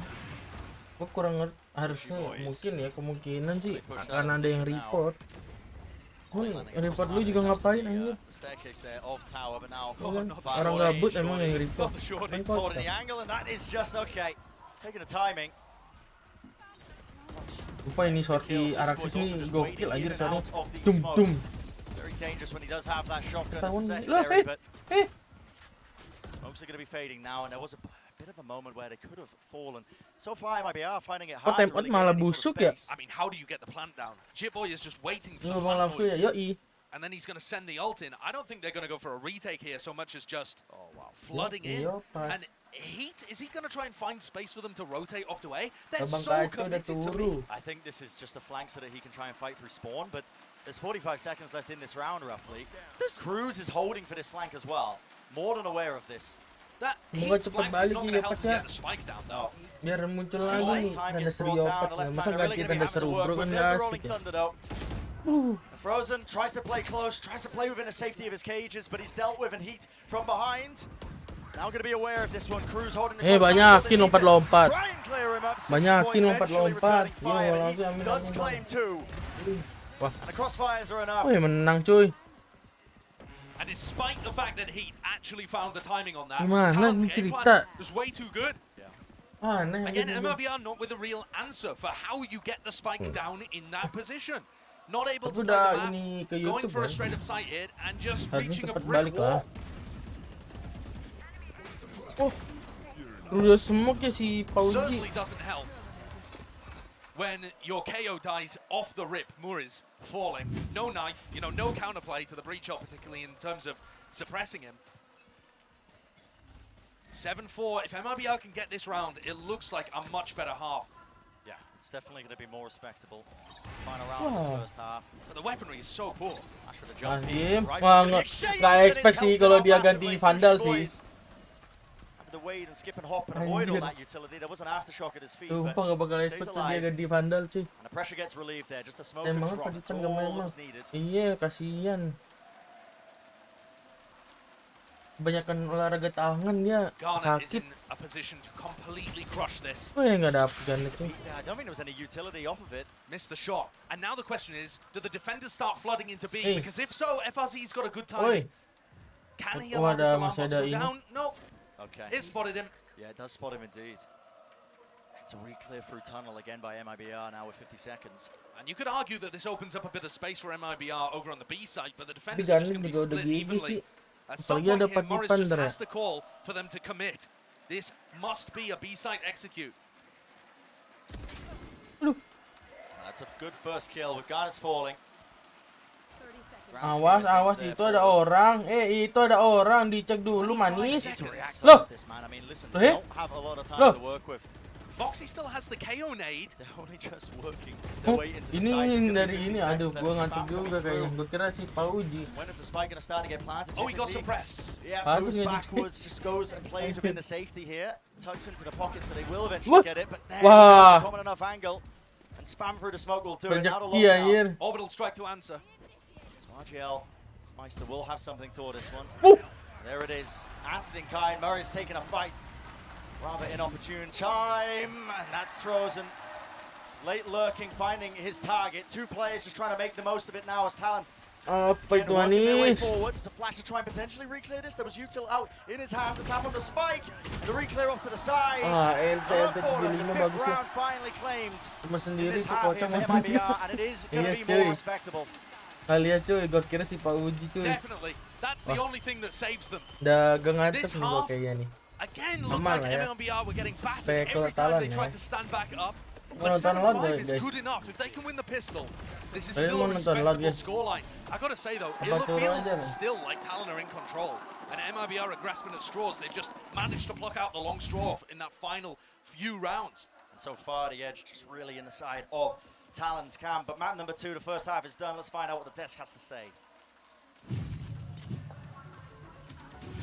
Thank you very much, guys. Now it's a different map here, but Mimi, the level of Valorant, what we had from Talon on the first map, is the same. It hasn't dropped. Yeah, it looked like Talon was going to run away with that half, like the casters were saying. But at the end, there was some resurgence out of MIBR, and it looks like they might have been able to get themselves back into things. Yeah, really good stabilization coming through, and I kind of do agree with what Sancho was saying. It feels like that timeout did benefit MIBR way more than it benefited Talon. He's starting to slip from them. But we'll talk about some good stuff from the side of Talon, because the synergy in their util has still been excellent. You see MIBR trying to creepo, get themselves in on the B side, Rolling Thunder comes across, but they instantly have a stun as well as his orbital strike to completely and utterly mess up RGL's day. He can't make it out of there. Spike does eventually end up getting planted, but being as low as he is, Burrs gets taken down at the end by the Nanoswarm. So the pre-set stuff here from the side of Talon and the just chaining of util together has made a really painful run here for MIBR so far. Yeah, and the stakes are high for MIBR in this one. You lose here, you're going home in front of your home crowd. It means a lot for the people here in Brazil and for this team to be able to find something more in this tournament. And towards the second part of that half, things were looking better. We saw improvements out of these guys. And I kind of found out how to adapt a little bit more. Early on, they were gambiting Heat's life, kind of make or breaking of if he could get an initial play, and it was never really working for them. But after they got Bazooka into the mix, the vibes went up. They started smiling. It was less of this sadness from the team and from the fans. They needed to channel that energy going deeper into this second half if they want to be able to come back. Yeah, it's a lot more to cheer for here with this 5-round count. I mean, if you get to that 8-4, it does feel like a hell of a lot more than 7-5. This is absolutely possible here for the side of MIBR. They can come out the gate, take this pistol round, and get themselves such a nice setup to get things tied up at 7-7. Well, it's definitely doable, but they don't have a choice, because if they lose here, they will be going home, and they definitely don't want to be doing that in front of the home crowd. Brandon Sideshow, there is a lot of pressure riding on the second half. Di pos cuy, terus ditambahin 2 jam, tadi tuh sisa 16 jam. Tadi sisa 16 jam, terus ditambahin 2 jam tadi. Terus ditinggal turun. Making a name for himself as well on this big stage, I think, with his play. Lanjutnya besok ya cuy. But you look over at the other side, and Jitboy was so quiet. Watchparty Now top frag into the 1. team, so battle of the breaches here. And breach really does dictate a lot of the flow on this map. Yeah, it does. Slows down just any sort of play that you try and make. Early days, of course, if you try to go through that halls section, as we just saw, but Barnet udah pivot now from Talon. Buying their time, they slow it down once more, and it's a bit of a reclear, as you can see, towards that arcade area. Kalau dapat atas sih mantap ya. Instant commitment. This trip is really interesting, actually. It's for the canteen push. No, okay. Wow. Spotted it. Okay, spotted away. Sih. Playing around this one to a degree. Aduh, sayang banget Mampauji. Wah, tapi 2 udah low sih. Bisa nunggu sih. Dicek nggak ya? Enggak. Enough damage done to Heat. Relatively easily, and it's going to be that double swing dealt with. Very well played by Cruz. FRC looking to re-clear the reflank, and MIBR are coming back into this 3v2. Yeah, there's a lot of tempo. The back end of this one, being able to take control of this side, but they need to start to get. Masih ada sushi bus sih.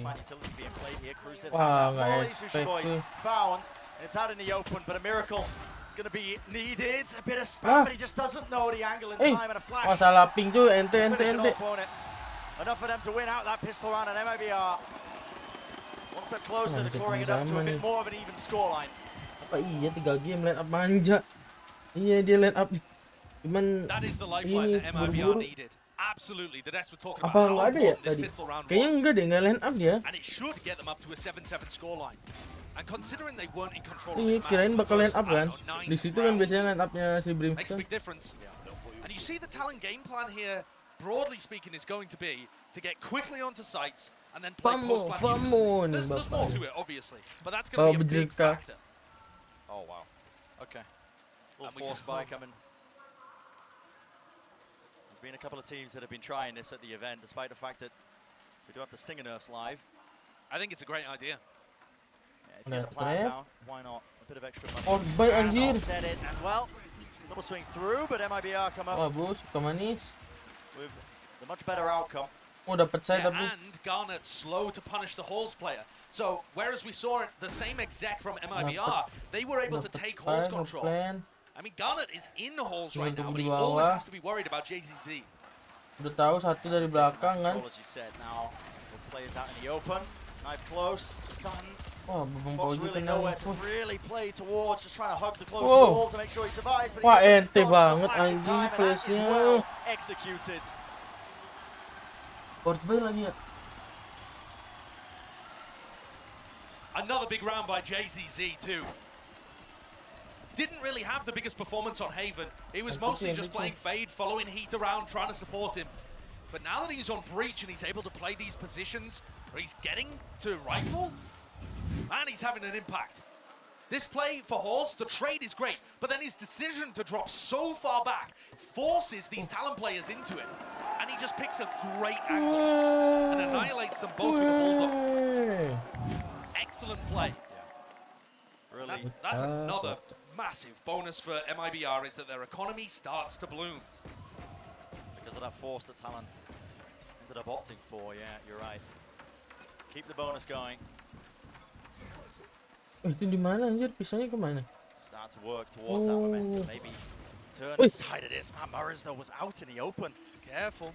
Yeah, can't be making mistakes like that because, especially against the Sheriffs, your head might just get taken off. Wih, dapet cuy, Bang Pauji. Nice little angle that he was finding there from Ketahuan 3 orang. the util to push back out of tower, but no real bite behind it. Aduh, Pauji Fox kena. went back for a second bite of the apple. JZZ punishes him for it. It's B that's under pressure though, whether MIBR know it or not. And tower is going to be somewhere that FRC has to look towards in a moment. Waduh. Glide to the side, not Waduh. easily cleaned. Frozen really just doing Masih some decent damage iya, from on high. Iya An anchor manis. position. And it's nice, it's clean, Ngantuk it keeps a manis. lot of stuff alive for MIBR. So they've got a good delayed bonus round here in round 16. Busuk gini kalau map 3 ya. The only thing that would have been even better for them is if JCZ had gotten one of those kills. Because he's one away from that Breach ultimate. Does feel like everything's going their way. Can they play for one of these orbs? Can they try to push JZZ and Heat aggressive somewhere? Dish, for example, doesn't look like it. The fault line required to control Halls. Not likely. It's a shallow stun. It's an alternate path, I think, honestly, for the Neon, just because she can get past it really quickly. But Talon just waited out, and now they're going to be starting to Harus menang sih ini sih. control a sand. There are players waiting for them. See what MIBR can really do about this Waduh. one. The answer is quite a bit. Doubled up, playing inside the smoke. The weaker guns, it matters not. Flash around the side. It is a nice dodge from Sushi Boys, and he's still alive in the action. Orbital strike. Dapat right on top satu. of their heads. Ada satu lagi di Frozen side. will be dealt with. Oh, udah 2. Bisa Back balik away. sih. They bide their time for a little bit longer. Talon Udah too pada willing di to jump into the 3 fray lawan 3 when anjing. there's so many unknowns on that side. Kok kalah This sih was a busuk ya. 3v5 though, and Talon found a couple of kills without having to strain or stretch themselves. Lupa nih kalau kalah busuk sih. On Haven, so many of these 3v3, 2v2 scenarios went the way of Talon. They just got players into strange positions. Here, decided to cut Tanya noise, tidur, makes Bang. the Ini defenders kayaknya spread out. turun abis Now ini. JCC has got to step up. Lalu kalau Good for it Talon so far, and he is again. kalah, The guy's coming alive, satu truly. match lagi ini dong. Going to be able to use too many abilities, but still locking down this angle, and he's bought precious time for the rest of his team to come in. It's just a contact play from the Talon guys, seeing what they can get done. What a swing by Fox. The stun, it's a little bit late. Aduh. Spray down, and Heat doesn't really just back him up, making sure There's safety in numbers. It truly does feel like MIBR are running away with this one. Wah. Ente banget Bang Fauji. I can see some silent famo screams there. It was a great shutdown as the sight hit came through. I think FRZ getting trapped in the orbital strike is not optimal, obviously. Yeah. And it's probably a bit bold as well for Maurice to go searching towards Sans on his own, but how they dealt with that sight hit initially coming through is great, because I think that's where Talon are going to run into most of their problems. Brent, if we want to start talking about the compositional dynamics a little bit here, MIBR are creeping into the lead on their defensive side. And I think another issue that Talon have to deal with is FRZ's Cypher setups. Yes. The Cypher is really good at stopping the Neon from going fast into places. And it's not necessarily going to be seen with lots of kills, with lots of trap wires, but it's more so the hesitation that it brings into Talon's game. Yeah, the threat of it, because you're seeing this, honestly. MIBR, they're dumping utility at the beginning of these rounds into the wall control just to push it back. Because Talon feel like that's one of the only areas they really can explore very quickly. They want to wade towards B, it's got to be, again, a little bit slower in pace. You can't just run in with the Neon. No, you can't. And I think that's one of the major advantages to MIBR's composition. So Talon taking that timeout, they're going to be looking for the right answer. Maybe not in this round, possibly the next one when they get those weapons in their hands, but could cook up something a little bit cheeky maybe. If Talon do find an opening kill or two with these 4 Sheriffs and a Guardian, the Breach ult has no answer. Jitboy still holding on to this one. The knife finds everything. It's delayed across the map and it catches onto, I believe, 4 of them. Dapat 10 duluan ya. Talon are pretty fine here, just spreading out, trying to look for picks. And I don't think... It's not like MIBR should be too worried in this round at all, but we've seen so many Thrifties. Duitnya udah banyak lagi si Thrifties, half-wise, that kind of thing. And Sushi Boys has just diffused one of the trap wires over towards Tree. Looks like the other one might be taken out. Aduh, kena timing. Finding that easy kill. All the extremities really being watched for, with the exception of Drop. That was opened up for them. An angle being found. Garnets, what is that shot? A start, another flash to push him back. He wants to take a refight. Guy's reloading heat. Flash as well, trying to play off of it as well. Fox is attempting to assist. What is that? Reset 1-2, one side to the other. And he's still holding on to this Guardian. Could be doing some decent damage with the spike planted, but drop down. It's down onto Cruz, honestly. What can he get done? And he hears him, finds him. They know what RGL is now, but is that 1v2? And this is clever play. The discipline there by RGL not to wide swing that one. Plays his life really nice.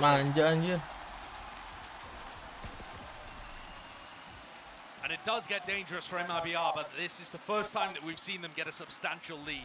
Kemungkinan Rizky ada tuh tadi Bang. The next right Ada round ulti sih, Bang Fauji ada ulti. Di sini gaskan masuk set. Foxy made them work for that one with the double Guardian kill, but I think they had this one wrapped up as soon as the plant isn't really for where Cruz is playing. And a much quieter map too for Cruz. Now that he's not playing the lurking role, and just more playing where his team needs him, he looks like his former self. If this goes to map 3, keep that in mind. But for now, big clash at Arcade. Both Neons heading straight in. Oh, fighting straight up. Going absolutely man for man with the flashes over the top, but it is Talon who come out on top. The spike has been dropped behind them, and MIBR is an instant reaction from them. This is what I wanted to see. There's no hesitation in this play. Taking up that space on the north side, but the smoke's dropped down. They are a little bit awkward. There is a gap, I believe, in play, but still JIka just wants to play inside of it. FRZ got a god timing there. He managed to slip past Sushi Boy's turret just as Sushi Boy's retracted it. So they have no clue that FRZ is here. Unfortunately, I mean, he's gonna hear those steps. Okay, the entire team. Talon just opting into trying to noise bait, I think, actually, yeah. Yeah, running some footsteps and then just gonna be walking back. Wow, they've sold that so well. Not just noise baiting, but actually sending a full player over there to put down the turret. It really sells it. Makes it feel like this is an A-hit completely. This plant's gonna go down for free. And what an open post-plant position that they can get. Big ults online for the post-plant as well at orbital strike. It's gonna be nice for them. Sushi Boy stands up. Okay. time we've seen that one almost just wrapped up the round for them. Masih menang. And this would have been a tough 2v2 retake had Sushi Boys been found. But as it is, it's an impossibility. Talon once more coming out on top when both teams clash and a trade situation happens. I think they've done that every time. And then also finessing a really crucial, 4v3, 3v3 kind of moment. It's hyper intelligent in the moment there to just try and bait with the footsteps.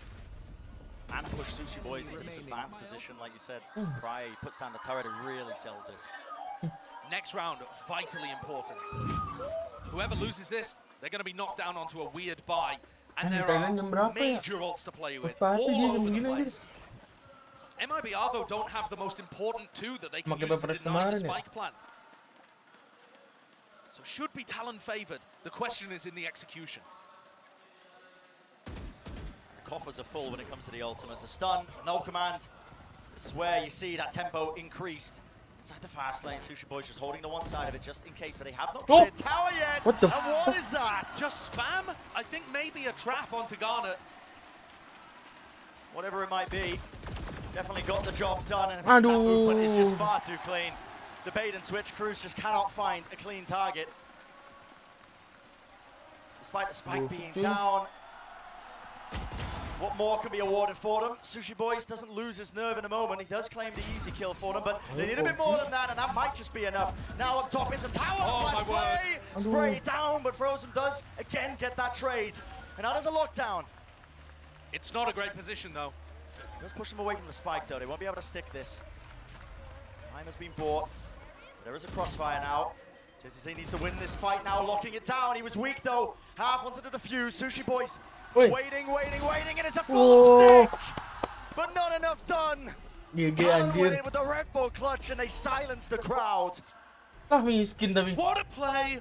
What a clutch by Sushi Boys! The timing could not have been more perfect. That is some fresh fish in the clutch. That is fresh. Trap. I've also got to give credit there, really, to you see how those first two kills happened from RGL. And FRZ did a great job. He's playing on the opposite side to his trap wires, so he doesn't get caught by Fox's ult. So the defensive game plan there really did work from MIBR. But look at the reaction from Suka. I mean, slipped away. What a heartbreaker. What a big play from Sushi Boys. And Josh, you said it, such an important round to win prior, because look at this economy now from MIBR. They have rounds to work with in terms of just having that bit of buffer. The fault line, this is a very risky play, but why not take risks when the weaponry is this bad? Okay, Util is going to be used now. That's that discipline from Talon, making sure that they do deal with heat. And Heat is alone isolated so much more than Garnet is. Whether it's his decision making or not being on the same page as his team, I feel like Garnet's always got his team tight, filling that space. And Heat tends to challenge alone a little bit more, a bit more of a loose cannon.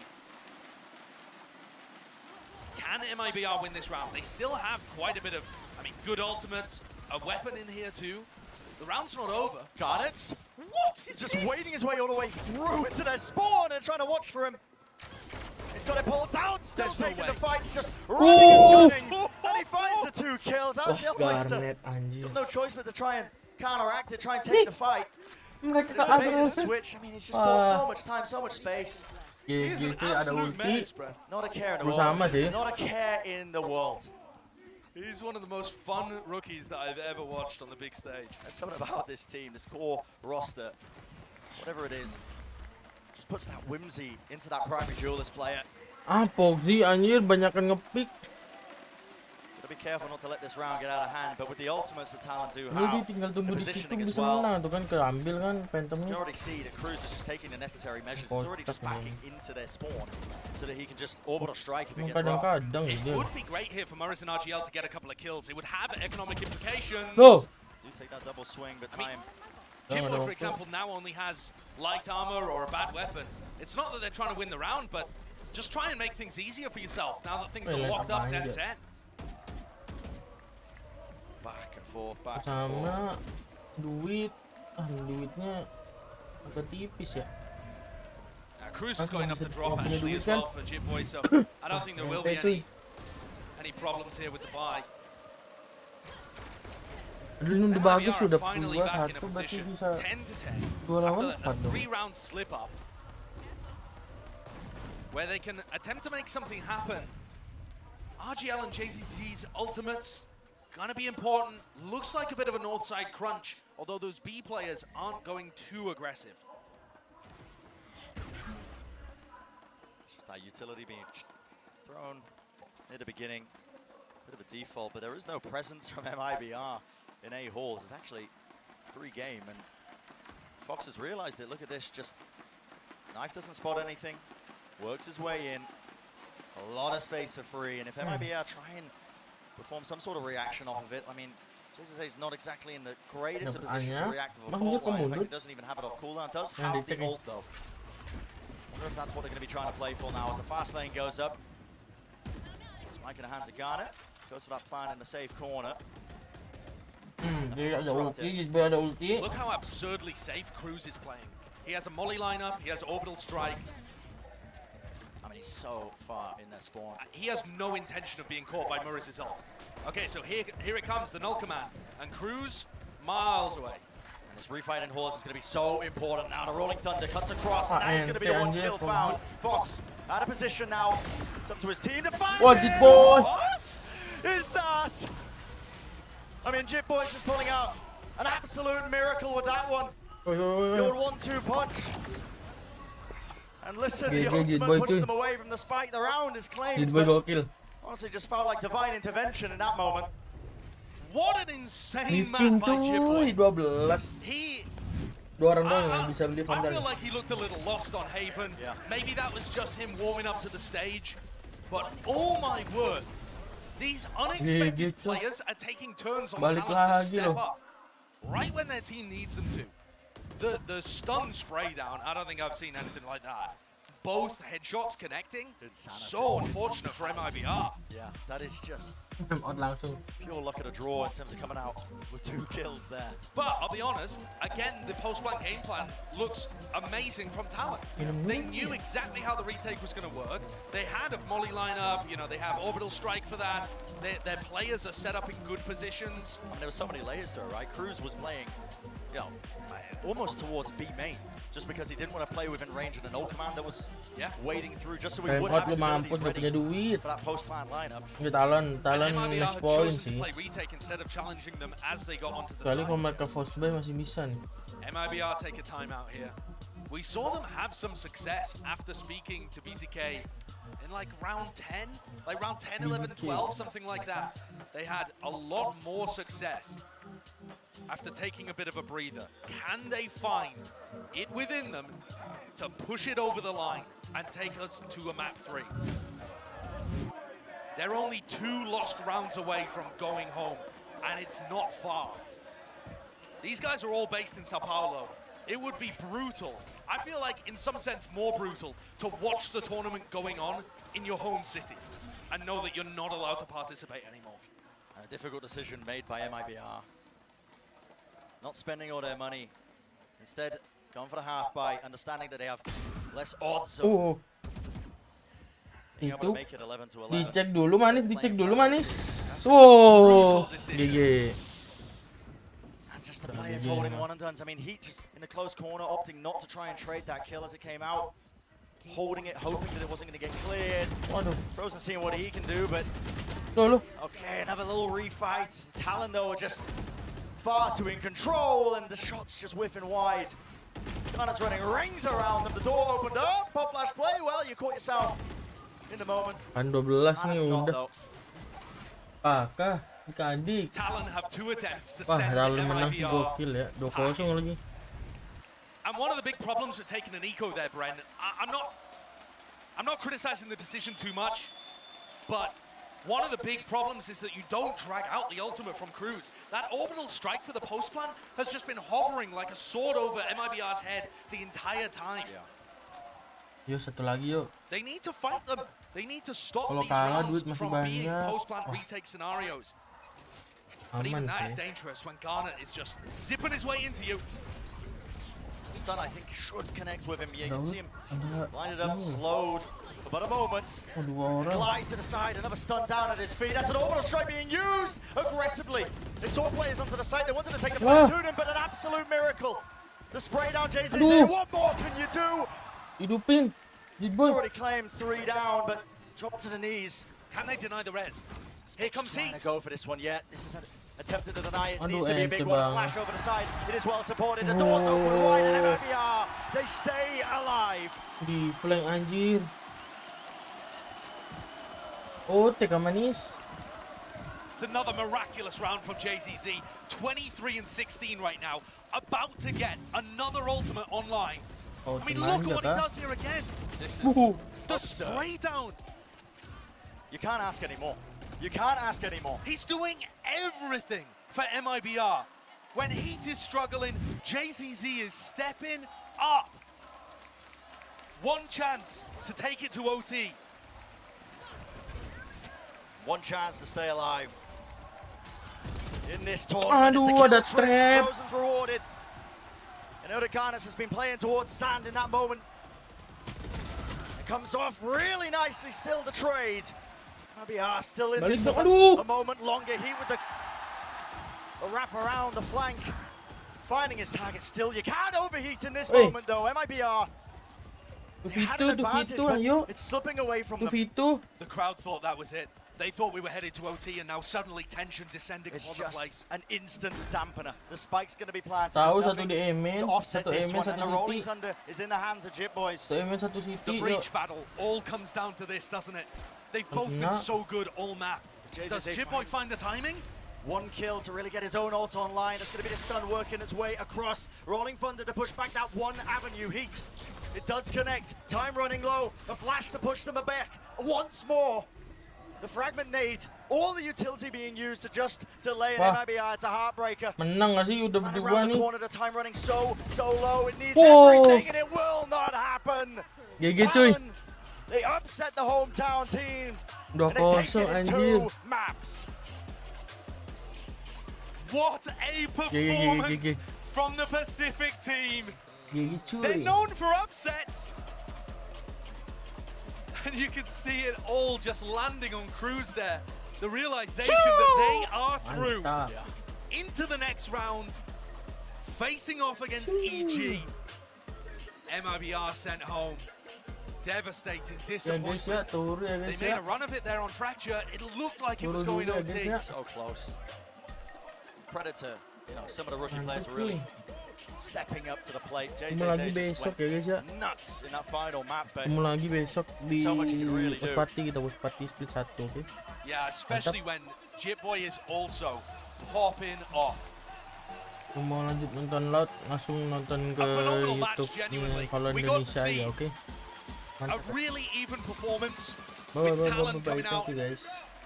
Impressive as all. GG. I was impressed by their game plan. I was impressed by the individual ability. I loved the way that they were setting things up. And Garnet too. Garnet and Jip Boy actually, considering how Jip Boy plays.